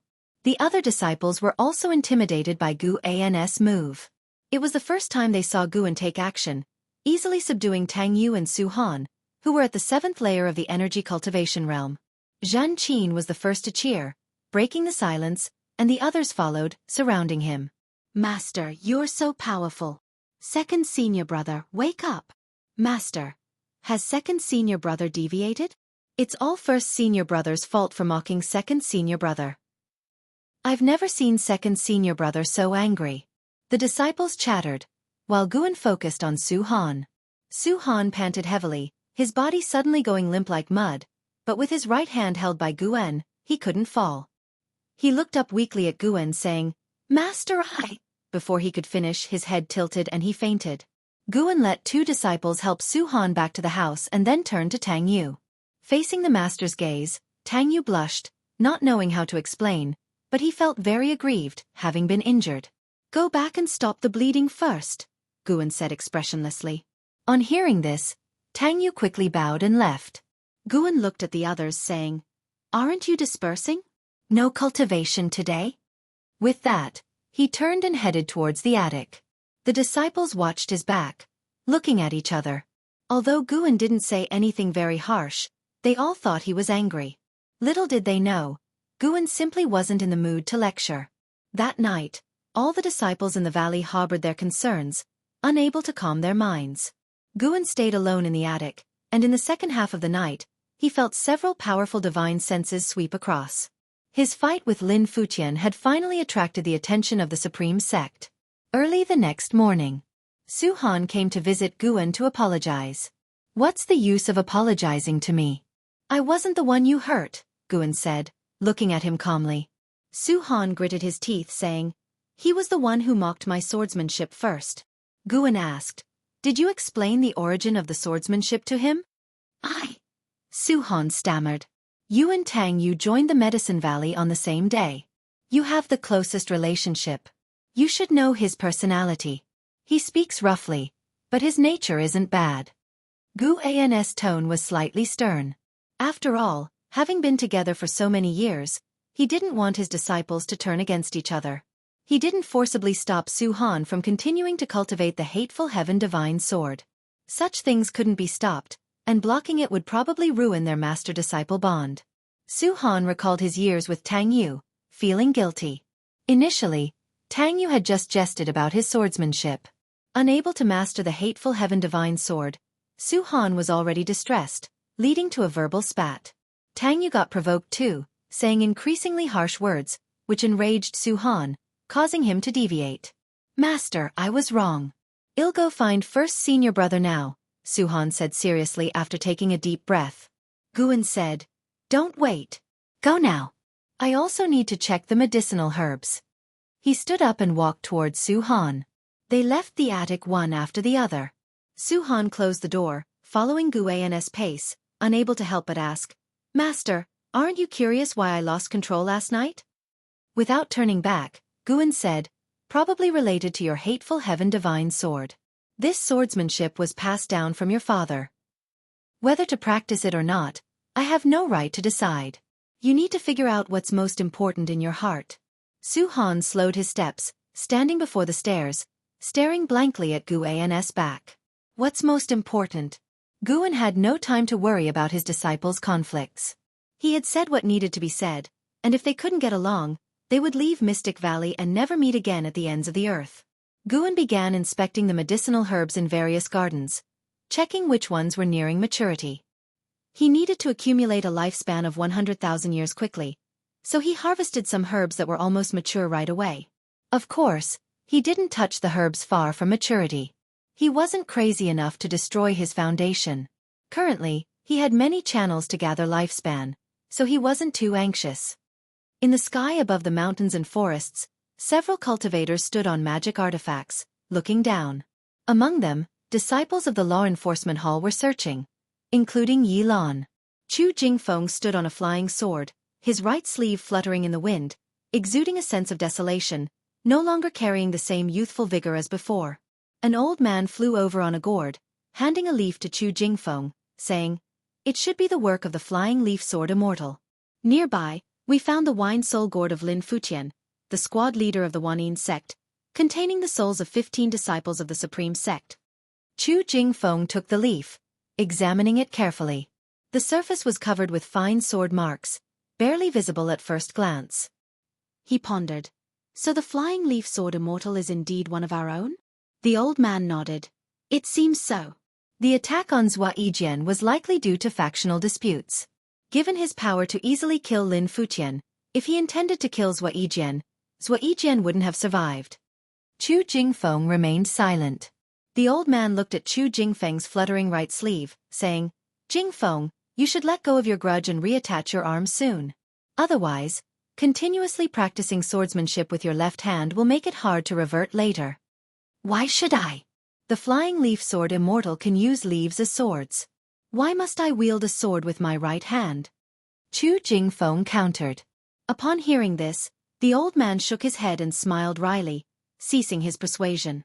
In the forest below, Yilan stood in a ravine, looking toward its end, as if it led to the ends of the earth. Her eyes were full of shock. I heard it was the flying leaf sword Immortal. This terrifying sight was caused by a single leaf, a female disciple said, expressing her amazement. The surrounding disciples also marveled at the power of the flying leaf sword Immortal, and Yilan was deeply impressed. How high a cultivation level would be needed to possess such terrifying power? Yilan turned to look in another direction. Her eyes filled with concern. Since Lin Fuxian's death, several cultivators frequently flew over Mystic Valley every few days, most of them at the Foundation Establishment realm. Occasionally, Guan could see Yilan among them. She never came down to visit Guan, seemingly just passing by. But passing by Mystic Valley's sky 4 times in a month, how could Guan not understand her intentions? This girl! Guan stood by the window, watching the cultivators disappear in the distance, feeling a warmth in his heart. He pulled up his attribute panel, looking at his lifespan of 99,999 years. His hands clenched tightly within his sleeves. It was about to happen. Tonight, he would break through the realm. Because of this month's forced harvesting, the yield for the coming year's lifespan would decrease.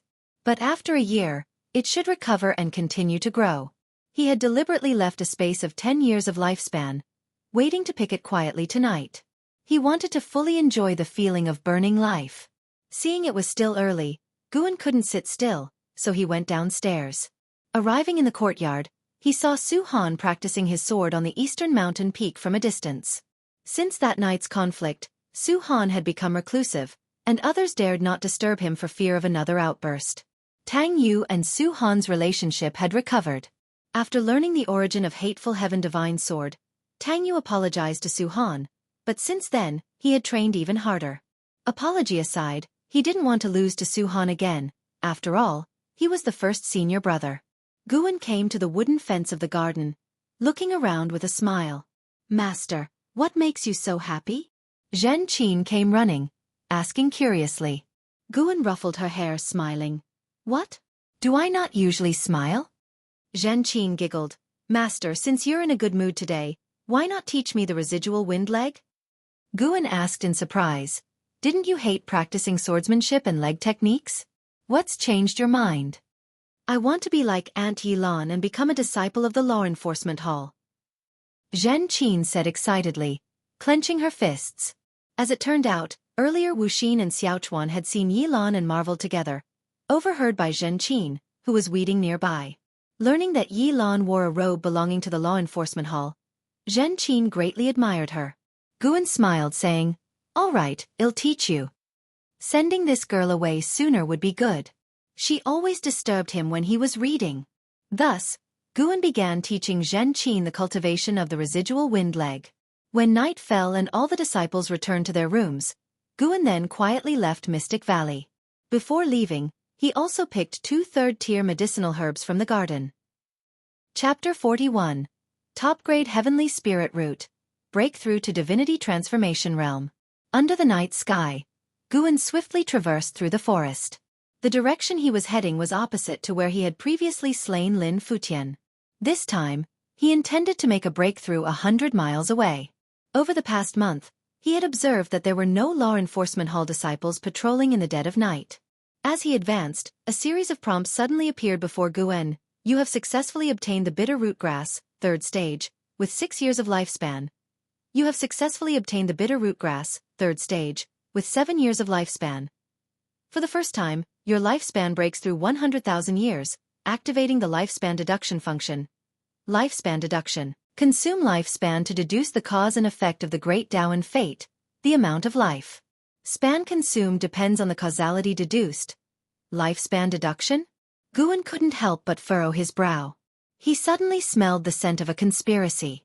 Was this aiming to drain his lifespan? Could it instantly exhaust his lifespan? Guan decided to try it lightly first. When this new function appeared, he had a certain understanding, knowing how to use it. The so-called deduction was actually a way of asking questions with lifespan.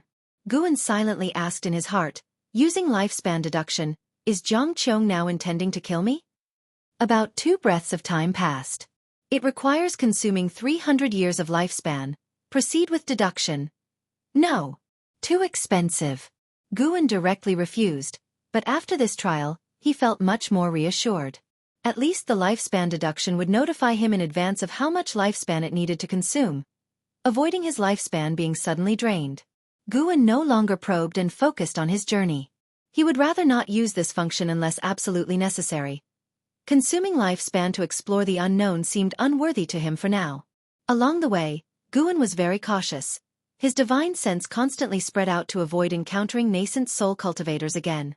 The night was lonely and silent. Although he could not see any demon beasts along the way, he did see traces of wild animals, mostly herbivores like wild rabbits and mice. About 50 miles from Mystic Valley, Guan suddenly saw a white spirit rat. In the forest, this creature was entangled with a rabbit, following closely behind the rabbit's backside. As the rabbit hopped, it sniffed forward from time to time. It looked like a big dog chasing a rabbit. So humble. Guan pretended not to see it and quietly left without disturbing the white spirit rat. No wonder this guy keeps running outside all the time. Its actions even resemble a rabbit. Guan couldn't help but laugh and cry as he recalled the scene he had just witnessed. The white spirit rat seemed to be raised poorly, but luckily he still had the sky dragon. Thinking of the majestic demeanor of the sky dragon, Guan's mood improved. Half an hour later, Guan arrived in a dense forest where leaves intertwined thickly. Even if someone flew by above, they wouldn't see him. Guan sat down under a large tree, took a deep breath, and brought up his attribute panel. Looking at his lifespan of 100,003 years, a look of expectation appeared on his face. With a lifespan of 100,000 years, he was indeed wealthy. This time, he could significantly enhance his attributes. Let's enhance the spirit roots first. A greater investment, considering how difficult it is to improve this. How many years should I invest? After hesitating for a moment, Guan decided to be generous and invest directly 10,000 years. You invested 10,000 years of lifespan into evolving your spirit root. You comprehended nature and the heavens for 100 years, your perception power of 5 elements spirit root improved. You comprehended nature and the heavens for 200 years, your perception power of 5 elements spirit root improved.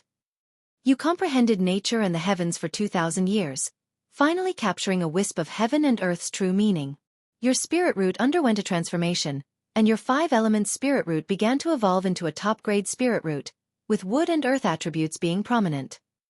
You comprehended nature and the heavens for 4,000 years, your perception power of 5 elements spirit root improved. You comprehended nature and the heavens for 5,000 years, you felt the arcane of the 5 elements between heaven and earth.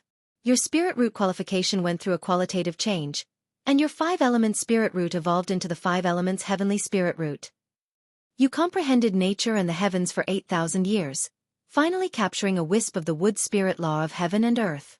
Your wood attribute spirit root underwent a transformation, evolving into a top-grade wood attribute heavenly spirit root.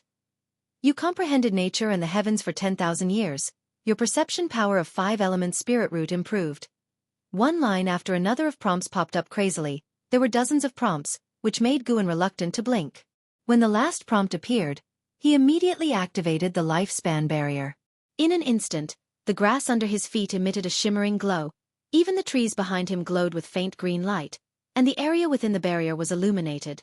The 5 elements heavenly spirit root. Guan instantly became excited. The heavenly spirit root was the strongest spirit root he had heard of so far. Even Ji Xiaoyu from the Ji family couldn't compare. The heavenly spirit root usually belonged to a single attribute. However, the cultivation speed of this single attribute was far beyond that of dual spirit roots, like night and day. According to Li Ya, the heavenly spirit root was the darling of heaven and earth. It either required extraordinary fortune to be born or took generations of effort from a millennium-old family to have a chance to nurture such a spirit root. The Taicang dynasty currently had only one cultivator with a heavenly spirit root, residing in the supreme sect. As for the specific identity, Liye didn't disclose. Guan suspected that Li Xiandao was also a heavenly spirit root, but he hid it well. Just as Guan mused, nature's spiritual energy began to pour into his body, making him feel itchy all over, yet indescribably comfortable. Another 10,000 years. In the abundance of lifespan, Guan suddenly felt that 10,000 years was nothing. Thus, he invested another 10,000 years of lifespan into his spirit roots. A series of prompts crazily popped up before him. Spirit root perception power improved. Spirit root perception power improved. As he saw the same prompt repeatedly, Guan's Taoist heart began to tremble. Something's wrong. This is bad. Really bad. Until 5,000 years later, his Earth spirit root evolved into a top-grade heavenly spirit root.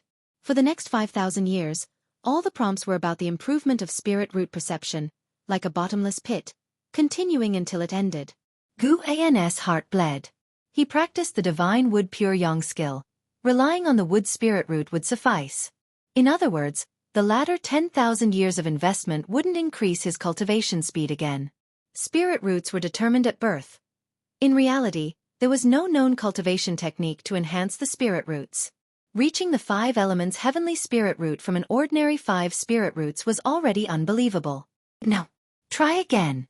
I can't let this 10,000 years of lifespan go down the drain. Guan gritted his teeth and invested another 10,000 years of lifespan. Another series of prompts quickly popped up, and Guan's expression darkened.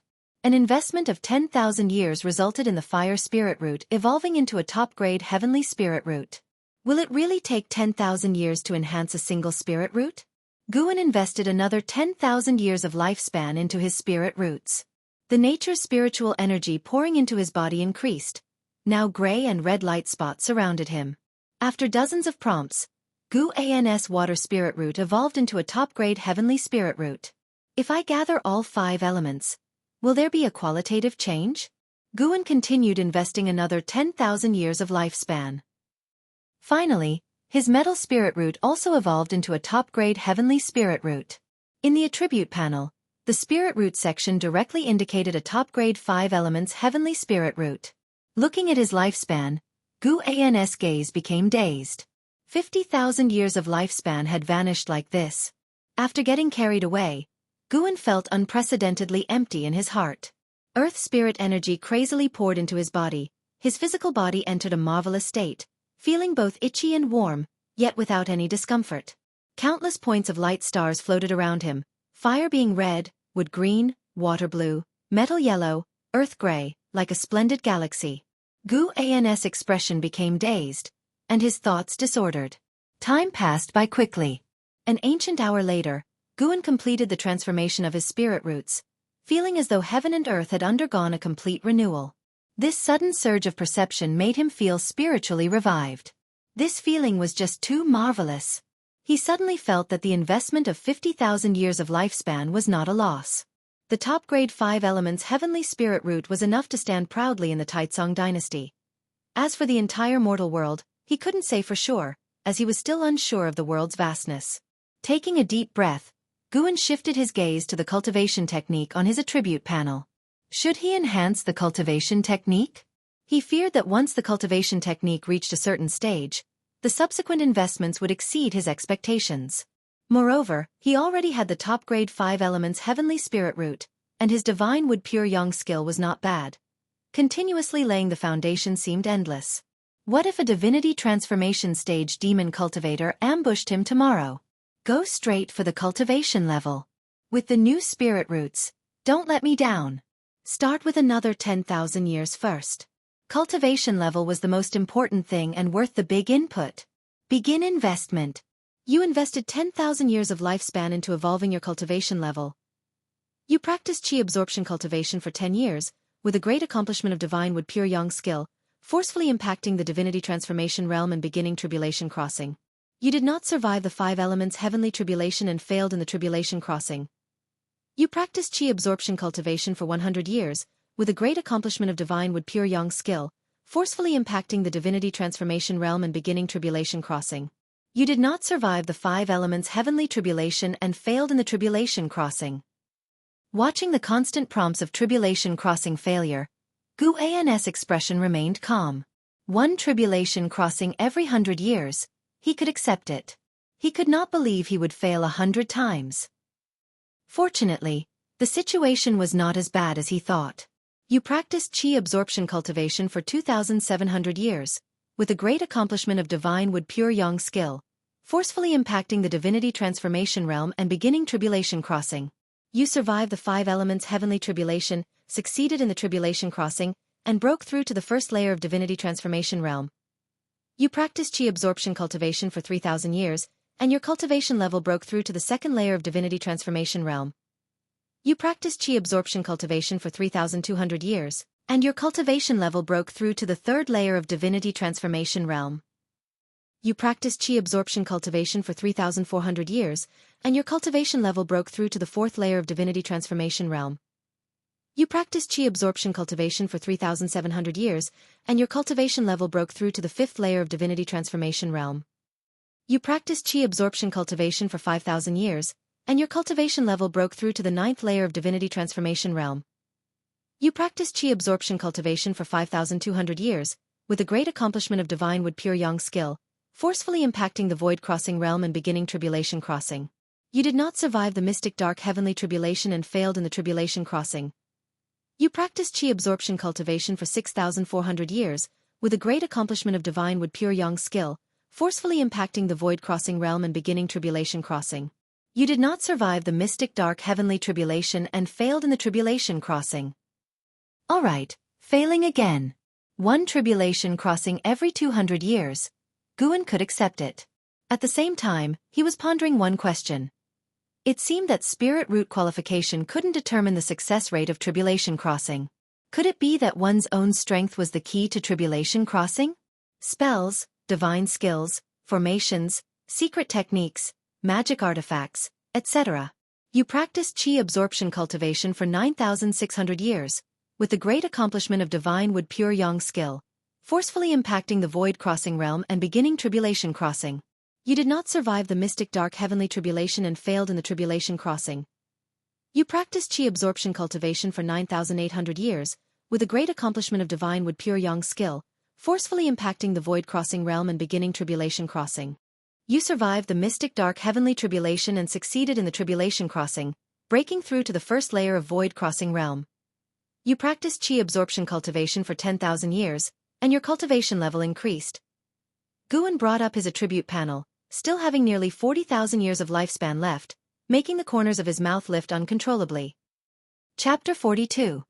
Breaking through to the void crossing realm, Attack of the Demon Lord. Guan did not continue to advance his cultivation level. He wanted to wait until he reached the first layer of the void crossing realm. He was afraid that the time spent absorbing spiritual energy later would be too long, so it wouldn't be done by daybreak. If the disciples discovered he wasn't in the valley, that would be troublesome. As each hint fell, Guan clearly felt the spiritual energy in the earth rushing upward crazily. With a boom, the ground surged with a wave-like spiritual energy, pulling his robe upward, even messing up his black hair. His body wasn't blown away because the spiritual energy had already entered his body, like chains fastening him to the ground. This time, the commotion from devouring the spiritual energy far exceeded the previous breakthrough to the Nascent Soul Realm. The ground beneath Guan was even trembling. He secretly rejoiced. Luckily there was the lifespan barrier, otherwise, he wouldn't have been able to hide his cultivation level at all. But he suddenly became worried. Would such a commotion affect the Supreme Sect? With the lifespan barrier activated, the spiritual energy wasn't produced from the void but drawn from underground. Thus the spiritual energy he absorbed was naturally that of the Supreme Sect. Guan had another new guess. Would his cultivation speed in the lifespan evolution be related to the density of spiritual energy in the current environment? He thought it was highly possible because he remembered Li Xiandao, who had reached the 8th floor of the Divinity Transformation Realm at 230 years old, which was incredible. Thinking about it carefully, the gap between him and Li Xiandao was enormous. If Li Xiandao also had a heavenly spirit root, his advantage was far beyond what Guan could compare. As an emperor of a dynasty, Li Xiandao could possess the highest-grade cave, enjoy the best immortal cultivation elixirs of a dynasty, and his cultivation technique was undoubtedly top-notch. In addition, there were formations, magic artifacts, and more. Perhaps these were also reasons why Li Xiandao could quickly cross the tribulation successfully. Before, when Ziwei crossed the tribulation, many cultivators protected him. Others made thorough preparations, while he bore it hard in the lifespan evolution. In reality, death meant complete annihilation, without another chance in 200 years. Comparing the lifespan evolution with Li Xiandao, Guan seemed far inferior but couldn't be compared this way. Actually, Guan had reached the first layer of the Void Crossing Realm at 34. Could Li Xiandao reach the Void Crossing Realm before he was 300 years old? Is there a second person in this world who could nakedly cultivate, endure heavenly tribulations? Thinking this way, Guan felt much more balanced. The lifespan invested in cultivation was just numbers, while real cultivation was the truth. At the same time, he wondered if he should cultivate other attributes techniques or find a 5-element skill to practice. This might better unleash the potential of his top-grade 5 elements heavenly spirit root. Rumble. The sound produced by the earth spirit energy entering his body grew larger. Within the barrier, a vortex had formed. The 5-colored spiritual energy was about to engulf his figure. Dark clouds moved, gradually covering the bright moon. In a mansion, inside a small pavilion, a single oil lamp placed on the table, Ziwei, with white hair, sat on the chair holding a book. Faintly, one could see the 4 characters Investiture of the Gods. Golden light above splits into 5 colors, red lotus below following through 10,000 paths, 8 trigram immortal clothes coming with purple aura, 3-edged treasure sword named Qingping, Ziwei recited, showing a look of reminiscence on his face. He had been obsessed with Investiture of the Gods for several years, reading it repeatedly, always finding new understandings. Although there were no techniques of immortal cultivation, the described immortal sorcery made his heart long for it. He thought the book concealed the principles of the Tao, but he couldn't yet see through them. At that moment, Ziwei seemed to sense something, suddenly springing up, his gaze directed towards the ground. The night was lonely, the cold wind bleak. The wind grew stronger. The flame of the oil lamp on the table flickered more violently, as if it could be extinguished at any moment. Not only him, but cultivators from all directions also flew out of their residences and courtyards, with more and more outer sect disciples gathering above the city. What's happening? The spiritual energy is sinking. Did you feel it too? Could it be a demonic invasion? Unlikely, this is the supreme sect, who would dare seek death? Could it be an underground big formation being activated? The outer sect disciples discussed. Yilan also flew out of her courtyard on her sword, nervously looking towards the outer sect streets. The night was dark, with an endless stream of cultivators flying up. Those servant disciples who couldn't control swords gathered on the streets, each one filled with panic and confusion. Everyone could feel the spiritual energy sinking into the ground. Having never encountered such a situation, they naturally panicked. What unsettled them the most was the rapidly accelerating descent of the spiritual energy. The spiritual energy in the outer gate city was thinning fast. Spiritual energy is crucial to the foundation of any great sect, constituting part of the great sect's essence. In the mountain forest, Guan had already stepped into the divinity transformation realm, and his nascent soul emerged from his body, floating above his head. In the nascent soul realm, one could condense a nascent soul, but typically the nascent soul couldn't leave the body. Once it did, it would lose connection with the flesh, so it was only during near-death experiences that cultivators would let their nascent soul leave to find a new body to seize. In the divinity transformation realm, the nascent soul could transform into the primordial spirit, which was a manifestation of the soul. The primordial spirit emergence was a unique method of the divinity transformation realm, and it did not sever the connection with the body. Below the divinity transformation realm, the primordial spirit couldn't be seen unless the primordial spirit chose to appear. When the primordial spirit emerged from the nascent soul, the cultivator's divine sense would undergo a tremendous change. Guan was immersed in this change. His nascent soul gradually became a green lotus, and as it bloomed, his primordial spirit slowly stood up, looking exactly like him, even with the appearance of clothes. The divinity transformation realm wasn't the end. Guan was still pushing towards a higher realm, and the spiritual energy he was devouring became more and more enormous. He noticed the forest outside the barrier started to tremble faintly too. This made him even more anxious. The commotion was too great. Guan dared not let the primordial spirit fly out of the lifespan barrier, fearing it would be detected by Divinity Transformation Realm cultivators nearby. The Supreme Sect surely had Divinity Transformation Realm cultivators. After all, some powerful elders in the outer sect could reach the Nascent Soul Realm, let alone the inner sect in the main city of the sect. He even suspected that the Supreme Sect harbored cultivators in the Void Crossing Realm. Otherwise, why would Li Xiandao, who was at the 8th floor of the Divinity Transformation Realm, hide his cultivation? Time continued to pass. An ancient hour later, Gu An's cultivation level had reached the 9th layer of the Divinity Transformation Realm. Suddenly, two figures swept through the night sky, and as he saw their true forms with his bare eyes, he immediately cast lifespan detection. Good heavens! 2 Nascent Soul Realm cultivators. Guan grew even more nervous, praying that no one would notice this patch of forest. The lifespan barrier could make him invisible to the outside world, but what if someone happened to walk through? Strong cultivators kept sweeping overhead, with the lowest cultivation being in the Nascent Soul Realm. Soon, he saw figures of the Divinity Transformation Realm, and not just one. Guan felt like he had poked a hornet's nest, especially as he was pushing towards the Void Crossing Realm, requiring even more spiritual energy. This night was bound to be unsettled. It wasn't until dawn that Gu An's cultivation began to slow down. First layer of the Void Crossing Realm. Reaching the Void Crossing Realm, the primordial spirit could roam 10,000 miles away, and all aspects, whether it be spiritual power, divine sense, perception, or chi blood, would experience a leap in enhancement. Guan slowly stood up, the sunlight breaking through the sky and illuminating within the lifespan barrier, falling on him like a cloak of light. He looked towards the sunrise, wearing a smile. The spiritual power within him was vast and boundless, making him feel invincible. He closed the lifespan barrier and then walked towards Mystic Valley. The lifespan barrier alone had consumed nearly 2,000 years, showcasing just how great a commotion last night had been. With his breakthrough over, the world returned to normal, but the spiritual energy in the forest was far less than the previous day. Even Gu En, who had reached the Void Crossing Realm, couldn't estimate the amount of spiritual energy absorbed last night. On his way back, Guan saw great cultivators flying overhead again. From last night till now, he had seen 7 Divinity Transformation Realm cultivators, making him marvel at the depth of the Supreme Sect's foundation.